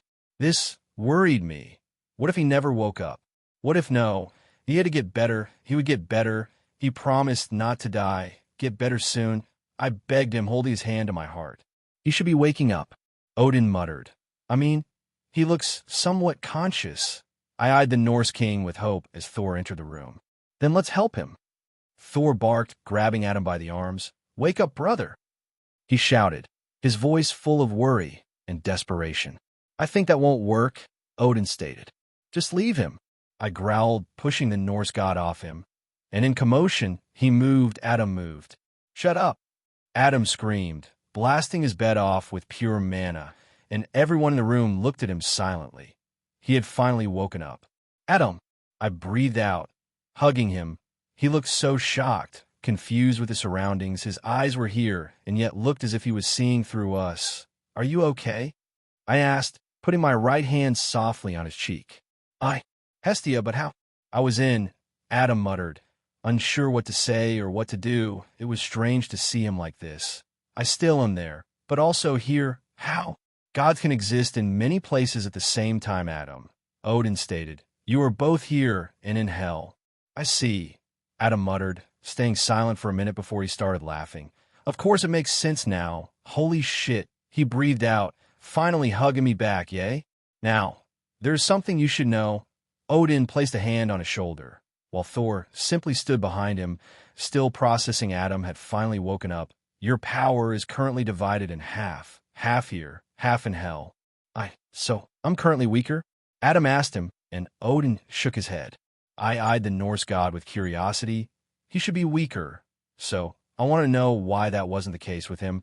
"I told you before, you barely control your power, using but a small part of it, while the rest is left unrestrained, unrefined. So basically right now, the you of here and the you of hell have the same power, but half of the potential, or rather half of the raw material the full you would have." That made sense. If Adam had that much power within him, then creating avatars of him would automatically take power from his reserves, regardless if he knew how to control them or not. "I see," Adam hummed. "So, can I train, like the me of here and the me of hell, to increase my power twice as fast?" he asked them. Yes, you could. Hell is, after all, a place made for this," Odin answered, once again leaving something out. "But what?" Adam POV. Main consciousness. I'm not gonna lie, this deal of being in 3 places at the same time was confusing, and at the same time, it was not.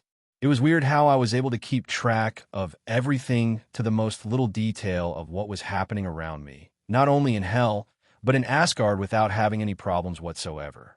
I guess in the end things worked out for me, in a very odd way, Naruto way. Now the question was, what to do? I mean, my goal had drastically changed after discovering my very being was capable of splitting into equally sentient clones of myself by dividing my power into equal fractions. With this, I no longer needed the princes and their keys to escape hell. I could do it at will. So what was I to do now that leaving was a very easy option? I mean, Odin seemed to think training in hell was a good idea. And considering there weren't many things this place could really offer, besides the princes themselves, led me to believe Odin wanted me to fight them. Besides them, this place had nothing to offer. So knowing Odin like I did, the princes had moved a few numbers in my be careful bitch list. Odin was not one to have others waste time. So under that, I could only assume the princes were powerful enough to challenge, and perhaps even beat me if I was cocky, which in turn meant Lucifer was out of my league for now. So with that in mind, I decided it was time to train. Regardless of how powerful the beings of hell really were, I had to learn control. I had to become more than I already was, gaining control over all the power I had. This was a thought Odin himself agreed on, and because of that, did something I didn't expect. He became my teacher, of one of my 3 beings. What did I become 3? Well, allow me to elaborate. Odin said that best way now that I was able to split myself was to train in a training triangle. It's a lame name, I know, but bear with me for a second. Each corner of this triangle dealt with something I was lacking right now. My corner was freestyle training, meaning what I did before becoming a god, feeding my creativity. Thor and son Wukong would deal with my hand-to-hand and arm combat in their corner. And last, but not least, Odin, he would guide me in the arcane arts, teaching me how to become a better mage. So, right now, there were 3 atoms across reality. One was in Asgard training with Odin and hanging out with Hestia. The second one was in Brazil, fighting Thor and son Wukong in a never-ending battle for supremacy. And the last was in Hell, planning in what order he was going to kill the princes of Hell. Each atom had a task that, if completed, would change the balance of power forever. Atom POV Asgard. Odin was not the kind of teacher I would have wanted in high school. Why? Well, because he was one to believe you had to break someone to their very core to actually teach them. And because of that, he had forced me back to the bases. And that didn't even mean the mnemonic chapter. No, that would have been easy. No, he was going to the true base of all magic, or as he said, control, theory, and application, or CTA. Control was pretty self-explanatory, not going to lie, but so were the other steps, so I'm still going to explain it. Control meant the capability of a mage to mold, change, transmute, and rain his mana. For a mage without control is nothing. Theory was the honey of every mage, and no, I did not mean honey, my unwanted slave. It just happened the word I used for my metaphor was also her name. Anywho, without it, what was the point of having control?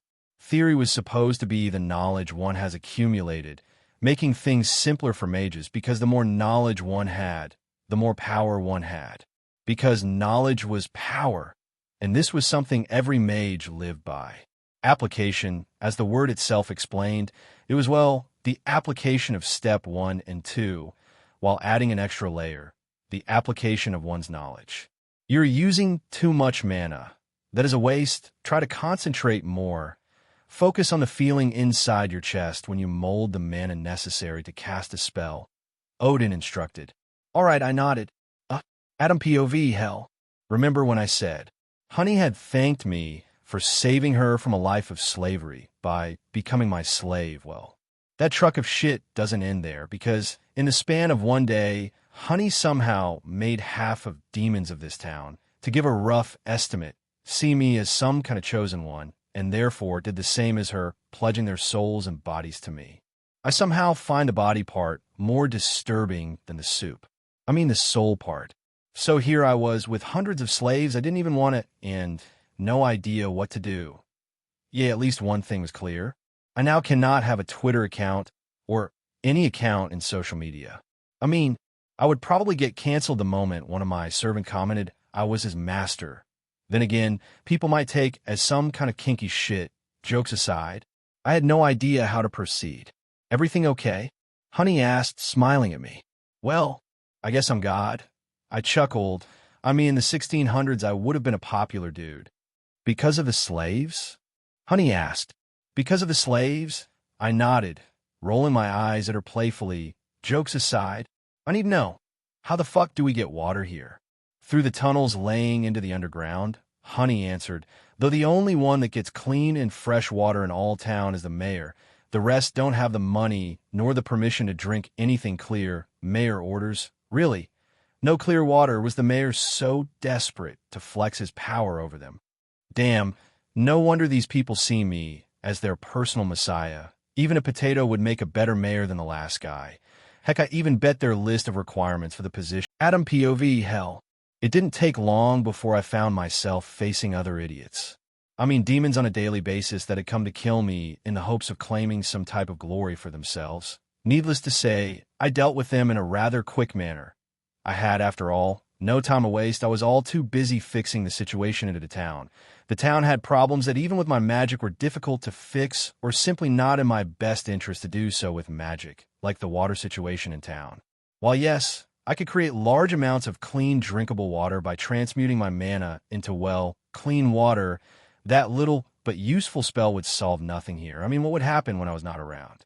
With that in mind, I decided it was in my best interest to design some type of filter to turn the water the citizens had access to into something usable, maybe a transmutation circle with runes to make an automatic transformation by using a portion of mana from each citizen.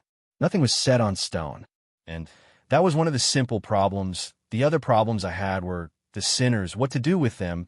It was one of those morally difficult situations. What was I supposed to do with them? Kill them again? They were here for a reason. They had been sentenced to hell for all eternity, to suffer in blood and tears for the sins of their human life. On one hand, if I killed the sinners, I would be, in a way, liberating them from their suffering. And on the other hand, if I let them be, I would be practically saying I'm okay with what they had done. Perhaps I could filter them by creating a magic system that picks those who did something bad but not irredeemable and letting them live in hell, while killing those whose sins were too big to be allowed to breath even in the darkest corner of hell. But for me to be able to do that, I would have to literally clap Lucifer out of existence. Why? Well, basically to sort the thousands of souls that enter hell on a daily basis.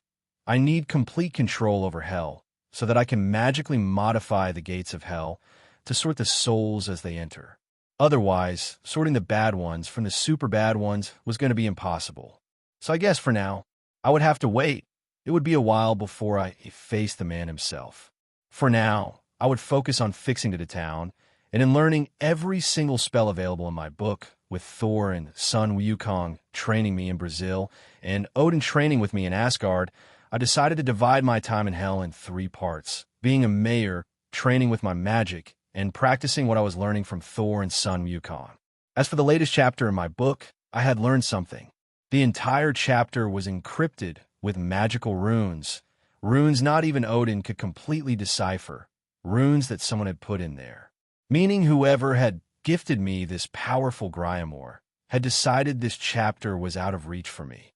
What I didn't understand was, why did it show me the chapter then? So far, the only one to advance in the book was to somehow master the spells in the current chapter, and if I can't master the spells in the Void chapter, then what?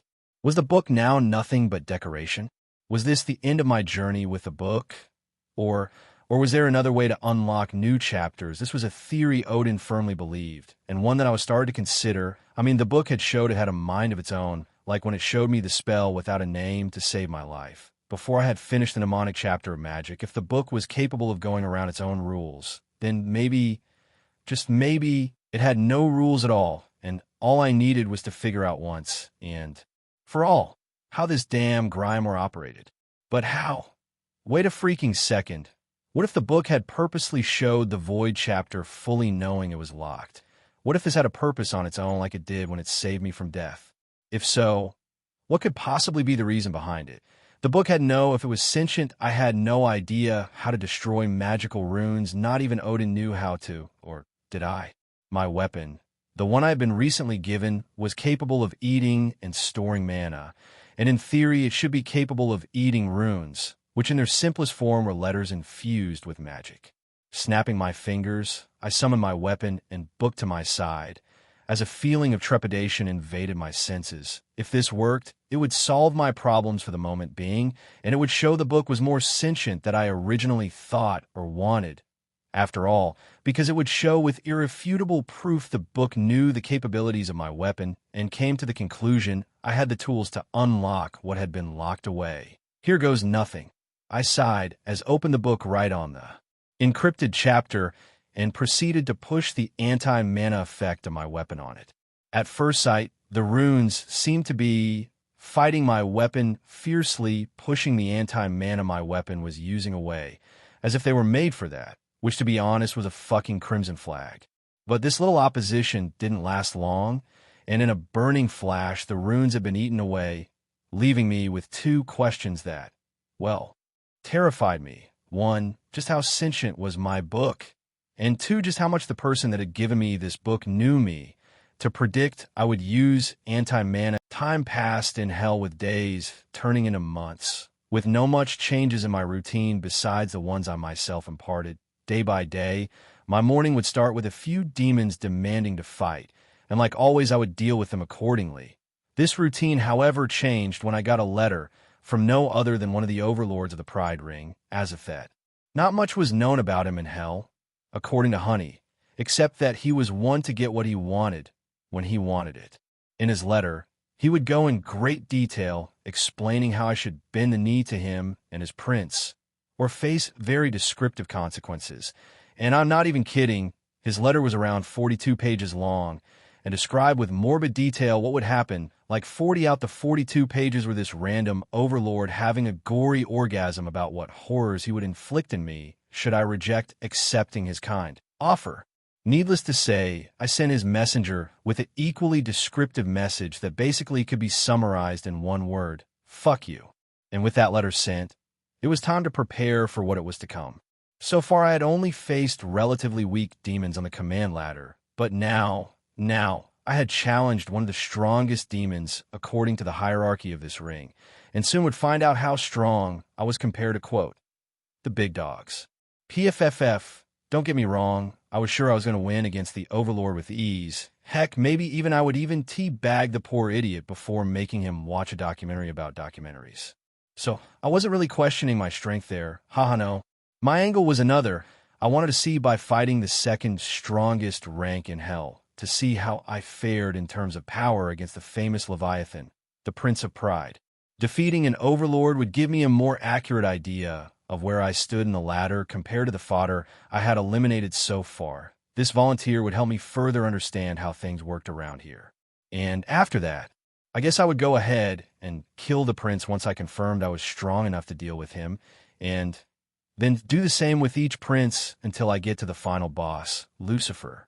For now, I would enjoy my three-way training, and oh god, I just realized how dirty that sounds.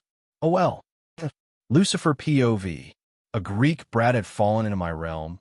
What an unexpected conundrum, one that I knew how to deal with, killing him. The kid was growing in power alarmingly fast, and by the looks of it, it would threaten my reign if I let this little fire grow out of control. He had even started to challenge overlords. It wouldn't be long before he started to fight and kill my princes, and frankly, getting used to new princes was too much work. So the brat had to die. I'll be back in a few, Lilith, I stated, kissing the first woman God created. Where are you going? Lilith inquired with a soft giggle. I have a Greek brat to kill. I chuckled, giving her one last kiss before something pushed me to my knees. An ancient power that I hadn't felt in a long time. He was here, that monster. No, you won't. That voice, that power, this cold, suffocating feeling. There was no doubt it was him. You see, that brat is my kid, and while I don't normally go out of my way to protect him, I can't just simply let you kill what is mine. Frankly, Lucy, one would think ruling hell would make less prone to fuck things up. He chuckled. You think, you can come here and tell me what to do. I roared, pushing myself up with great struggle, only to be forced back into my knees. Yes, haha, I think I can, he laughed. You see, Lucy, power is everything. Those in power set the rules and control everything. And unfortunately for you, he grabbed my head with one hand, his eyes black and cold. I am leagues above you, child, so for your sake, leave my kid alone, he then smiled, patting me on the head. Besides, he will eventually come to you, so be patient and wait. If you kill him when he comes, well, he shrugged. It would mean he was not worthy of being my seed. But to be honest, I don't think you will win, Lucy. He is, after all, my son. Reguel POV. I owned Odin a favor, but not dealing with that monster. Did Odin know that child was the son of that? Of course he knew. He had to. Well, hello there, the monster whispered to my ear. Let me guess, visiting Lucy, or perhaps doing Odin a favor? He laughed. What was I supposed to do now? This bastard was beyond what humans say my pay grade. Don't be so tense. I came here to tell you, don't interfere with the events that are about to unfold in hell. You don't scare him, me, I stated, sounding far less confident than I wanted. You could have fooled me, he chuckled. Our Father is just, and should it be needed, he will stop you. I hissed. At this, he broke into a fit of laughter. Sure, he could. Not many beings can kill me. Him and Chaos are one of the few, but you must be stupid to think your father will do anything. He has been sleeping for eons, and when he was awake, did nothing to stop me. So how about you start being realistic and shut the fuck up? Can you? I glared at the monster, before teleporting to Asgard. Odin owed me a few explanations. Reguel POV. After meeting with that monster, I decided to go to Asgard immediately. Odin, the Asgardian king, owed me some answers. One thing was that I owed him a favor for what he did for us 1,000 years ago, and another was that he completely disregarded my life, throwing me into the abyss itself. Handling Lucy, that was easy, relatively speaking. Handling that monster, not so much. Odin! I screamed as I entered the throne room, where Odin was sitting alone, the room empty for the most part. It was never my intention to put you at risk, Odin muttered. I just didn't foresee his arrival. He wasn't supposed to be there, and for that, I am sorry. I don't care much about what you saw. I roared in anger. Why did he have to withhold information? If that monster wasn't want to play with his food, I would be dead by now. You completely disregarded my life and my safety by throwing me into this fucking mess. Perhaps, Odin acknowledged. We should just kill that kid. I stated, a son of that evil being could only be evil at its truest. I will not do or allow you to do such a thing. Odin growled. You are playing with fire, Odin. I shot back. If that kid ever learns of his heritage, life, as we know, will cease to exist. I am dealing with that, Odin sighed. If handled correctly, I can stop the end of times. Wishful thinking.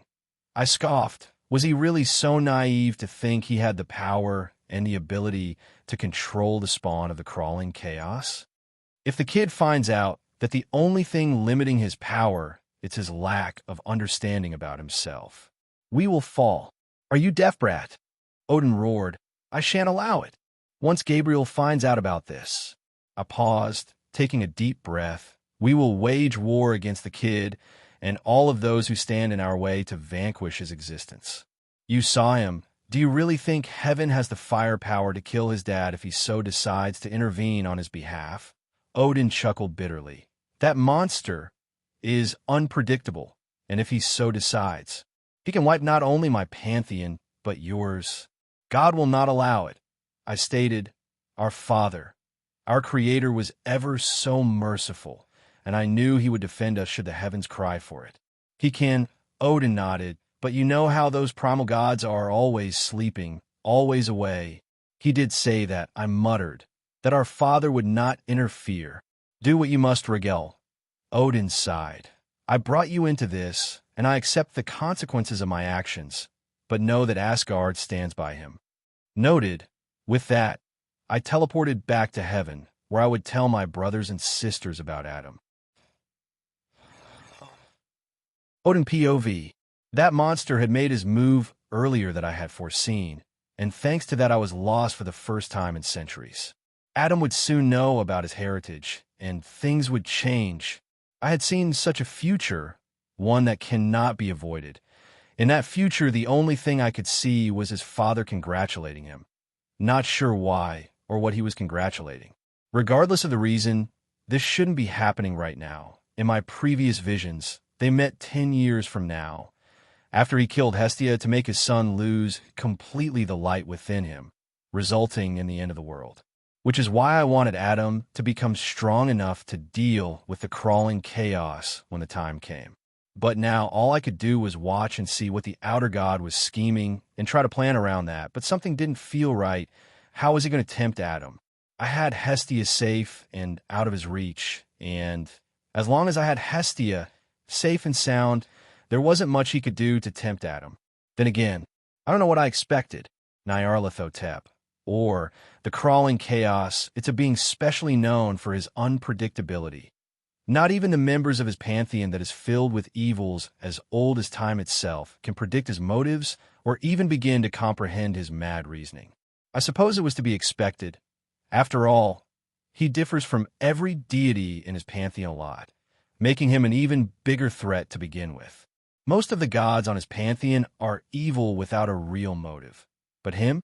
If he blinks, there's a reason behind for it. The ever-scheming monster of the abyss, the fucking spawn of Azathoth. Even in the way he interacts with humans and gods, he would show his unpredictable nature, playing with them using lies and misdirection to trick them into a false sense of security, usually under the guise of a human, like a predator waiting for his prey. He enjoys human suffering, comparing it to a great song. But like a great song, he considers that it should be prolonged, which is one of the reasons he uses a human disguise, instead of one of his 1,000 other forms or manifestations that are usually most reputed for being quite horrific and sanity-blasting, which he considers it's not fun. Adam, I muttered, I hope you are ready to face what you really are, otherwise the end is near. Adam POV. 2 days from now, I would face the demon who had demanded me to bend the knee, and I couldn't help but admit I was a tad excited. Not for the reason many might think, it's just that once I killed the Overlord, I would gain a reputation, meaning no more challenges from people beneath that rank. So yeah, honey prepare by tea bagging pants. I chuckled as evilly a who godly possible. I will, like every mature COD player, bag the guy after killing him. Even that moron gets closer to your junk. Honey muttered. The day to face the Overlord had come, and I had quite the audience. Some demons had apparently spread the word I was going to die like a bitch. Joke's on them. All they will be seeing is me spamming EZ on the chat that I will magically create after I defeat him.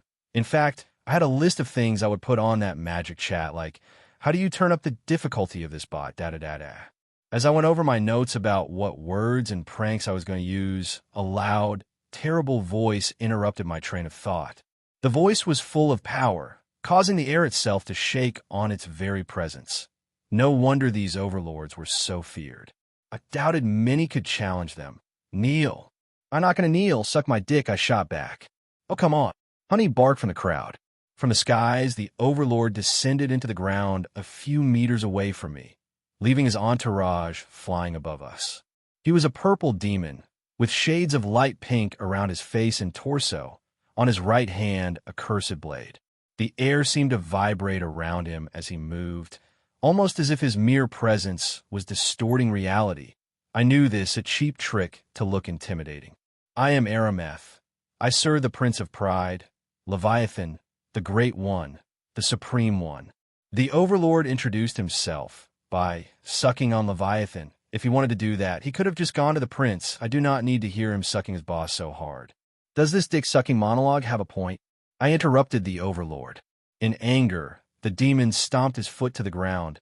Insolent. The Overlord's voice boomed around the area as he jumped up into the air, a pair of bone wings appearing on his back. You shall die for insulting his unholiness. Wow, you have a heart for him. I chuckled, realizing the double joke of what I'd said. Hard in both meanings, I chuckled. With a loud battle cry, the Overlord rushed at me, his body expanding, transforming into a huge, towering demon of around 15 foot tall. A red, almost dark energy crackled around his enormous frame as his wings shook the air as he flew high into the sky. I felt as he moved all his mana into his blade. I chuckled, realizing what curse exactly he had on his blade.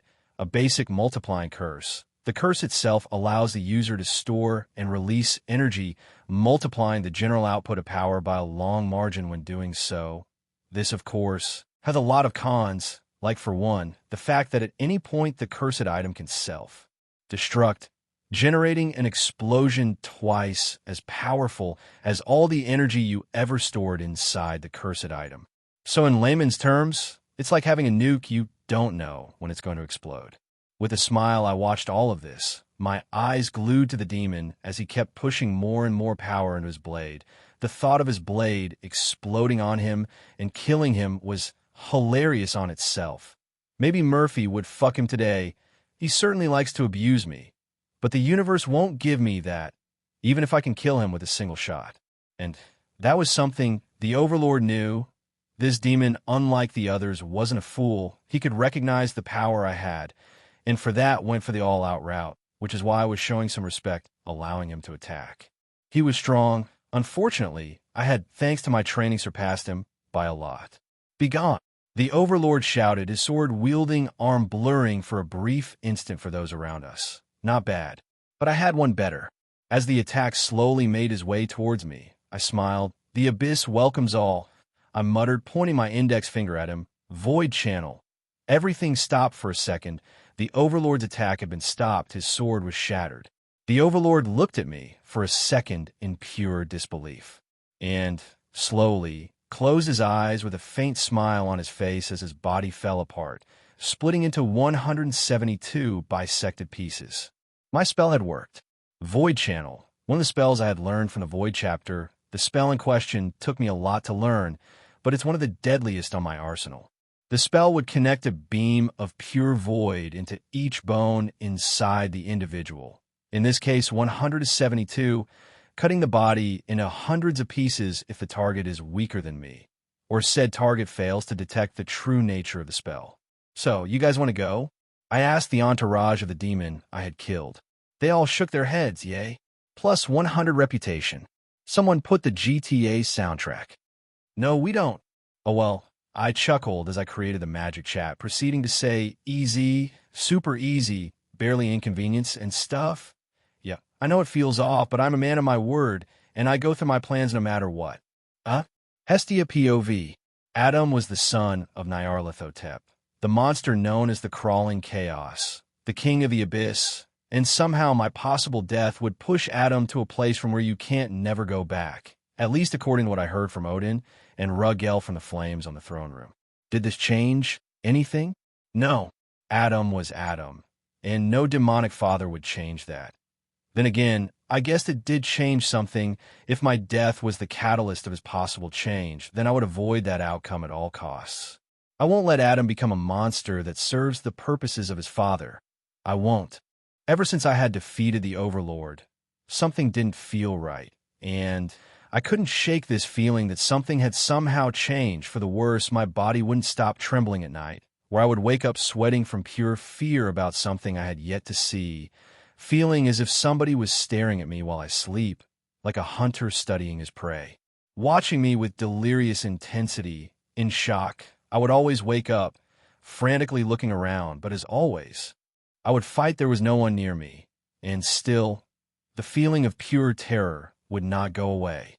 It would simply grow and eat my sanity away. Whatever it was made me feel like a kid hiding under the bed, scared of the monster inside his closet. I didn't like this feeling, not one bit. I had felt powerless before, but this sensation of hopelessness, of despair crawling up my spine, of terror invading my mind, affecting my way of thinking, I didn't like it at all. I need to get out of here, I muttered, opening the door of my room, ready to teleport out of there. I needed some air, some space from all this. I started to cast the spell to open a gate to Asgard, when suddenly I felt something touching me, followed by the sound of a terrifying shriek. The feeling was ghastly, and in fright I flinched so hard I nearly fell. The spell had been broken, and the feeling of despair had only intensified. I was going crazy. That had to be it. Why else would I feel and hear things that by no means were there? No, that was a lie I was telling myself. I knew this was someone or something messing with me. Probably something ancient, perhaps Tartarus, coming to get what I had stolen from his realm, or perhaps it was Lucifer that was angry for what I had done around here, whoever or whatever it was. I just couldn't take it anymore. I am done.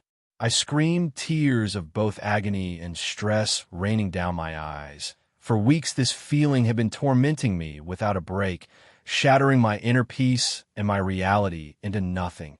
If you came to kill me, have the decency of doing it with your own hands. Kill you. A low, almost hissing-like voice whispered to my ear. This feeling, it came from this being behind me. Why would I do that? The demonic entity chuckled as he licked my ear. I wanted to scream, to move, to fight back. I wanted to die like a warrior, and yet I couldn't move a single muscle. And it wasn't because of magic like with Loki, and it also wasn't like this creature behind was using for to contain me. No, I was afraid like I had never been before. I felt helpless, more so than ever. My eyes were wide. My whole body was shaking. I was hyperventilating. My heart was beating in my chest, as if it was trying to break out of my body. Adam Aragon was too afraid to look behind me, afraid of what I might encounter if I turned, keeping some sense of naivety that if I didn't see the best, maybe it wasn't there, a stupid thought, but one that for some reason I was clinging into, like my life depended on it.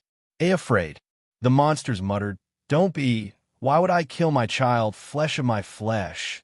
As the monster said this, something that could only be described as a tentacles touched my face and forced me to look back, where instead of finding a beast, I found a man with a suit and a deranged smile. Hello, son. A man, a human-looking man, and yet the terror, the feeling of despair, none of that went away. In fact, it felt worse. I knew this man persona was a fake. My whole body knew that this body I was seeing was nothing but a suit that served to trick others, and right now, I wished it served to trick me. What? Who? Why will you want? I shuddered, all my willpower, and the one sentence I can articulate was that of a child about to pass out. So much power, and yet I felt powerless. Many things, the man smiled, his eyes devoid of every emotion, keeping but one, madness that made Loki feel like a sane person. But today, I wanted to meet you, my son. Who are you? I asked, concentrating in singular thought to push through this scene. Hestia, she was my rock, and she would be sad if I died, so I had to live. Your father, your creator, but many know me as the crawling chaos Nyarlathotep, and you are my son. My new gate, Nyarlathotep answered. Nyarlathotep. Why was a Lovecraftian outer god here? No, that wasn't the question. Why was he saying he was my dad? It wasn't the fear, the faces of everyone knowing who knew who it was, and their fear to him. It made sense. You are my father? I spoke with clarity, somehow pushing my fear aside. Yes, I handpicked Leto for this experiment. I needed a new son, a new functional gate.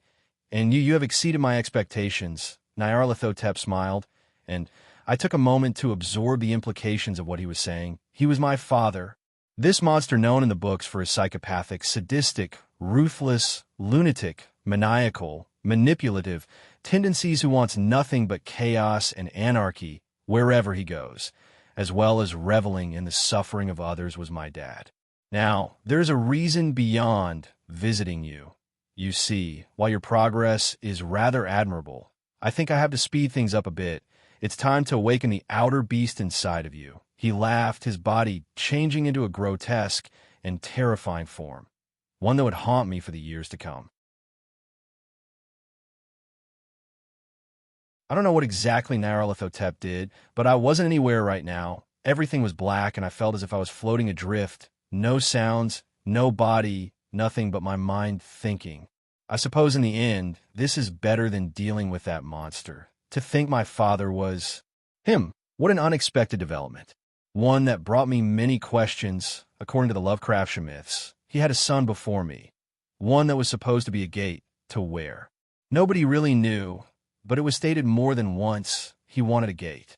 If only I knew exactly what exactly meant to be a gate, I would find a way to mess with his plans, but it wasn't so easy. Regardless of that, I first had to figure out where I was.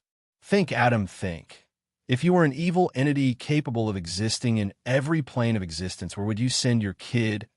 Oh God, for all I knew, I could be in another universe until he brings me out wherever hellhole he sent me. Well, if that was the case, I guess all that was left was to find a way out of wherever I was. After all, if there was a way in, there was a way out. Later, without a point of reference, time has no meaning, which was the case for me. I have no idea how long I've been trapped in whatever hell hole the bastard of father I've dropped me, but it has been so long that I doubt he even remembers. Perhaps I was to be here until he needed his gate. Brothers and sisters, for far too long we have waited to bring back our Lord from his wrongful imprisonment. Tonight, by the darkness in our hearts, we return unto him the freedom he lost. The living nightmare shall walk again amongst the waking world. Voices a cult of something. The guy certainly sounded like the type of guy to convince others it was best to drink poison drinks and stuff. As the cultists started to chant, I felt a pull, as if I was being forced out of the prison I, a god, had failed to break. How are they pulling this off? I asked myself in disbelief. As the chanting continued, a buzzing sensation of magic engulfed my body, and I felt a final pull, making me reminisce about the day I was born. Blinking away the blinding light rushing to my eyes for the first time in who knows how long, I found myself staring into a room full of cultists. Judging by their clothes and appearances, this wasn't anywhere I was familiar with. "We are at your command. You will be done," they all said in one voice, kneeling, robes touching the floor. "It's an honor to be in your presence. Oh, terrible one." Who do you think I am? I asked the cultist. The living nightmare, the end of all beginnings, the darkness of every light, Artemis the Void King. The head cultist replied, his face full of emotion, showing. Loyalty to me, undying loyalty and love, obsessive love. Where am I? I asked. That was the most important question, after all. Adam POV, Brazil. One moment, I was feeling how my avatar in hell was meeting with Nyarlathotep, and the next I felt nothing coming from our proxy, yet our power remained the same, meaning he was alive, but where? And most importantly, how would I rescue myself from the prison Nyarlathotep pushed me into? I think I need to go and talk with Odin. I told my teachers, who by now knew that I knew who my father was, and that I knew that they knew before that I knew and told them. Nyarlathotep is a force to be reckoned with, son Wukong's side, but is one that always acts and moves with a purpose behind his very disturbing actions. If you're still alive, it means he plans to use you somehow, or wants to see you suffer. Either way, we must make haste. The longer the you of hell stays wherever he sent you to, the more devastating the result will be. Then let's go. I snapped my fingers and teleported to Asgard. Odin POV. Adam had been kidnapped by his father, at least a part of him, and now one of Adam's avatars was coming to talk with me. But in reality, there wasn't much I could do. Nyarlathotep had sent Adam far out of my reach, to a place where I had no access to, probably with the purpose of pushing the monster within him out, birthing a new outer god into existence. This complicated things. So, when did you plan to tell me? The version of Adam I had been training asked. Eventually, my idea was to make you strong enough to rebel against him, I admitted. So, why was I so human then? Adam asked. Well, Leto, as the titanis of motherhood, can control how her babies will come out genetically speaking, by basically controlling how much of each parent you had, in layman's terms, how much of her you had, how little of him you had. And while she most definitely didn't know who your dad was, a part of her knew something about was wrong, which is why she decided to cut as much from him off you as possible. But even then, a part of him must survive. I sighed. I'll be honest, even Zeus would have been a better option. I have but one day of meeting the guy, and he already yeeted me into what I assume is another dimension. Adam chuckled bitterly. I'm so overwhelmed I don't feel like pranking anyone. My life is so fucked. I go from one trauma to the other, without even having time to deal with them. I just want to breath Odin. That's all I ask, one moment of peace. It didn't take me long to figure out where I was, a world of illusion, a fake reality fabricated to get something from me, where time and space no longer mattered. I came to this conclusion after I noticed the world was in some kind of loop, always leading to the same place. Even the people within this fake world were nothing but puppets, with their interactions being pre-programmed, but that was just the tip of the iceberg. The question was, what did my father want from me, and how is me being here was going to help him obtain whatever it was that he desired? Magic didn't seem to work around here, and my grimoire didn't answer my calls. I was trapped in a looped world that frankly made no sense. Every day started at the same point, cultists summoning me from the depths of the void, and then asking me to bring forth the end of the world. Each day, I would try different answers. Perhaps how I interacted with them would affect the outcome of this little game he was playing, but unfortunately, no matter what I answered, or did, the loop stayed the same. Well, I guess I can't really say that, can I? Each day, the fake world would change a bit, as if, rotting with each reset, the puppets would decay with each time the world around me restarted, looking more and more like corpses as this strange torture continued. Was I trapped without escape? I doubted that was the case. Otherwise, there was no point in letting me know this reality he had created was fake. With his power and knowledge, creating something more believable was easy. Then again, he was a being known to rejoice in the suffering of others, one that wants chaos just for chaos' sake, with motives no one can fully understand.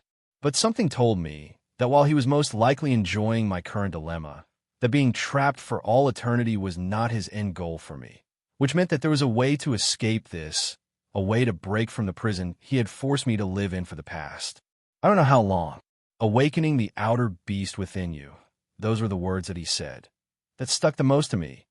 There had to be a clue on that, a hiding meaning. How can one awaken something you didn't even know you had?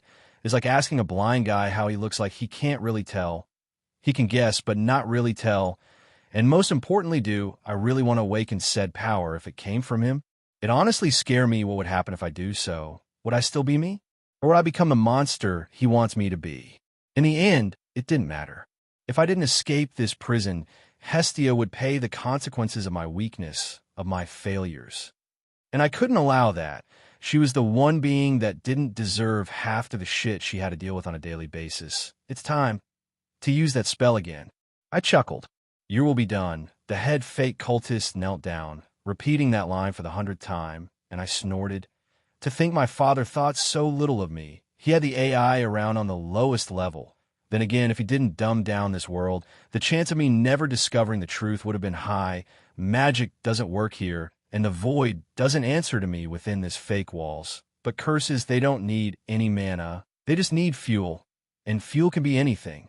This much was true.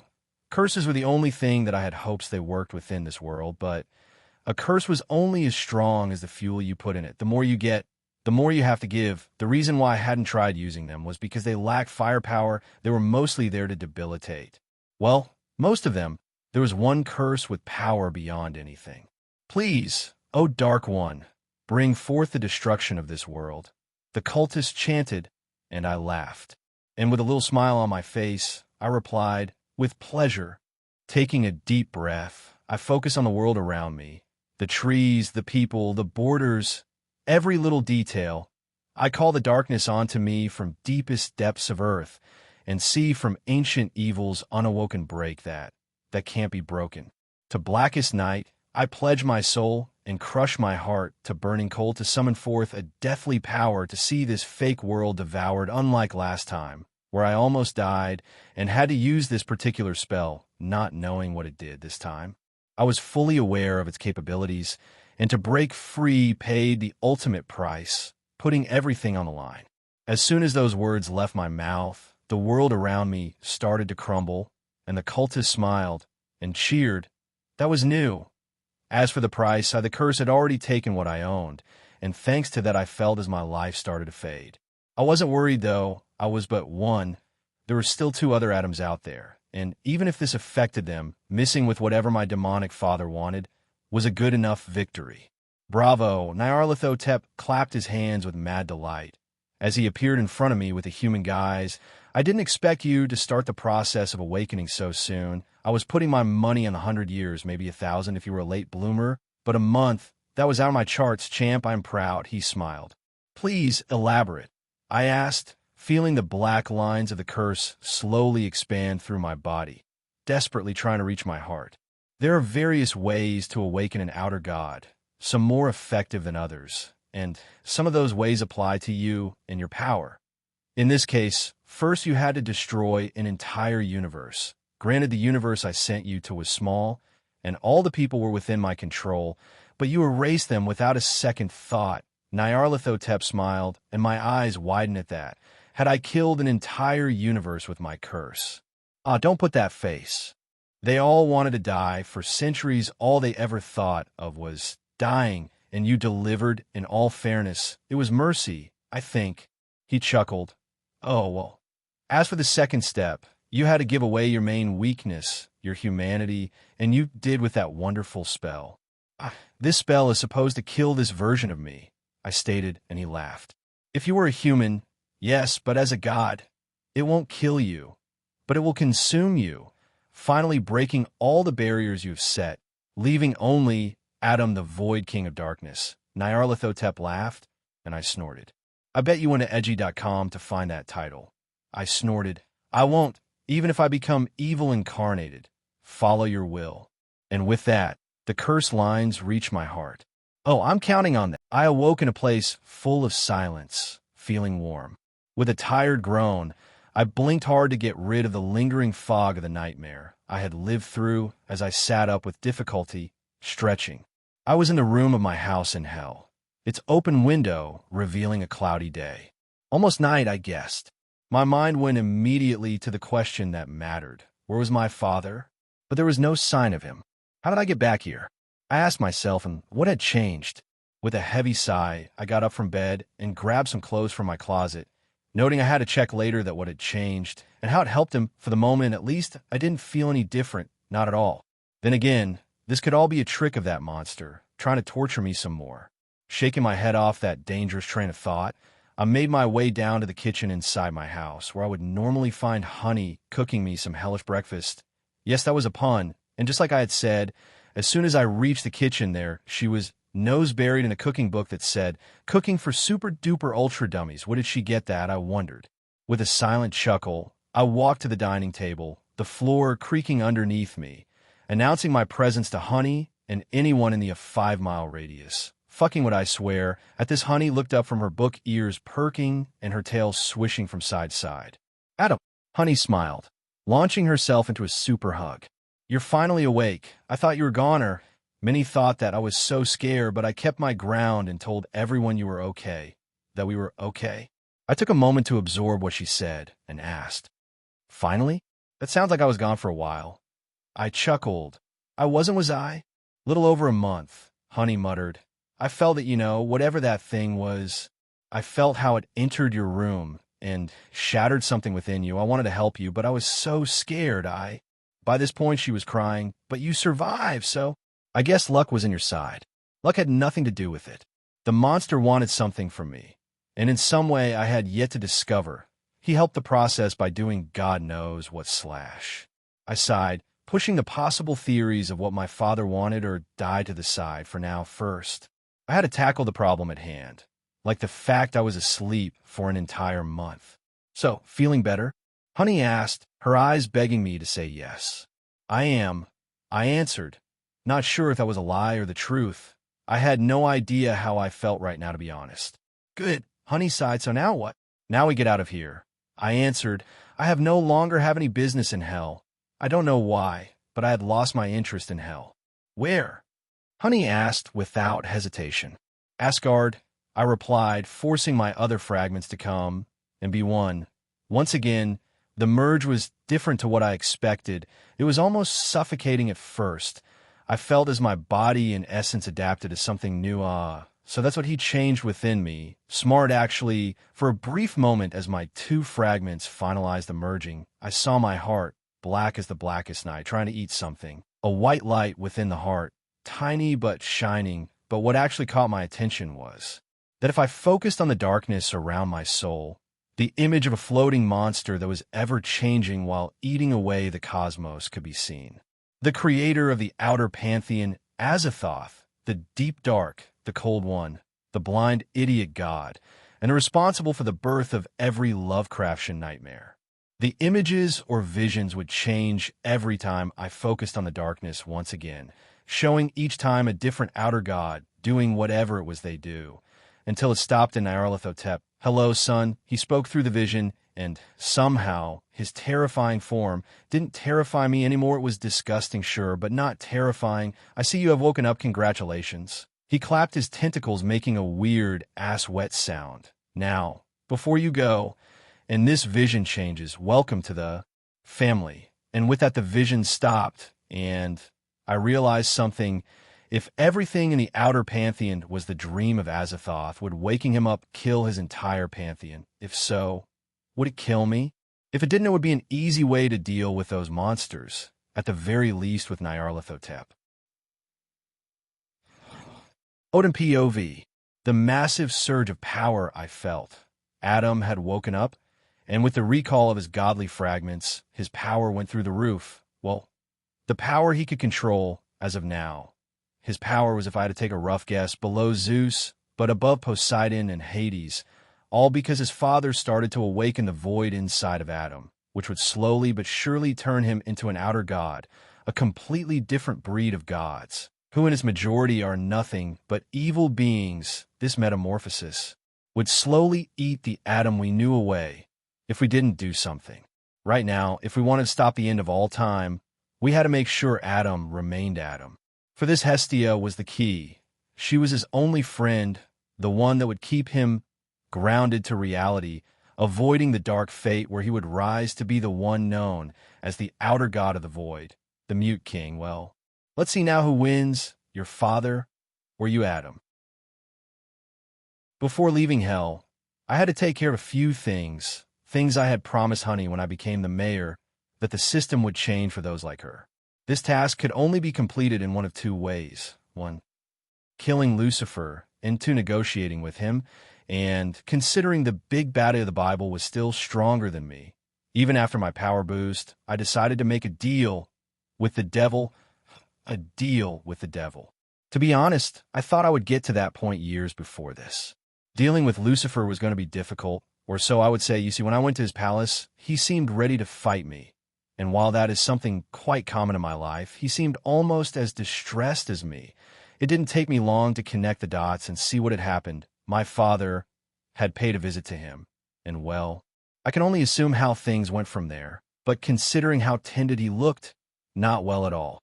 So taking that into account, I offered the following. He could either fight me to the death, which he seemed to want with all his might, but would risk summoning the hentai nightmare I have for a father, or he could do me a favor here and there about the situation in hell.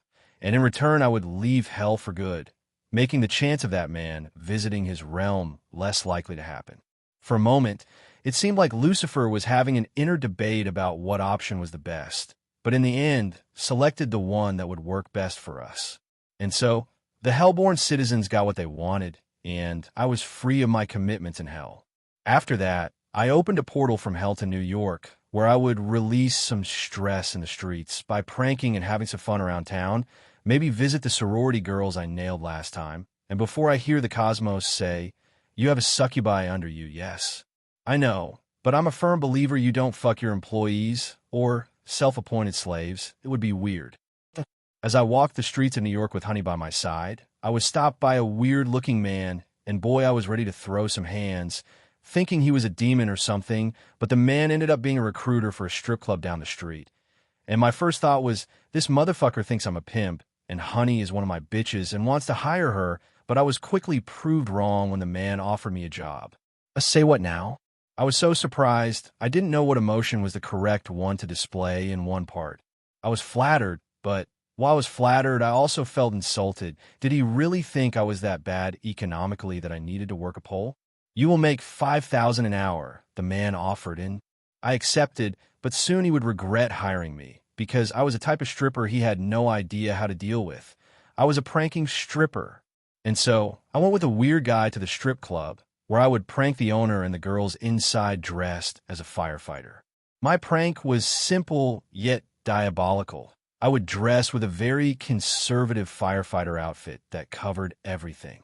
And under that, I would enchant my clothes with new ones, creating a loop of undressing that would never end. "So, you're a stripper now," Honey giggled, seeing frustration around. "How much for a private dance, hot stuff? Or maybe a quick fuck?"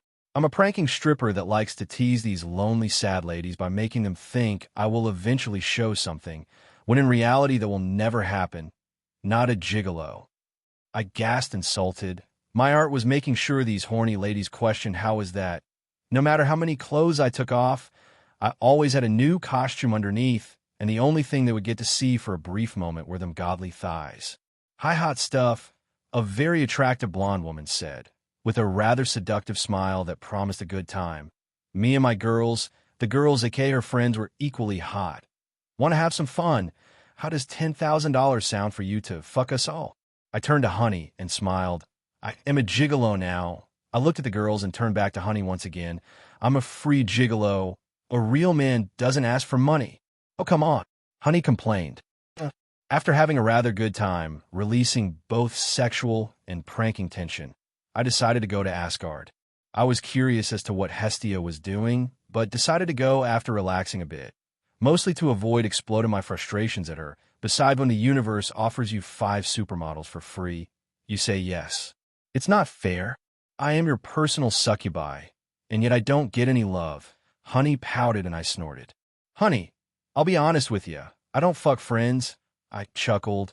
"I value the little friendships I have too much to risk them with a night of pleasure. Strangers?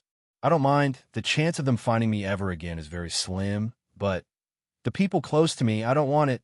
"In your sleep," Honey chuckled, but then her demeanor turned rather serious.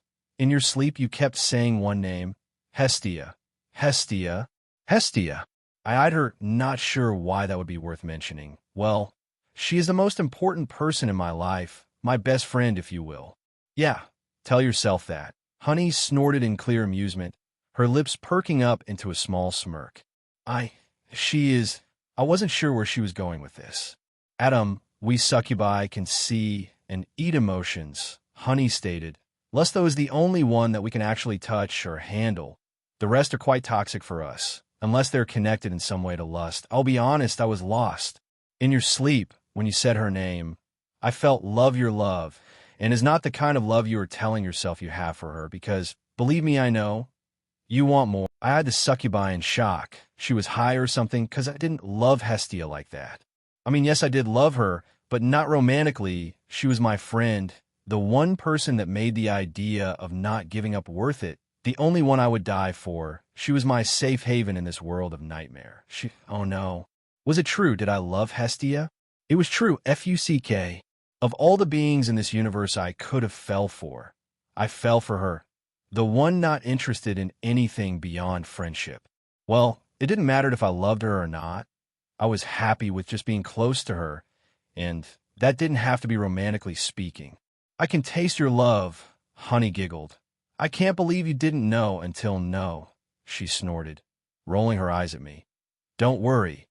I'm sure she will be happy to hear how you feel. Hestia is against having a relationship, I snorted, and she deserved better than me, better than anyone in this world.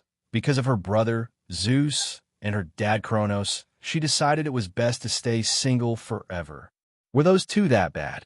Honey inquired, her eyes sparkling with curiosity. Well, Kronos ate all of his children, including Hestia, to avoid a prophecy that foretold he was going to be dethroned by one of his children.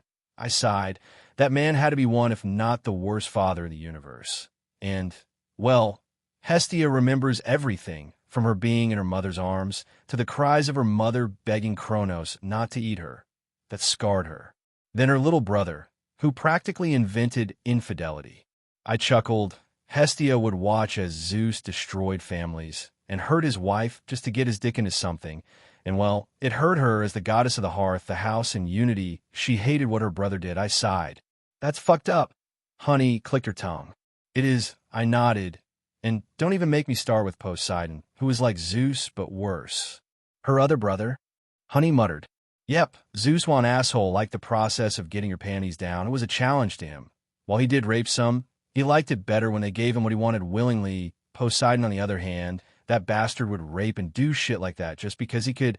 I sighed. While yes, Zeus fucked more people than all the gods in his law pantheon together, what little Poseidon did was arguably worse. No wonder Hestia wants to stay single. Honey shuddered. That family is fucked up, and that is saying something because I come from hell. Hestia is the one soul in that house of horrors that is pure and gentle. I smiled. She really was special. A golden soul amongst the shitty of the shit. Oh well, I still think you would make a great boyfriend. You have a good head above your shoulders, you actually care for others, your main intention is never to get laid, and you have a very, very, very nice dick. Honey smiled. Say what now? Honey, how do you know how my dick looks like? I asked, a bit worried about what the answer was going to be. I have my ways, Honey winked. Athena POV. Adam had come back from wherever he had been hiding, the innocent young god that had suffered under the misjudgment of my father, as many had before him. Then again, I can hardly blame Zeus for this one. Like him, I too, like the entirety of Olympus, relied on Apollo to see if someone was lying to us. And that had proved to be our lamentable downfall with Adam, a regrettable incident that I intended to try and fix. Perhaps I could start a civilized conversation with him now that I knew where he was, where I would offer an alliance between our realms, but I had a strong feeling he would not be interested in an alliance, not just yet. But I had to do something. I did not want to elucidate my failure to Olympus the next meeting. Besides, there was something different with Adam. He was vastly stronger than he should have been by now, but that wasn't it. His behavior was almost as if he was experiencing some kind of malaise that had him on an edge. And this obfuscated me to no end. The Adam I had been watching in camp, and this one were like two different individuals. His aura was dark and downright dangerous now, opposed to his giddy and friendly one a few months ago. It was both terrifying and scintillating. I couldn't help myself but wonder what had changed. If I had to take an educated guess, I would say his power was above mine, not by much, but it was, and he had been a god for less than a year. It terrified me to no end. What would happen if he continued to grow at this rate unchecked, unallied with Olympus? This was something my father failed to see. It was best for us to have him on our side, because as our enemy, he would bring nothing but chaos and destruction if we didn't fix the bridge stupidity brought down. Perhaps I could try to be a real sycophant to gain his forgiveness. This was, however, a stretch. I doubted anyone but Hestia would manage to convince him to join us. So perhaps my attempts to convince were not on the right target. Perhaps I should focus my attention on Hestia. After all, like that foul demon that was walking him earlier said, he loves her. And men had proven to become idiots with little to no intelligence when it comes to love. I hope Hestia still considers me a friend. I sighed. If she did, this was a war I had already won, because for all his power, Adam was still a man, and one in love. As I made my way to the gate to Asgard in Boston, I felt as if someone was spying on me and Honey. It was a god. When I hadn't had the pleasure of meeting and judging by his or her power, it was one of the seated gods. But who? Poseidon. Unlikely the guy has even more fish for brains than Percy, and the energy I felt didn't feel anything like Percy, but it did remind of Annabeth, based on that the only logical conclusion was it was Athena. Now, that made things interesting. Athena was one of gods I had no real opinion of. I mean, I had interacted with her. Then again, she was the same group I had most gods. After all, I considered most of my kind deplorable, but even then I didn't harbor any hard feelings for her. But that was not to say I would not hesitate to fight her should she prove to be hostile. Honey, tell Hestia I sent you okay. I patted the succubi on the head, and with my magic teleported her to Asgard. And now that I was alone, Athena, I don't know if you knew, but spying on people is quite rude. So come out, I wouldn't want to spank you. I chuckled, realizing that sounded more badass in my head, and quite less horny. Adam, Athena descended from a building, spear in hand.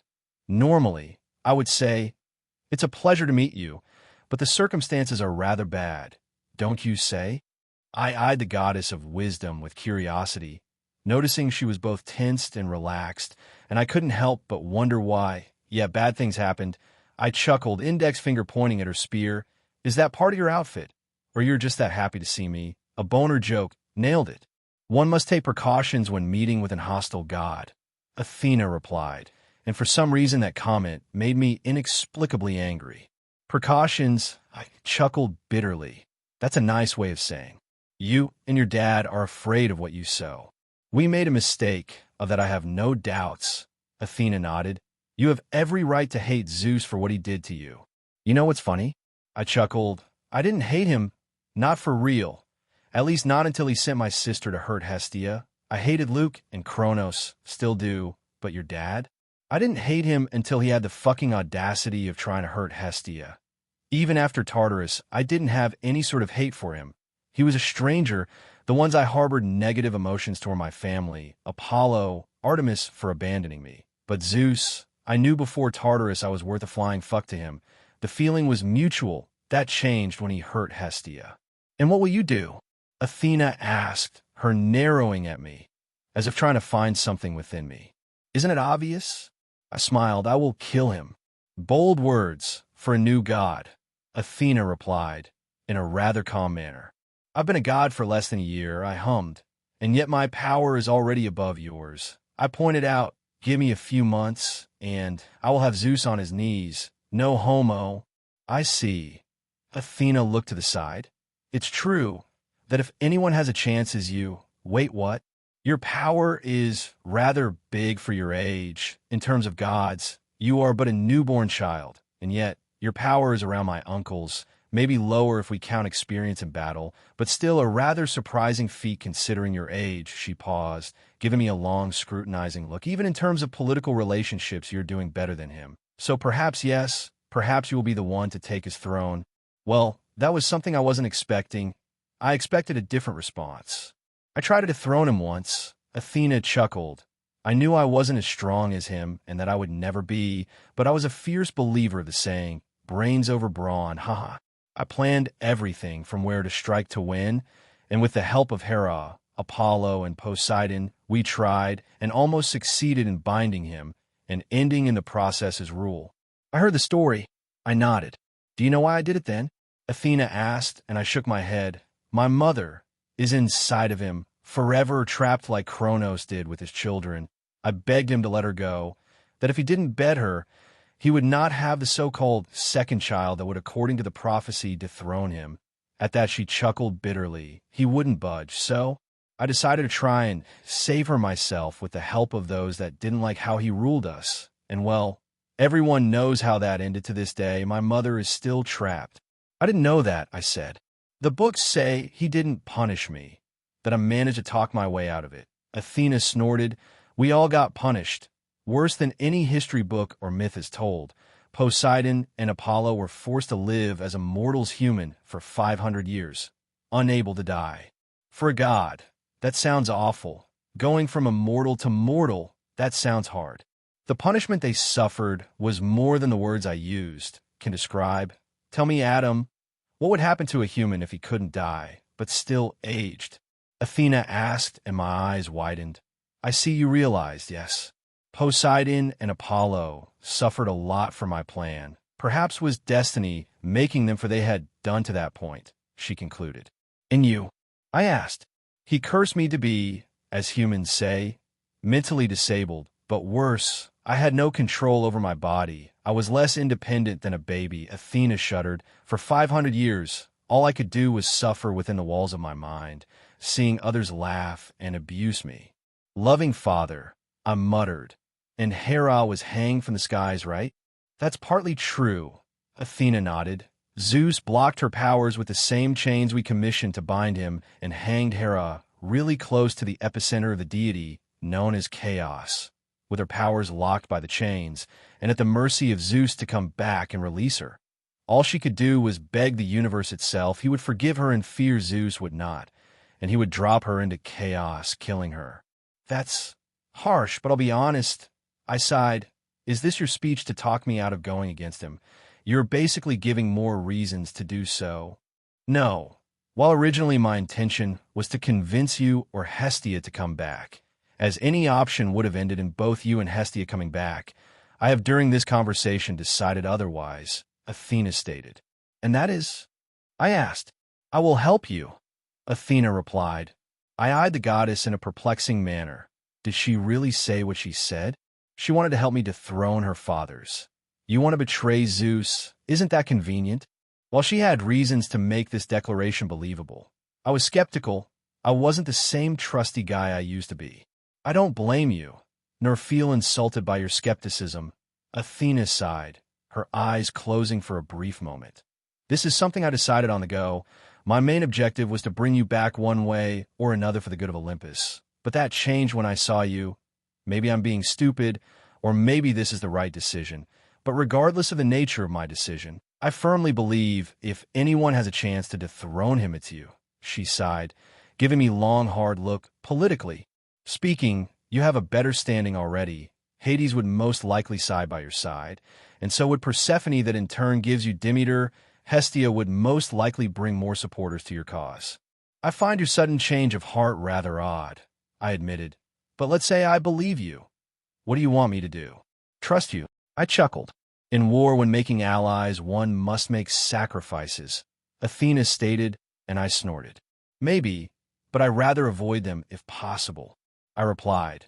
After all, I had no guarantee her words were true.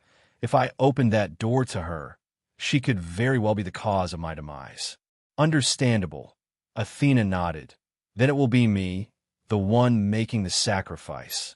I blinked. What? You have been betrayed and hurt by those who should have protected you. Athena sighed, her golden eyes locking into mine. I can't blame you for being like you are right now. So I will be the one to make the first sacrifice in our relationship. To say I was confused was an understatement. I was ready to throw hands with her when I felt her presence, not make an alliance. This was out of my comfort zone. By a few miles, I don't quite understand. What is this sacrifice you are speaking of? I surrender my realms to you. Athena bowed ever so lightly. From this day to the day you deem me worthy of your trust, you are the keeper of my realms. wisdom, reason, strategy, warfare, craft, and arts, and the patron of heroic endeavors. I eyed the goddess for a brief second. Why? I want to help you, Athena stated. I want to end the cycle he started, and whether I like it or not, you are our best shot. Besides, if Hestia abandoned her family for you, you must be really special. Special? A special problem, perhaps. Very well, the moment I said that, a light flew from her head to mine, and suddenly I felt connected to her realms. Not like I was with mine, this was less intimate, and more like my head was a prison for her realms. Now, I recommend we leave, Athena stated. It won't be long before Zeus feels what I have done, and while you are certainly stronger than ever before, he still reigns over you. Give me a month or two. I shrugged with a cocky smile. A year ago, I would have laughed at that, Athena admitted. But the rate your power has been increasing, I can't help but feel it's very possible for you to accomplish such deed. Very well, let's leave this place then, and with that I teleported us to Asgard. I wonder if Hestia was going to be happy about this. In some myths, Athena and her friends. Hestia POV. A succubi had been teleported to my room, and well, I was needless to say rather surprised at this development. So taking a deep breath, I approached the demon, and I felt something coming off from her, a very familiar energy. Adam, you belong to Adam? It felt somewhat sour to say that. Maybe it was because I never expected Adam to own slaves. I kind of forced him into having me as a slave. The succubi giggled. He was not happy about that at all. Forced? Had she raped Adam? No, that was impossible. Adam had more than enough power to kill her if she tried anything funny. Why are you here? I asked. Well, your secret crush sent me here because he felt someone was following us, the succubi replied, and my hand twitched for a brief second. Don't get angry. I'll just call them like I see them. Loverboy likes you. And well, I can feel you like him too. She wiggled her eyebrows. Adam liked me. Of course he did. We were best friends, family, and family love each other. Of course I love him, and he loves me. That's what a family do. The succubi stared at me blankly. He said you were a virgin, but to be this dense, she sighed. Sweetheart, he likes. You. My eyes widened at that. So she was implying Adam loved in a romantic way. I see, well. I was lost for words. Adam was a sweet kid with a gentle heart, and I was the eternal virgin of the hearth. He deserved better. Falling in love with someone that could never reciprocate was not something I didn't want for him, and yet the idea of him loving other made me feel odd. Is that jealousy I feel? The succubi giggled, and my eyes widened. Oh my, I think it is. Was that jealousy? Maybe, I sighed. But even if I do have feelings beyond family for him, I can't never act upon them. Love, that kind of love, only brought suffering and pain. That was a lesson I learned when I was but a child. Adam is not Zeus or Poseidon or Kronos, the succubi stated. But if you have to reject him, please don't break his heart. He has suffered more than any of us can possibly imagine. Reluctantly, I took Athena with me to Asgard. She had given me a lot to think of, and for now, I would give her the benefit of the doubt. One that she would pay dearly if she tried to break, needless to say. Hestia was more than happy with this development. She loved her niece and probably missed her family a lot, so having Athena close would ease her broken heart, at least for a bit.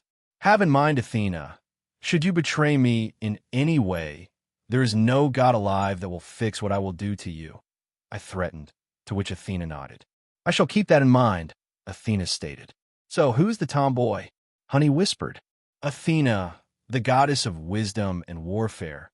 I chuckled. Tomboy. That's a good but inaccurate depiction of her that somehow fit her like a glove.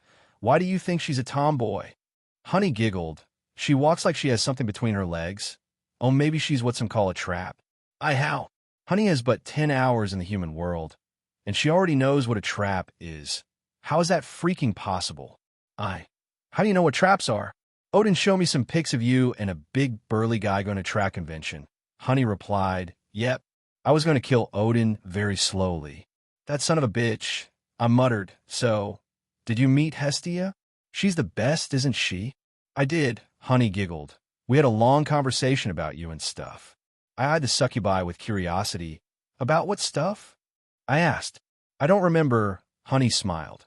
Oh God, I hope she didn't tell Hestia I might have or not a crush on her. The last thing I need is to make our relationship weird. I can't afford to lose her. Fine, keep your secrets, you little rascal. I ruffled her hair, but I will find out, one way or another. At that, I laughed with my signature evil laugh, one that I hadn't used in a long time. Oh, is evil maniacal laugh time? Hestia popped out of nowhere and started to laugh with me, while Honey and Athena that was coming in looked at us like we were crazy. I have so many questions, Athena muttered, probably double-guessing her alliance. Meh, Honey shrugged. If it makes them happy, who cares, right? Zeus POV. Athena had betrayed me. After everything I gave her, after all this time, she had dared to cross me. Her father, her king, saying that I was mad was a fucking understatement of the century.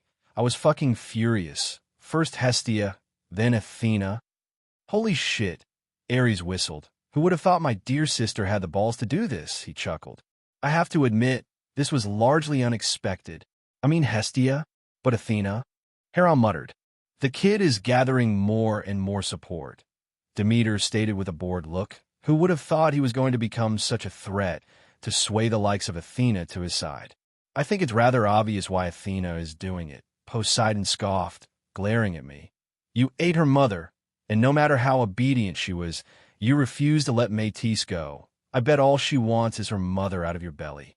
Métis betrayed me the moment she was prophesied to have a child in the future stronger than me. I barked, and for that, she will remain within me, for betraying me. As you wish, Poseidon rolled his eyes. Maybe I should go and bring her back? Apollo offered, but before any of us had a chance to say anything about that, someone started clapping. What a nice reunion we are having. That voice, that aura. Adam, long time no see Zeus. He waved at me, and then with a darker tone, he directed his attention to my son, Ares. You came to accept your divine punishment? I growled. Perhaps the kid had finally accepted he was an idiot, and that surrendering was his one and only option. No, Adam laughed. Oh God, you really need to get out of that pedestal you have yourself in. And before anyone tries to attack, please remember this is but a magical construct, nothing more. What do you want? I growled. I might as well get some information as to where he was so that I could strike him down once and for all. To quote a very vindictive fish, Adam cleared his throat. Zeus, allow me to impress upon you the severe mistake you have made. For years my conduct was largely benign, pranks and stuff, nothing terrible.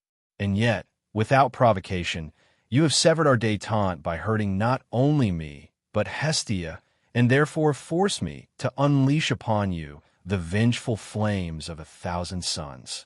For those that stand beside Zeus, you shall all curse your mothers for the day of your birth, for I will destroy those who stood by him, cleaving them in twain. And as you gaze upon the smoking wreckage that was once your life, you will regret the day you crossed the wrong god. You dare? I growled. I will destroy you, Zeus, no matter the cost. And with that, the magical construct exploded. I don't recall a fish saying that. Poseidon muttered, I must investigate this. It said fish exists, I must recruit him. Adam POV. Well, with that declaration of war, there was nothing else to do but prepare myself to make questionable choices and even more questionable alliances. This was a long coming. Zeus had crossed the line of no return a long time ago, and for it, he would pay in blood. For I would stop at nothing to kill him, consuming his tainted soul, bringing forth his definite end. Well, there is no turning back now. Athena sighed. I advise you to start gathering allies. This war won't be easy at all. He already has allies, good ones at that. Odin chuckled. I haven't been in a good war in a long time, the Norse king chuckled. Sure, why not? Son Wukong shrugged. It seems like fun. When did he get here? If we play our cards right, we have a chance to end this war without much bloodshed. Athena sighed. Poseidon would jump at the opportunity of killing Zeus. And with Hades on your side, this could very well bring many minor gods to your side, as well as some big ones like Demeter. After my war declaration that shook the foundation of Olympus itself, I started to move my pieces around the table. My first move was to recruit Hades and Persephone, both who immediately accepted to help me out as soon as I told them. Hades specifically jumped at the opportunity to belong to a pantheon that would not shun him. Then, my next move was to do what Luke and Kronos would do in the future, recruiting the minor gods and their children, amongst them Hecate being one of them.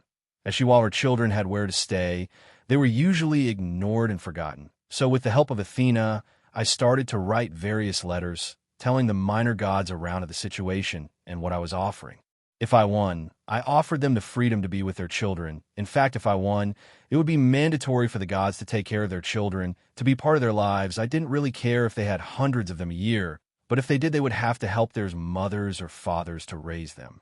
Athena explained that while some gods, like her brother Ares, don't really have a single parenting bone inside them, most of them, like her, would love to be part of the lives of their children, to actually parent them, but because of Zeus, they had to stay away.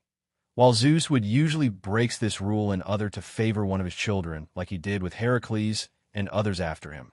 Athena was very clear that most gods would fight for their children, no questions asked, and that because of that, they would join me, as I offered something they hadn't seen in thousands of years, an opportunity for change.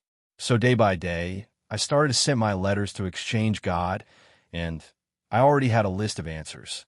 Persephone, goddess of springtime and queen of the underworld, recruited. Hecate, goddess of magic and witchcraft, declined.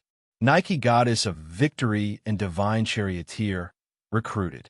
Tyche, goddess of luck and fortune, recruited. Hebe, goddess of youth and former cupbearer of the gods, also known as the daughter of Zeus, and Hera, surprisingly recruited. Iris, goddess of rainbow and messenger of the gods, recruited. Hypnos, god of sleep, declined. Thanatos, god of peaceful death, recruited. Morpheus, god of dreams, declined. Nemesis, goddess of balance, retribution, revenge, and vengeance, recruited. Eris, goddess of strife and chaos, declined. Eileithyia, goddess of childbirth and midwifery, declined. Heracles, god of bravery and strength, also known as the most famous son of Zeus, surprisingly recruited. I did not see this once come at all. The Muses, goddesses of inspiration, science, arts, poetry, and literature, declined. The Charites, goddesses of grace, charm, beauty, splendor, and adornment, declined. Ariadne, goddess of labyrinths and paths, declined. Gera's, god of old age, recruited. Melano, goddess of ghosts, declined. Pan, god of the wild, declined. Io, goddess of war, conflict, and destruction, declined. Phobos, god of fear, declined. Deimos, god of terror, panic, and dread, pending for answer. Eros, god of erotic love, affection, and desire, pending for answer. Psyche, goddess of a human soul, recruited. Hymenaeus, god of marriage ceremonies, pending for answer. Ganymede, god of homosexual love and desire, and cupbearer of the gods, pending for answer. Amphitrite, queen of the sea, pending for answer. Triton, god of waves and the navy, divine messenger of the sea, pending for answer. Delphin, god of dolphins, pending for answer. Palemon, god of sharks, harbors, and sailors, pending for answers. Chymopolia, goddess of violent sea and storms, pending for answer. Glaucus, god of sailors and fishermen, pending for answer. Keto, goddess of sea monsters, pending for answer. Phorcys, god of deep-sea dangers, pending for answer. Achilles, god of the river Achilles, pending for answer. Styx, goddess of the river Styx, recruited. Apparently she was tired of gods making false promises and never going through with them. Acheron, god of the river Acheron, recruited. Circe, goddess of magic and immortal sorceress, recruited. Boreas, god of the north wind and winter, recruited. Zephyros, god of the west wind and spring, recruited. Eurus, god of the east wind and autumn, recruited. Notus, god of the south wind and summer, recruited. Chion, goddess of snow, recruited. Triptolemus, god of farming, pending for answer. Despoina, goddess of fertility and Demeter's cult mysteries, pending for answer. Carminer, god of harvest, pending for answer. Eubuleus, god of secret swine and clotting, pending for answer. Plutus, god of wealth, recruited. Priapus, god of fertility and the garden. Of course, I wasn't going to recruit this piece of shit. He was one of the gods I wanted to kill. Asclepius, god of medicine and healing, declined. Epione, goddess of soothing pain, declined. Hygeia, goddess of good health, cleanliness, and hygiene, declined. Aristeus, god of cheese makers, beekeepers, and rural crafts, recruited. Britomartis, goddess of hunting and fishing nets, pending for answer. Hedone, goddess of joy and pleasure, recruited. To be honest, I was surprised with the list of minor gods that had accepted and or outright haven't rejected my offer. While I did promise a better rule, I was but a child in their eyes, and yet I already had a small army. Then again, I suppose I have to thank Athena for that. She knew every god and what they hated from the rule of her father, and made a letter according to that, increasing the chance of success. She was very good at politics, which was the aspect of war she excelled at. Most of them will want to move their children to you right away, Athena stated, because the moment Zeus finds out, their children will be executed. I looked at Athena, eyes widened in shock. Annabeth, your children. Had she let her children die? Worry not, Athena stated, the moment I spontaneously decided to ally myself with you. I teleported my children to a distant location where Zeus can't reach them for now. But that won't last long. We need a base to host the hundreds of divine children that are now under your protection. Under my protection, ain't that a terrifying thought? Setting up a base of operations was harder than I originally thought it was going to be. This particular task had a lot of difficulties to it. Amongst them was finding a place to host hundreds of kids, and then setting on protecting measures to avoid Zeus frying the kids to hell, which is why I decided to scout around the planet to find a good location to start working on it. At least that was my initial plan, because as I was flying about the globe, I felt something that momentarily got my full attention. It was odd. Not a good odd, but not a bad odd either. I guess the best way to describe was to say it was vexing. Around the world, there were many locations with magical signatures that were quite unique and yet oddly familiar. Why didn't I notice this before? I muttered to myself in mild disbelief. Had I been so blind before that I hadn't noticed this? Then again, I suppose the answer was I never had to extend my senses this far, ever had a reason, haha, and just like that I'm curious about it. I chuckled, wondering what were those locations. None of them felt like anything I was used to, and yet I felt I knew the answer. What a perplexing mystery, one that it would have to wait until I found a good location to bring the gods I have somehow recruited. So, shaking that thought out of my head, for now, I refocused my full attention on finding a good place to host my revolution, which was not going to lie. I was starting to see it was borderline impossible. Every country had a pantheon of their own, gods that ruled that territory, making it hard to just come and say this is mine now. So perhaps it was best if I did like Odin and started my base in another realm. There was also the option of hosting all of the kids and their godly parents in Asgard for the duration of the revolution. After all, Odin did say he was going to help me to the best of his ability, and that was within his power. But as Athena had said before I embarked on this journey, it was best to at least try to find my place of our own to build our base. And while I didn't fully trust Athena with anything just yet, she was somewhat right. It didn't cost me anything to try and get the place. Knowing full well Odin and his kingdom were always an option should I fail to secure a location for myself, I decided to expand my search of a base location to other realms, and with that idea in hand, I decided it was best to consult Thor about my current dilemma. And while yes, I knew he wasn't the smartest person I knew, his opinion would most and usually lead to interesting developments. Thor was more than eager to help, and was elated that I had come to him instead of Odin first, as if me coming to him proved I trusted him more than anyone else on his pantheon, which in all honesty was quite accurate considering I trusted Odin, but to the same extent. I knew the Nord King viewed more as a political ally than a friend like Thor does. Regardless of that, I still trusted him, just not on the same level I trusted his son, which made Thor immensely happy. Our conversation about my dilemma was brief and to the point, but it helped me a lot. Thor suggested something I had been thinking about before coming to him, an idea that I had pushed behind in my list of things to do, one that sounded far-fetched, but in reality was a very viable option now, creating a new realm. This was magically very possible. I mean, Olympus is a magical realm where the Greek gods reside. So in theory, it was more than possible. The hard part actually making this idea a reality. My magic as of now all revolve around combat or low-level reality warping. So while no doubt I had the power to do so, I didn't have required knowledge, which kicked me back to Odin, the best of the best in this field of expertise. Not only because of his extensive magic knowledge, but because he himself had created a realm, the shadow of Midgard, that now basically served as a prison to hold the big buck known as a Rotterdam. With that said and done, I teleported back to Asgard where I found Odin waiting for me with a rather smug smile adorning his face. His entire aura basically said, "I knew you would come and ask me how to solve your problem." Sometimes he behaves like a big, overpowered child. One, that is usually correct. Taking a deep breath, I proceeded to explain the smug Norse king what I wanted. "So, let me see if I get this straight."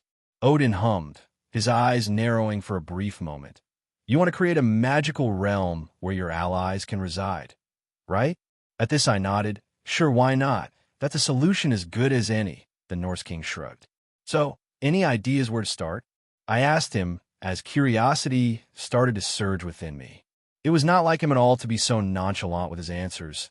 Normally, he would usually ask for something in exchange for his help, be it small or big that depended on his mood. But I was not going to remind him of that. I take what I can, and if that is free, I'm happy, of course. This didn't mean I wasn't curious as to why he wasn't asking for something right now. Well, Odin sighed, putting his index finger on his beard. "Kill something big, and use its biomass and magic to create what you want." That's what I did. Something big. Ain't that helpful? Does I don't know, a god would do the trick? A minor god, for example. Well, the stronger the being you select to be your sacrifice, the bigger your realm will be. For example, in my case, I killed Ymir, and well, with his body I created a replica of Midgard. Odin answered, "What god did you have in mind?" he inquired. "Nobody anyone would miss," I answered in a rather cold tone. Heck, it even surprised me. Weird. "Priapus got it." Odin snorted. "How the fuck did... Don't question it, Adam.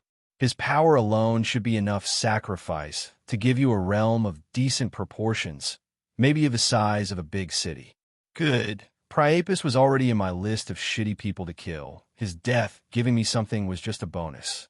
Finding Priapus was super easy, barely an inconvenience thanks to Athena, who gave me his current whereabouts as soon as I asked her. Now all I had to do was kill my first god, and what best target than the god that tried to rape Hestia a few thousand years ago? Teleporting to where Athena had told me I would find the god I wanted, I could almost feel my heart almost beating out of my chest with trepidation. Bottom ba-dum, ba-dum, ba-dum, ba-dum, ba-dum.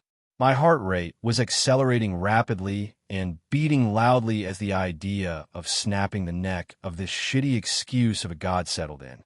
It took me a few minutes to actually find him, even with Athena's directions, but there he was tending to a garden. "Who are you?" Priapus asked, wary as he should be. "A name has no meaning to a dead man," I replied, and this was more than enough to send the message I intended to send, because as soon as those words left my mouth, Priapus attacked. He quickly dashed in front of me and struck me violently in the head with a shovel, but it had no effect whatsoever. It felt as if he had punched me with a pillow. This in turn made me smirk at him. I kind of felt unbreakable. I knew I outclassed him, but this just made this kill all the more enjoyable. The son of Aphrodite and Dionysus retreated quickly after seeing his attack had no effect, but I was not going to let him escape, so I pursued the god. It took me less than a second to catch up to him, and once I did, I tried to bash his head to the ground with a straight punch. But unfortunately, I had underestimated the god a bit, for he clearly saw my punch coming, and was able to dodge it as he leapt into the sky. I suppose this made this all the more fun. As of now, I was using a very small part of my power, and if I went all out, I could very well kill him in a second. But where was the fun in that? Besides, Odin said I needed his body. Good. I laughed as the very earth around us shook as my power fluctuated. Under emotional distress, it was hard for me to keep my power in check, and the sheer emotion of disgust and excitement I was feeling was pushing my control to the limit, forcing my power into a chaotic state for a brief moment before once again I managed to rein it in. This, of course, didn't go unnoticed. If the face of Priapus was anything to go by. I don't know what I did to be on your bad side, but please let's talk it out. Priapus offered. You hurt Hestia, I stated as I looked up to the god flying above the ground. In response, the god's eyes widened in surprise and something akin to terror. Before he clenched his fists, and in a primal scream, he focused his entire being on releasing all his full power. Gritting his teeth, he let his entire body change into his divine form. The first change being his body being enveloped in pure light. After that, his stature changed, growing exponentially, his entire body showing various runes that connected to one another written in Old Greek. But most importantly, his power was multiplied rapidly as the transformation finished. Is that all? I asked, and the god growled in annoyance. I can see you don't know how to tap into this form yet, so I still have a chance. Priapus cried as he rushed at me with newfound speed. Poor idiot. While he was indeed correct, and I had yet to figure out how to access my divine form. The power I possessed outmatched him entirely, but I was like a cat. I loved playing with my prey. With devastating power, the now 30 feet tall god threw a punch at me, which by simply increasing my power output a bit, I managed to parry easily with the palm of my hand. But I had to begrudgingly admit, this time he had actually packed a punch, a very weak one, like a bedridden mouse that is terminally ill, but can still bite someone. It was both a surprising and sad development.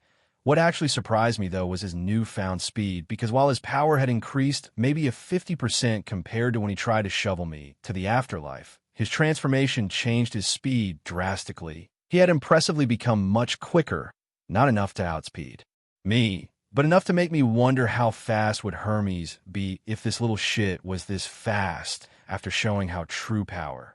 This is your trump card? I asked as he continued his assault. It was actually quite funny, seeing me a normal-sized person by human standards, swatting his attacks that by all logical means should be crushing me. Well, time to end this, don't you think? I muttered. Priapus jumped back, changing his positioning and launched a beam of pure energy at me. But I stood there, receiving the attack head on, emerging for the pitiful attack, completely unscathed. Was that what people call going all in? I asked as I slowly started walking towards the god who had begun to panic. He could clearly see he was outmatched, and in fear decided to charge a more powerful attack. As he charged abnormally high amounts of mana on his hand, I continued my advance, step by step. This will kill you, Priapus hissed, and I smiled as he unleashed the full power of his attack. The attack was both powerful and somewhat fast at the same time, but it was nothing in the great scheme of things, so with a single hand and a bit mana, I stopped the attack a few inches away from me, and with a quick upward movement of my arm, I forced the attack to deviate from its path, flying into outer space. It didn't, I pointed out, as Priapus knelt on the ground, trembling, his breathing shallow, his eyes lifeless. Priapus POV. What could I do? To say I was distraught was selling short the despair I was feeling. Even my best and most powerful technique had been ridiculed. The fates had foretold I would die for my sin. But why so soon? If only my mother or father were here, they would take care of him, they would protect me. But they weren't here. I was alone, facing the man that was born to end my life. No, prophecies can be avoided. I refuse to die like a rat. You done putting your shit back together? Adam asked, his eyes devoid of emotion. Something was changing within him. At first I saw anger in his eyes and a lot of hate, but now nothing but pleasure in my despair. I doubted he was fighting for Hestia any longer, at least no entirely. Yes, I stated, a new look on my face. I was determined to break this prophecy. I refused to die for a mistake I made a few thousand years by picking the wrong girl to rape. Taking a deep breath, I clenched my fists with a violent burst of air. My divine golden aura reappeared with more power than ever before. My power had increased. My determination was pushing me forward. I was going to win this. With a shout, I lunged at the young god, who was still smiling at me, looking down on me, as if I was nothing but a mere fly on his way waiting to be swayed away. This thought infuriated me. With pure rage coursing through my divine form, I threw a punch at him, which he blocked with a single finger. That shouldn't be possible. Shaking that thought in my head, I threw a second punch, which was again stopped by a single finger before he teleported above me. Part of me, it sickens me when I'm looked down at by someone weaker than me. Adam smiled. This brat, just how strong is he? With a primal roar, I lunged at him, launching a very random array of attacks, from kicks to punches, even mana-based attacks. But no matter how strong or unpredictable my attacks were, they were all blocked. But what really terrified me was that Adam was not even fazed by them. He simply stood there blocking my attacks with a bored expression. It was as if he was an indestructible wall I could simply not break through, no matter how much power I had. I felt like a cup of water trying to drown an ocean of despair. No, I refuse to die. I have things to live for. I won't die. I can't. I don't want to. No, no, no, no. With newfound strength, I redoubled my efforts, but even then, nothing changed. In fact, the bastard had not even noticed anything different in my attacks. He really was unfazed by any change. But I refused to give up, so I continued my assault until he caught my arm with his human-sized hand and with a smile started to squeeze. Immediately, I screamed in pain. Who would have thought an arm could bend this way? What an elating concept. It most definitely needs further testing, he chuckled. There, when it hit me, no amount of determination, willpower, or anything along those lines would help me against this monster. He was unstoppable, a force of chaos, one that I had no means to stop. In pure terror, I ripped the arm he was holding and ran away. If I managed to escape, Mom would help me, Dad would protect me, they would fix this like they did before, they would. But when I had finally thought I had escaped and had allowed a small smile to form in my face, as the thought of my parents protecting me, Adam suddenly landed in front of me. Laughing in shock, I stopped short. Escape was never an option. At least fighting you would have died like a man. Then again, you are no man, Adam stated coldly, and before I had any time to react, his hand shot forward as he quickly grabbed me by the neck, his corrupted mana expanding through my body. Immediately, I realized what this monster wanted to do. He wanted to choke me to death, which is why his mana had infected my body, stopping my natural regeneration. I could tell this much, the signs were clear. My inability to breathe and my no longer existing regeneration were strong giveaways. In terror, I desperately tried to break free from his hold, punching his arms and face with all my might. But nothing seemed to faze him. In fact, he was enjoying my slow suffering. And as my divine form gradually weakened, turning me back into a human-sized god, I didn't stop. I continued to fight for my life as tears streamed down my face in pure agony, and during my last few seconds of consciousness and struggle, all I saw was his eyes glowing dark in delight, and something akin to the void, welcoming me in them. After that, I heard a snap, followed by the sweet embrace of death. Why was I even fighting to begin with? At least in death, I'm safe from him. Adam POV. I had enjoyed way too much what I had done. It felt liberating, pleasurable. It was rather terrifying, but I suppose I had gotten what I wanted. I had killed Priapus, and now all I had to do was have Odin to help me create a new realm. I stopped on my tracks as I felt a new presence appear, Dionysus. I could feel his anger and sorrow. You are a monster. Had I been so focused on the battle, I had failed to notice some gods had picked up what I had done. Perhaps, I shrugged. I will strike you down for what you did, Brad. Dionysus growled, and I chuckled. So don't even think of begging or apologizing, for I have no sympathies for monsters like you. That last part I'm not going to lie, had touched a very sensitive nerve. Apologize? I laughed bitterly. Why would I apologize for being a monster? Had any of you ever Hello, everyone. As we wrap up this video, I want to share a quick note. I have a Patreon account. If you'd like to support me and enjoy on-demand audiobooks, you can become a Patreon member. Alternatively, you can check out my Google Drive link, which has 500+ novel audiobooks available through my Ko-fi or Patreon shop. I appreciate your support.